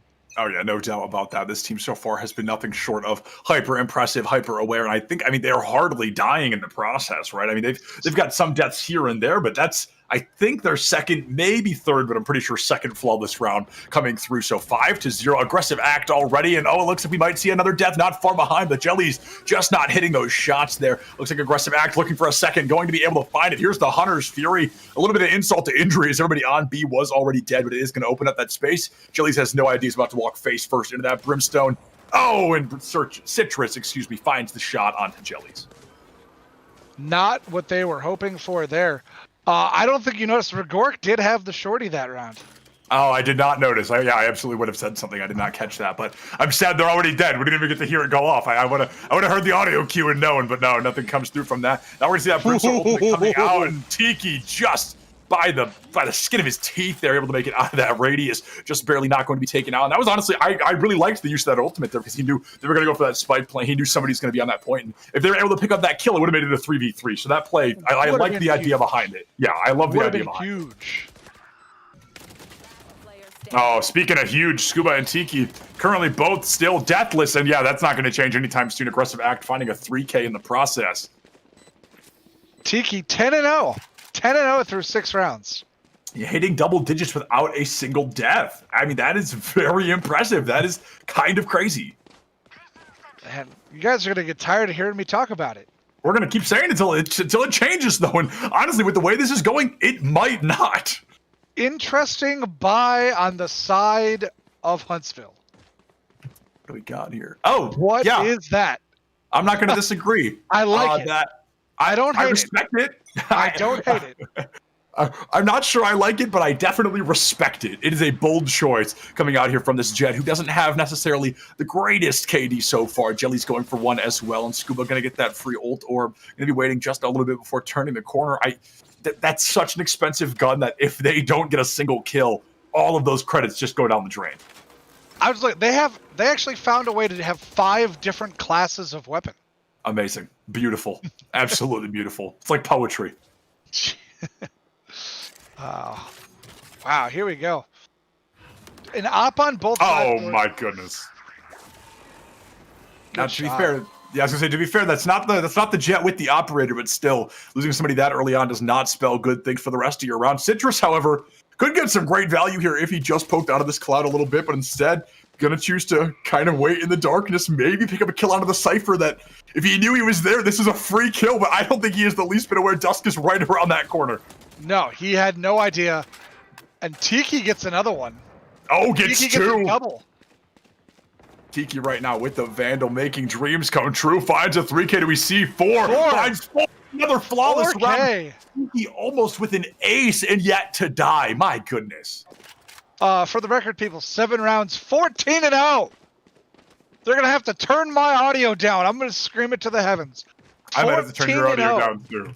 If you're going to yell, I might have to turn the audio down. I'll stop. But 14-0 on Tiki right now. What is not to love about that? No, absolutely. I mean, that is not an easy feat. That is crazy to see a 14-0. What are we, 7 rounds in, coming up on the brink of our 8th round? I mean, this is insane. That Tiki, Scuba as well. Again, Scuba, not as many kills, so it's not as impressive. But the fact neither of them have died is insane. You do not see this often in Valorant.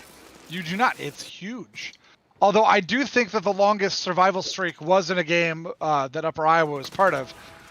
20 rounds was the streak. Wow, my goodness! I think you mentioned that last time we worked together. Actually, that sounds like something I heard. Yeah, that does sound slightly familiar. An aggressive act might be able to find 1 kill. Gonna fire blindly into the smoke, trying to pick that up. Gonna commit a couple of cooldowns here. Jellies does fall, so a kill actually in favor of Alabama here. It's kind of something we're not seeing often in these matchups. Ragorg able to find aggressive act with the judge as well. 2-3. This may finally be a round that Alabama can turn around.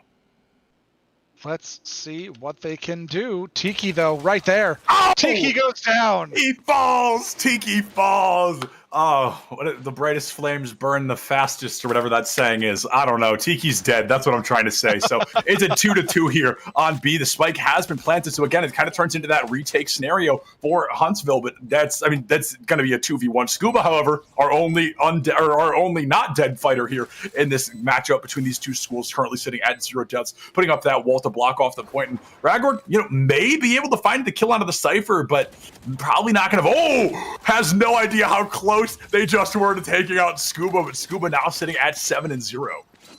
And, let's be honest, Rigork did get Dusk. So economy right there, taking out Dusk, forcing Dusk to buy. Not that Dusk didn't have plenty of cash. Yeah, right. But forcing the buy is nice. Yeah, no doubt about that. We see a lot of great value coming out so far. You know, on the side, a lot of great value. Excuse me, I'm going to start that thought over. A lot of great value coming out from Springfield so far. So for Alabama to even get just that one small reset on the credits could actually go a long way. If they're able to do that one or two more times kind of across these next couple of rounds, they could slowly chip away at the economy. But that is obviously not really your strategy to win, because you lose one or two more rounds, you're sitting at 10-0. So that's pretty rough. Something to look at right here. In 8 rounds, only 9 total kills for Huntsville. Wow, yeah, that is actually they are hardly scraping 1 kill around. That is definitely not the look at you want. That's not the look you want to be at coming up on the 9th round. This is definitely a tall task for them so far. They're not having the best of luck. They are not. And high ground there for Jellies, looking for somebody to walk around that corner while they got that operator. I mean, that would be a pretty free kill, honestly. It would be a little bit of great credit coming through. Fruit Loop finds Tiki. Ragorg finds Aggressive Act, and all of a sudden, Huntsville, they may be able to put a point on the board. They are up 3-4. They did end up losing a fighter in the process here, but now they're only 1 in the lead. If they can pick up a second kill, even a third kill, even a fourth, and just make it a 2v4, a 1v4, this really could be the round for Huntsville to take. It really could be. Oh, man. We know it's coming. Oh, Scuba did not know, but Scuba's reaction time was fast enough. Takes Citrus out, still sitting at that undefeated roster. I think hovering around like 9-0, 8-0 perhaps, but 3-3. So as quickly as Huntsville had that lead, they lose it all the same. Didn't get the plant down. Oh, no.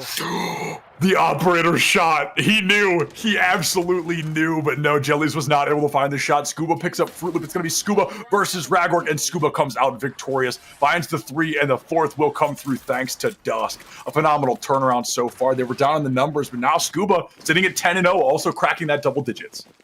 Cracking the double digits, still sitting at 0 on the death list, though. Still sitting 0 on the death list. Something else to note. Have not needed a plant on the side of Springfield. They've planted a few times, but they have not needed it. 9 rounds, 45 kills. My Perfect goodness. so far. Perfect so far on the kill board. Yeah, that is actually insane that they have not even, we've seen them go for the plant a couple of times after they've won the round, but that's mostly just for giggles. You don't really get much out of that. And so far, either the plant comes through, but they just get the kills afterwards, so it never really comes down to whether or not that spike is in play. And Jelly's already cracking this fight open for onto Citrus here. It's going to be a great look all over again for Springfield.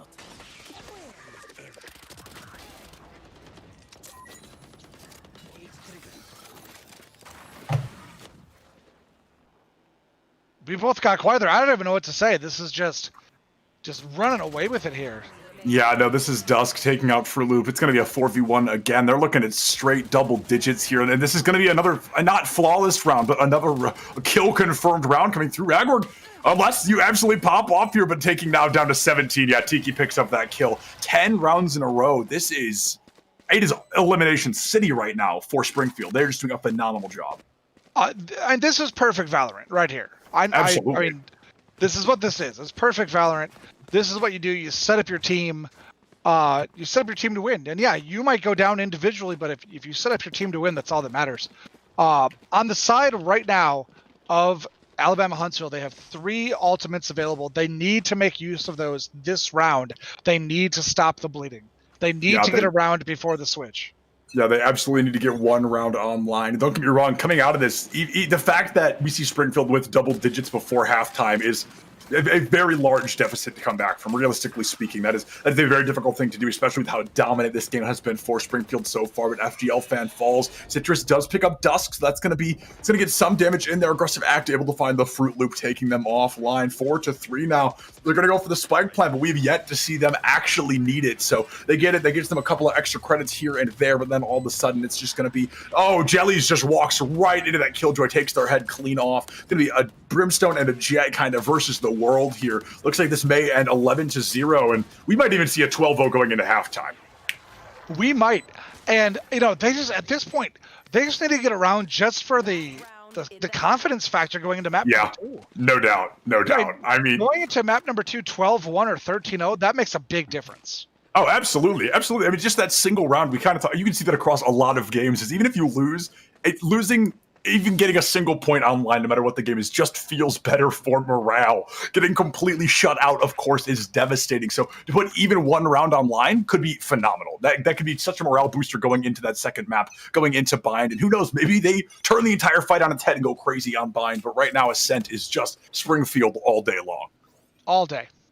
All day. And here comes that Empress as well, coming out from Aggressive Act. It's not like they really needed, but, you know, a little bit of putting on a show here. Has the Sheriff, and oh my, just walks right into it. Head taken clean off the shoulders there. Aggressive Act with the first kill. Jellies with the second. A 5v3 already in favor of Springfield. They are really looking to head into halftime 12-0. And maybe a little bit of a... I shouldn't have laughed. I'm sorry, but the Fruit Loop there was no way out of that one. Well, an Aggressive Act with that Sheriff, maybe a little bit of BM there. They have a Phantom choosing to use the Sheriff. Yeah, no, I think the Empress kind of lined up with that as well. They were putting on a bit of a show. Citrus is able to pick up Tiki, but you're going to have to do that 3 or 4 more times. Scuba, I think, still sitting at 0 deaths. We haven't really talked about that in a couple of rounds here. Scuba has yet to be eliminated. Yeah, I mean, Scuba... Oh my goodness, 12-0. And speaking of 12-0, that's exactly what the score is heading into halftime. Every single round was due to pure elimination. Now, what obviously, what me and you don't know, Septilence, is that's going to go the opposite here, going the other way. Obviously, the attacking team here absolutely has an advantage, and we're going to see 12-12 going into extra rounds, right? Oh, I mean, yeah, absolutely. What else do we expect, right? That's every team in this league's favorite thing to do is take us into those extra rounds and force those half times. But I'm very curious to see, realistically, I mean, 1 round is needed for Springfield. In all the games of Valorant I have cast, I don't think I've ever actually seen a 12-0 going into halftime. I think this is the first. Well, and this is going to be the one. It's the pistol round. It's anybody's round. You know, there's no economy advantage. You just got to go play you.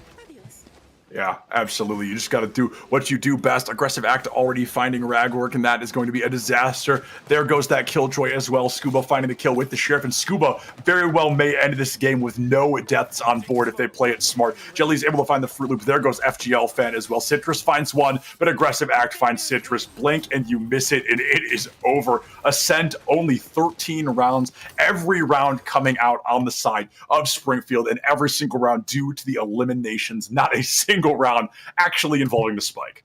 A perfect 65 straight kills.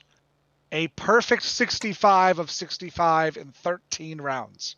That is something. And, you know, I talked about it in the last match. If you have 4 people in the top 5, I know the scoreboard isn't the only thing that matters, but if you got 4 people on the top 5 on the scoreboard, you're going to win.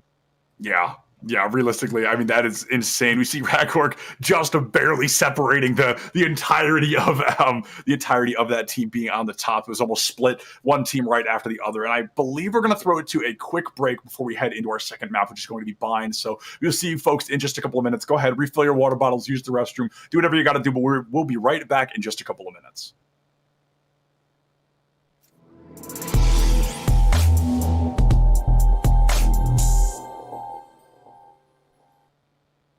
Hey man, I just can't find a comfortable headset. I mean, I've tried everything. Literally everything. Jeez, my brother. I got you.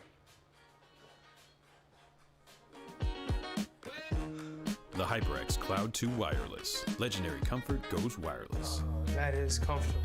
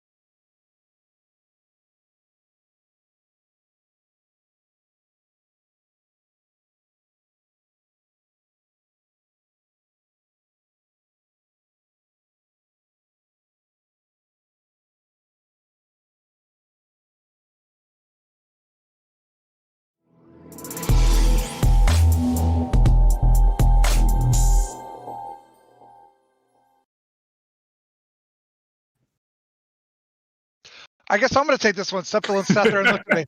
Welcome back. We're going to go to map 2 here. It was a rough one there on Ascent, Septilins, but we're going to Bind for map number 2. What are you looking forward here on Bind? What do you think is going to make the difference between these two squads? Yeah, I think Bind definitely calls for a couple of maybe different agent choices. I don't know if we're going to be seeing that Brimstone on Bind either, or if we're going to be seeing just kind of maybe they run the same comps, maybe they run it back, and I make a fool of myself right here. But I'm plenty used to making a fool of myself on stream. I'm an esports caster, so we could see some great value coming through. I don't know if we're going to see the Viper again. I don't know if she works as well on Bind. I don't think she doesn't work. I just think Ascent lends herself a little bit better to it. I think 100% we see Scuba on the Viper again.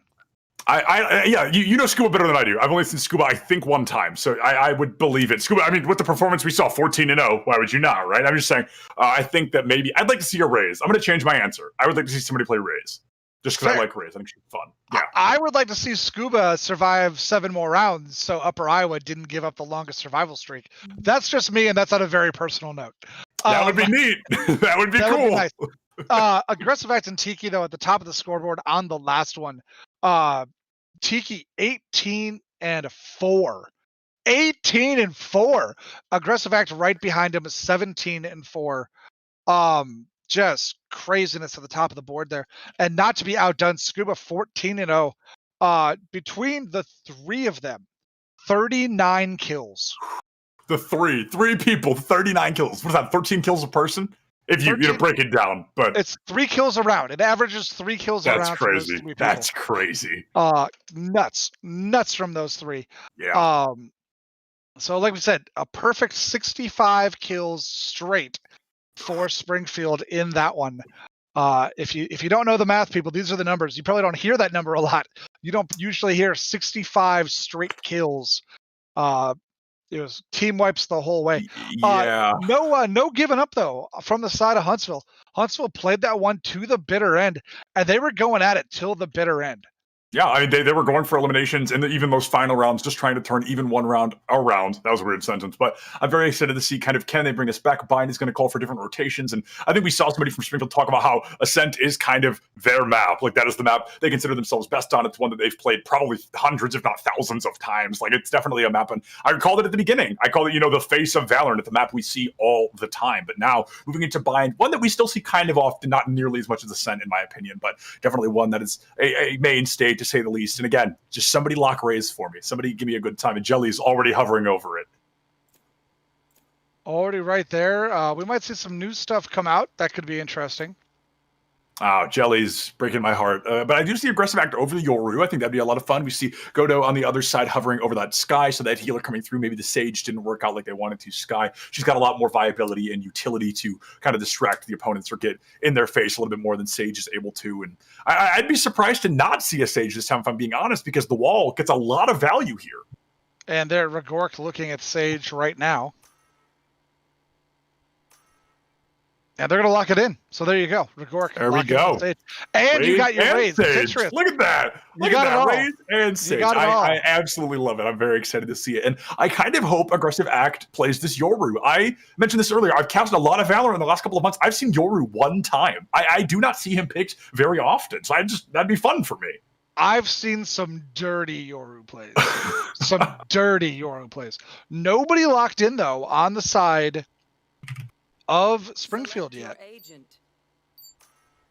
There it is. Scuba, the first to lock it in on the Viper, like you said. Jelly's going to be committing that Jet as well. An Aggressive Act cannot decide if he wants that Yoru or not. Going to go for it. Maybe the Brimstone and Sova as well. Dusk and Tiki choosing a couple of unique choices here, but definitely choices that can work all the same. Tiki was already on that Sova, but again, I mentioned it last map. Brimstone, I think he's a weird pick. He's not a consistent pick, but we do see him occasionally. Now we've seen him on both sides, so that's quite interesting as well.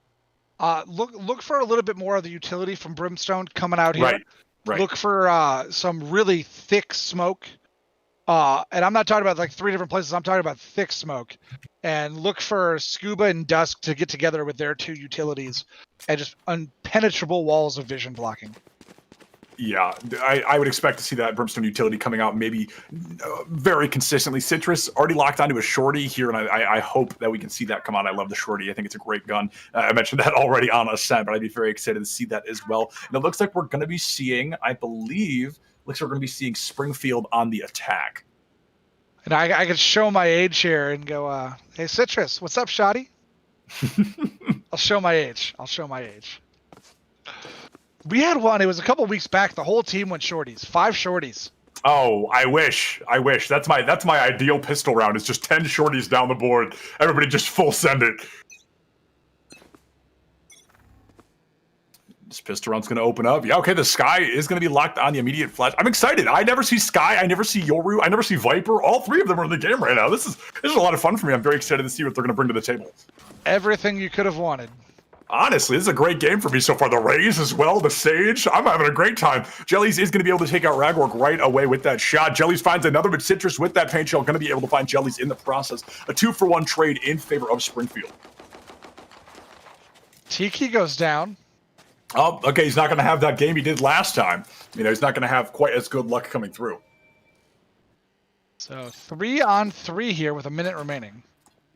A minute left on the clock. They still have the spike online, and I honestly, realistically hope that we maybe see a couple more rounds come through where this Viper stays alive. I would love to see kind of that NECC record be broken, but now they're going to rotate all the way around to A, and right now, Alabama could be none the wiser. They're all guarding B with their lives. They've got to force it, and this has all of a sudden become a difficult retake. Very difficult retake, and all of the corners are going to be covered here.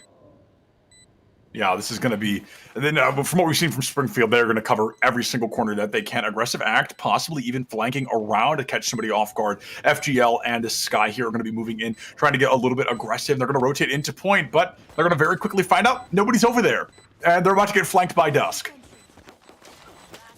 Oh, or aggressive act. You know what? I was very confident there's going to be Dusk coming around the corner, but aggressive act with a double kill of their own, and they are running out of time to defuse the spike here. FGL not only had to get 3 kills, but, there it is. Aggressive act finding 3 of their own, and Scuba does survive, so that is the 14th round. Oh, aggressive act. It was the pistol round, so it's not a huge deal, but you hate to see it nonetheless. Also true. Aggressive act really thought that the round was going to end there before the spike went off. I think so. They really did. So. But they lose a pistol. They don't get a death on the board. Not a big deal. Scuba there did some work. I can't believe they didn't get an assist there because Scuba did some work on that final kill. I know Aggressive Act got the final bullet there, but work was done by Scuba, and for some reason, no assist. Yeah, that's quite odd. We do see that happen sometimes where somebody kind of lights up an opponent, but they don't get the final blow, so for whatever reason, it's not considered an assist. And I agree, that did kind of happen to Scuba there in that mix-up. The Yoru turning the corner, Fruit Loop gone, aggressive act with the Spectre, able to find the kill. All of a sudden, it's going to be a 4v5. They may go for another A plant. We see this Viper still has that online. We're going to see Scuba has the spike and is ready to use it, ready to plant it, rather. It looks like the side of Alabama, they're not quite sure where they want to be defending. They kind of keep rotating back between behind A and B. And, a lot of utility, I believe, was purchased there.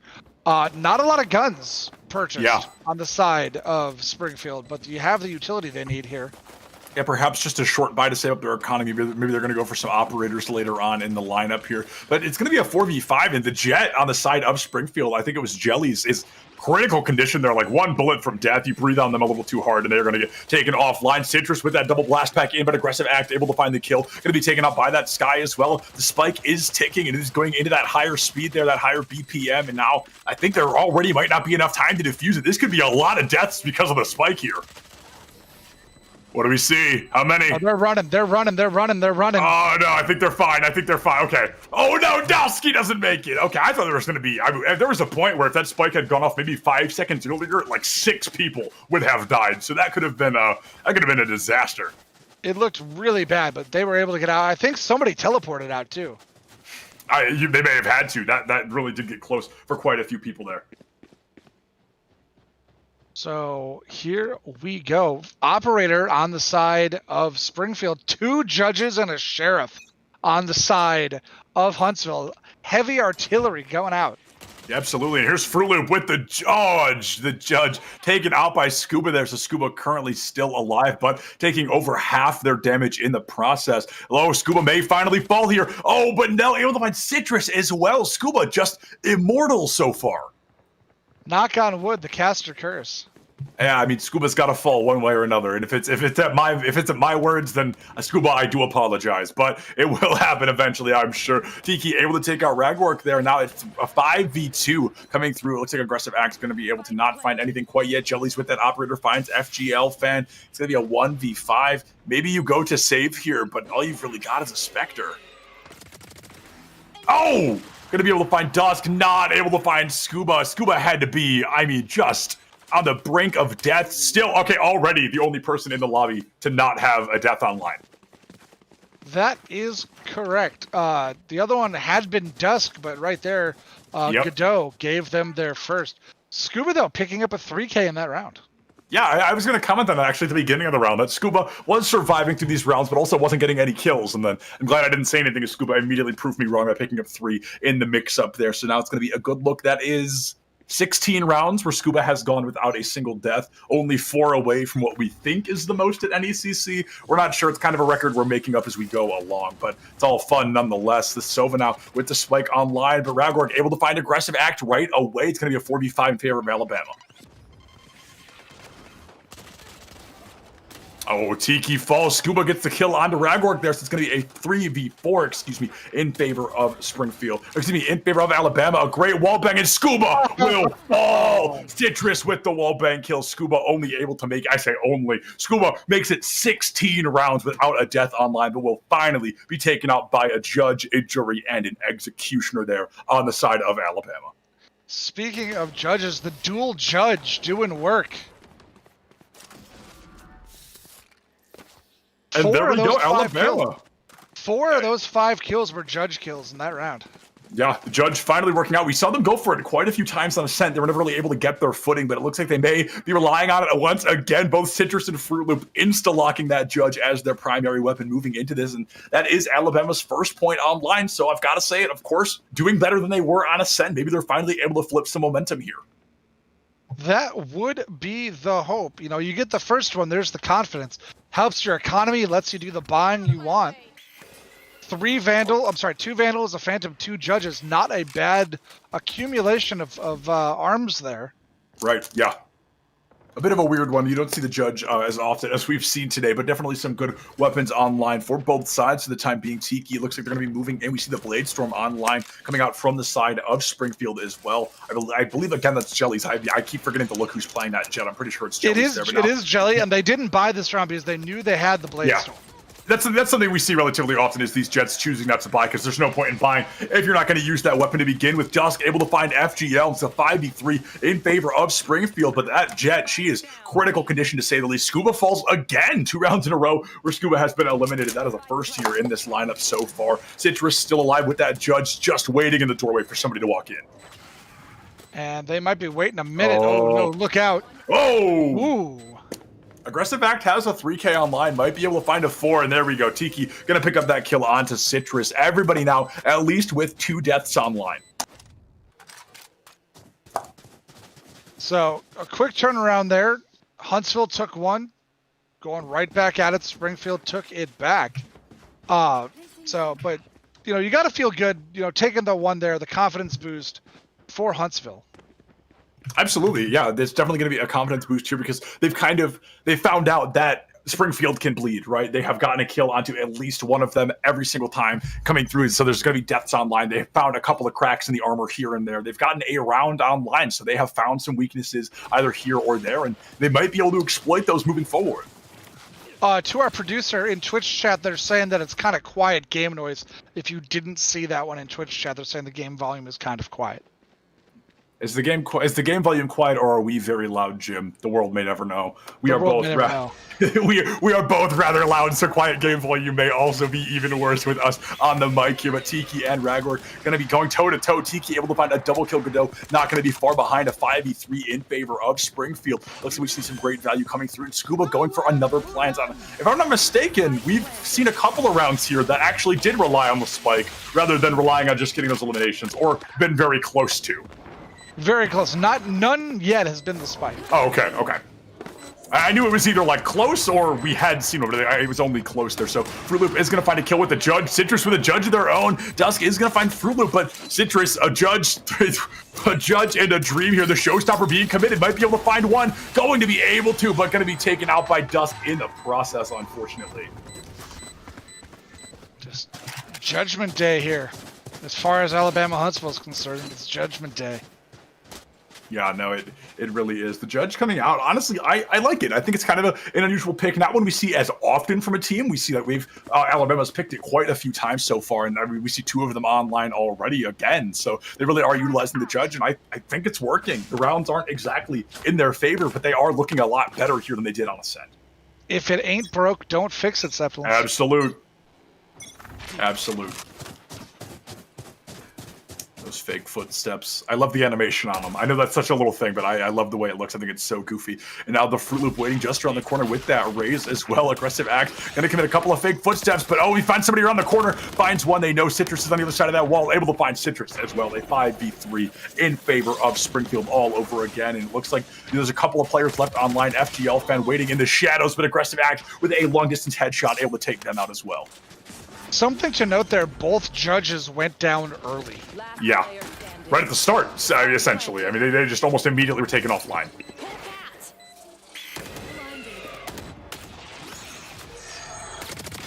Oh, good. Oh, just great reaction time. Was able to know exactly where aggressive act was coming from. Not able to win the round, but looking so much cleaner. I feel like we're seeing these kind of micro improvements every single round. And of course, that realistically might not win you this set, but we're seeing those improvements, and that's all we can ask to see from these teams. Is just that they're making these small mistakes and then they're immediately repairing them, and they're looking better and better as these rounds go on. Well, and it's something that you can build on. You know, we're going in here. This is our spring season. We're going into the summer off season. Something to build on, something you can get better on and practice over the summer. So when you come back in the fall, it's something that you can, like the stone you can keep stacking on top of. Right, absolutely. We've definitely seen some great improvement coming through, and that's something to look along the edge so far. We see another great aggression coming in from Yoru on that aggressive act. That Sky ultimate going to be taken out right away. The Dimensional Drift, not going to be able to get anything lined up. They're going to get a little bit of recon here and there, but no real aggressive information coming out quite yet. Dusk hiding up against the vehicle, looking to plant the spike. Might just be able to do so right under the noses of the opposing team here. Going to be able to do just that. Still, 10 players online and the spike already planted. I feel like that's not something you see very often this late into the game. Fruit Loop and Ragork able to find 2 kills respectively, a 5v3. Scuba with the operator takes out Fruit Loop. Ragork finds Jelly. Scuba with the double. Needs to find 2 more to make it happen. Scuba finds FGL fan, and now just 1 critical health Sage away from taking this round as well. There it is. Now possibly a technical ace if they can pick up this raise, and they're not quite going to be able to. Citrus with the classic takes Scuba offline, and I think gets the defuse for it. Oh, man. Was there a resurrection that round? Yes. Yeah, the Sage did resurrect that the raise. Okay. Nice 4K there from Scuba. Let me say, I have a nice pickup by Citrus on the op. Yeah, Money absolutely. Pickup there. I will say, on one occasion, I have seen the mythical 6K. I have come so close. I'm very similar. But I feel like, actually, again, I feel like you talked about that last time we cast together. That does sound like something that I've heard before. And I hope there's a day I see the mythical 6K. I was so very close. I did see the mythical 13 Oaks today. That was something I had not seen before. Maybe there's a mythical 6K lying in the shadows here as we continue the rest of Bind. 6-2, a much better score than 8-0 as it was on Ascent. I tell you what, the 6K is fun to watch too. Oh, absolutely. I'm sure. It's fun. I absolutely believe it. Scuba now going to go around the corner. The turret comes out, but they are able to get around it. Tiki takes that Killjoy offline straight away. Fruit Loop taken out by Tiki as well. 5-3 already in favor of Springfield. Now, these are the rounds they usually win pretty convincingly, is when they pick up 2 eliminations right at the start, and then they kind of just roll through the rest of the round. But it's when we see Alabama play a little bit slower. It's when they wait for Springfield to come into them, they really start to succeed in these rounds. And I would like to see a little bit more of that coming from them. Oh, what a shot. Well, and and I was talking about it earlier, Brimstone dropping all of the vision blocking. Oh! Oh my goodness. What a shot. Great kill. Great kill at the end there. But all of the vision blocking, you saw that hallway bisected. You had Viper Wall on one side, Brimstone Smoke on the other. Pick your poison. You're walking into darkness either way. Absolutely. It looks like Tiki may have gone AFK for a moment. I'm not completely sure, but Tiki's still standing in spawn, so possibly not partaking in this round. I know they left the spike behind as well, and Tiki finally on the move. I'm not sure Tiki knows he was supposed to grab the spike. Okay, it looks like he's turning around to go get it. He's turning around. He's going back. That would have been quite funny. That would have been quite funny if they made it all the way to point, and then they were like, wait a minute, this is... we're forgetting something. You're like, okay, plant the spike. He's like, I thought you had the spike, and then Do you not they have have to go the back. spike? Why would I have the spike? Yeah, why? I told you to grab this. Well, I was AFK. I didn't know I was. That would have been quite funny. It would have been a good sitcom moment. I'm playing Sova. Why would I have the spike? Well, since when is Sova supposed to carry the spike? No, I thought you had the spike. No, I told the Sova. Dusk now is going to be able to take out Fruit Loop right away, and they're going to commit the lockdown here coming out from the Killjoy, so they're looking to find some great value early on. Alabama just trying to get anybody on the point, lock up anybody, and find a free kill for it. Radborg to be able to pick up a kill with the Bucky Godot, finding Tiki as well. So that 2-for-1 trade coming out, an aggressive act, going to be able to line it back up, giving them the lead all over again. Springfield, they're up only by a single kill. They've got the spike, and they've just got to watch for these defenders just hiding in the shadows, and by the shadows, I mean the wrong point. No, unfortunate there for Fruit Loop. You know, they dashed trying to get around the corner without peeking, and they didn't know that the entire team was sitting there waiting for them. Yeah, that was definitely an unfortunate series of events to say the least. But now the Killjoy versus the Killjoy and the Rays versus the Yoru Viper Brimstone, a 3v2, and the firepower relatively in favor of Springfield, Alabama. They have not quite been able to get things lined up. Oh my goodness, the collateral there from Aggressive Act. Able to pick up a double kill, a triple in total, and another round win here for Springfield. Aggressive Act is just so good. Yeah, very much so. Most eliminations in lobby by 6, currently 16. Then next in line is Scuba with 10, and then everybody else is still in the single digits. So it looks like we may see, Aggressive Act maybe going to take these next couple of rounds and really start to run away with them. I mean, Scuba behind him, at 10, so they're in double digits. Scuba is in double digits with them. Right. So Aggressive Act 16 and Scuba with 10, but everybody else. Still way up, though. 4 judges and a marshal on the side of Huntsville. I love it. I love the ideology behind it. I love the judge. Like I said, I think it's a super fun gun. But Aggressive Act is going to find that headshot right away, making it a 5v4. And I said this already. I think patience would really do Alabama well. I really think they get some great value out of that here, and they're just able to get some kills in the mix-up. But instead, they always try to peek these corners. They always try to get a little bit more aggressive, and Springfield's just always waiting for them. The wall bang onto FGL. It's going to be a 5v3 in favor of Springfield. It looks like they're ready to secure their 9th round before halftime. Oh, there's one more after this. I'm sorry. 2 more. I don't know how to do math. Never mind. Math. It's hard. It's a tough one. Aggressive Act, however, I can count my simple numbers, and Aggressive Act has found 3 kills in the lineup here, 5-1. The Sage, unfortunately, the only one left alive in Sage, not exactly known for her top frag abilities. Nothing against Ragwork, just Sage as a character. She's that healer. She's not really known to get some great value, but yeah, Ragwork just too far away. Can't get the kill onto Jellies. It's going to be a 5-0, another flawless round, a 5-0, 9-2 in terms of points, and looks like Springfield, they're going to try and make it 10-3 before halftime. And that's kind of, if you can get double digits before half, it's kind of the end of the road there. Yeah, absolutely. Yeah, that's kind of what I expect to see coming out. Just a little bit. 2 operators on the side of Springfield, 1 operator on the side of Alabama, as oh my goodness, as well as an Odin coming out, or in Ares. Whatever. There's a gun. That's an Odin. That's an Odin. I always get those mixed up. I don't know why. That is an Odin. I was right the first time around. So think about naming them after gods. They got to stop doing that. It's throwing me off. But now the Odin is out. We've 3 operators online as well. Okay, and Ragnar taken offline straight away. Scuba with that kill, just instantaneous. Oh, Dusk does take out Godot there.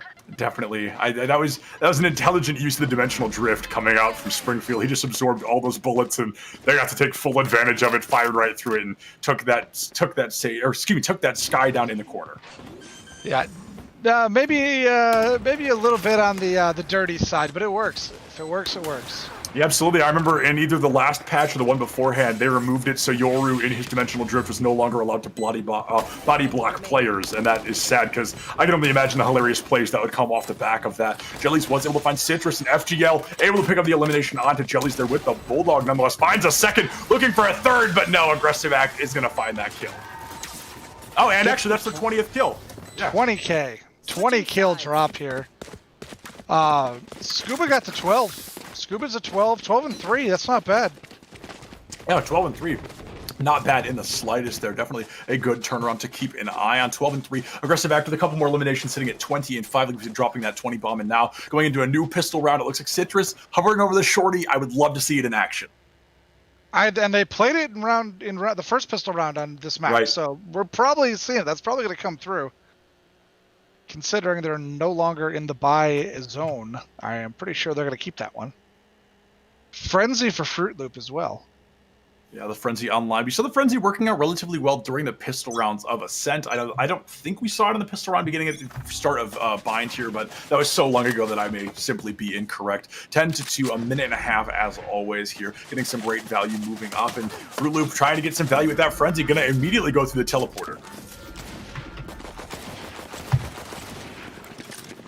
Jelly is falling back. Oh, there goes Scuba. Ragorg taken out as well. Jellies is going to be traded, so a 2-for-1 trade in favor. Never mind a 2-for-2 trade. Looks like Godot is going to be able to find Dusk as well with that headshot. Looks like they're going to go to plant the spike as well, but aggressive axe right around the corner, and I think they know he's there. Tiki's going to find one. It's going to be a 2-2, and aggressive axe may be able to take some advantage there as they reload their weapons. Fruit Loop is going to be taken out as well. A 2-1 Godot, the sole survivor on the side of Alabama. And at this point, Springfield just waiting for Godot Yep. to plant that spike. For all you literary fans, there's your pun for the night. And there is 7 health left, just going to be taken out. I mean, one way or another, they will fall. Godot is going to be able to pick up aggressive act, and now maybe 7 health in a dream might be able to make this happen. Tiki, the last fighter, that Sova, that bloodthirsty player we have seen so many times. I would love to see him just shoot through the wall and find the kill, but instead he's going to do it old-fashioned right around the corner. Has plenty of time to defuse that spike as well. Could possibly be only 2 rounds away from taking a victory. And I mean, Godot, great round there from them. Just Absolutely. doing everything possible, everything they could do. Yeah, to even get a kill at 7 health is something that I am not capable of, so I commend them for that, to say the very least. That is a difficult thing to do under that kind of pressure. You were 1 bullet from death at all times, but they were able to get at least the 1 kill. I think maybe 2 kills in that mix-up. I don't quite remember, if I'm being honest. But Jim, I want to point your attention to Jim, I want to point your attention to Citrus, who is hanging out with what might possibly be your favorite weapon. Bucky, what's up, Bucky? We got a couple of weird choices here. We're gonna see the Ares coming out, the Odin coming out as well. So no, oh my goodness, see, I'm doing That's it again. It's an Ares. Dang it, I'm always right, and I always second guess myself. Look at it on the coming scoreboard. out. The scoreboard gives it away. I know. I just am a goober. Ragorg is going to be able to find aggressive act right away. Going to make it a 5v4 here. It looks like Dusk is going to be able to find Godot, so that lead disappears just as quickly as it was gained. So Dusk is going to find a very valuable kill, and all of a sudden, a lot of utility being thrown into this tiny room here. There was on top of the spike. Everybody was trying to put stuff on top of the spike so they could either go grab it or defend it. Yeah, it's an intelligent play, but a lot of visual clutter there on screen. I don't think a lot of people knew where the spike was in that mix-up, but of course, if you're on the attacking team, all you have to do is run over it to pick it up. So it's not like you have to know exactly where it is. You just have to know roughly where it is. Citrus picked up that Ares. I'd love to see what they're able to do with it. FGL is going to be able to find Jellies as well with that Ghost, picking up a little bit of damage there in the mix-up, and Citrus just waiting, biding their time in the darkness, waiting for somebody to open that door.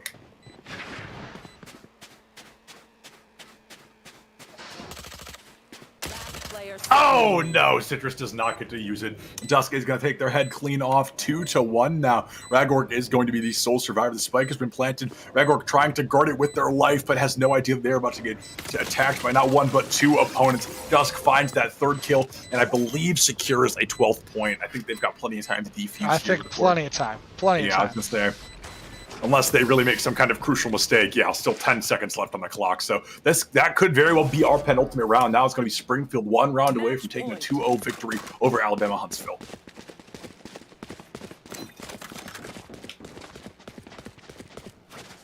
So looking at it here, in what could be the final round, I'm seeing a Sheriff, a Guardian, an Op, a Spectre, a Vandal, and on the other side I'm seeing 3 Spectres and 2 Judges. I love the Judges. I can't say it enough. I think they're fun, and I think it is a unique choice. It's kind of the only choice they can afford, to be honest, but if they're able to make it work, then I'm glad it works. Let's be honest, you catch people in the middle of a Judge crossfire, they're going down. Oh, absolutely. The Judge is kind of one of those blink and you miss it weapons. Oh, Scuba. with practically the 90-degree turn there, just taking somebody's head clean off. Jellies with a double kill of their own. Tiki has the Hunter's Fury, but it's not going to find anything yet. Scuba picks up Citrus. Jellies finds Fruit Loop, and it is going to be wrapped up here for Springfield. They win this 13-2 with a flawless round at the end. I was just trying to write down stuff at the end there. But no, great match from on the side of Springfield. It was brought up by our producer. They're the 3 seed in this division. Yeah. Not the 1 seed, not the 2 seed, the 3 seed. So we're going to see some really good matches here in the semifinals and in the finals out of this division. If that's the 3 seed, and there's 2 teams better than them in this division. So that's going to be really interesting moving forward. Yeah, absolutely. I'm very curious to see if the other teams can kind of live up to that. They may be the 3rd seed, but they definitely prove they are a force to be reckoned with here today. So I'm very curious to see what that offers in the future. But if I'm not mistaken, that does bring tonight to a close. I know that we are going to wrap it up just a little bit. That was a 2-0 victory here on the side of Springfield. I think we're going to try to get an interview. We're not going to try to get an interview. Fair enough. All right. So I take it back. I'm wrong. Why not? That's the hashtag. Why would it change tonight? But no, it was a good one there from Springfield. They kind of controlled it the whole way. But just we saw some things we were looking to see. You saw a bunch of agents you never see. I got to see Viper a few more times on the Scuba, and I know moving forward, Scuba's going to keep playing that Viper, so we're going to keep seeing it. Absolutely. We saw some great value coming out there, and that was definitely great for both of these teams. But, we can only hope that Springfield is able to keep that momentum moving in the future. At Alabama Huntsville, they have been eliminated. It is a single elimination bracket, so it will go no further than this for them here. But we talked about we saw those improvements, those micro mistakes being improved as each round went on, and they've got a lot to build on in the future. They show some great promise moving forward. But, folks, that does finally bring it to a close. Thank you, Caleb, for being our producer. Thank you, Bolby, for being our in-game observer. Thank you, Jim, so much for joining me. Thank you, teams, for coming out today. Thank you, everybody, for watching. But it's just now at, going over midnight here on the East Coast, so I'm going to go ahead and get to sleep. I recommend you all do the same. Thank you so much. Check your posture, drink some water. Don't forget to love each other. We'll see you guys soon.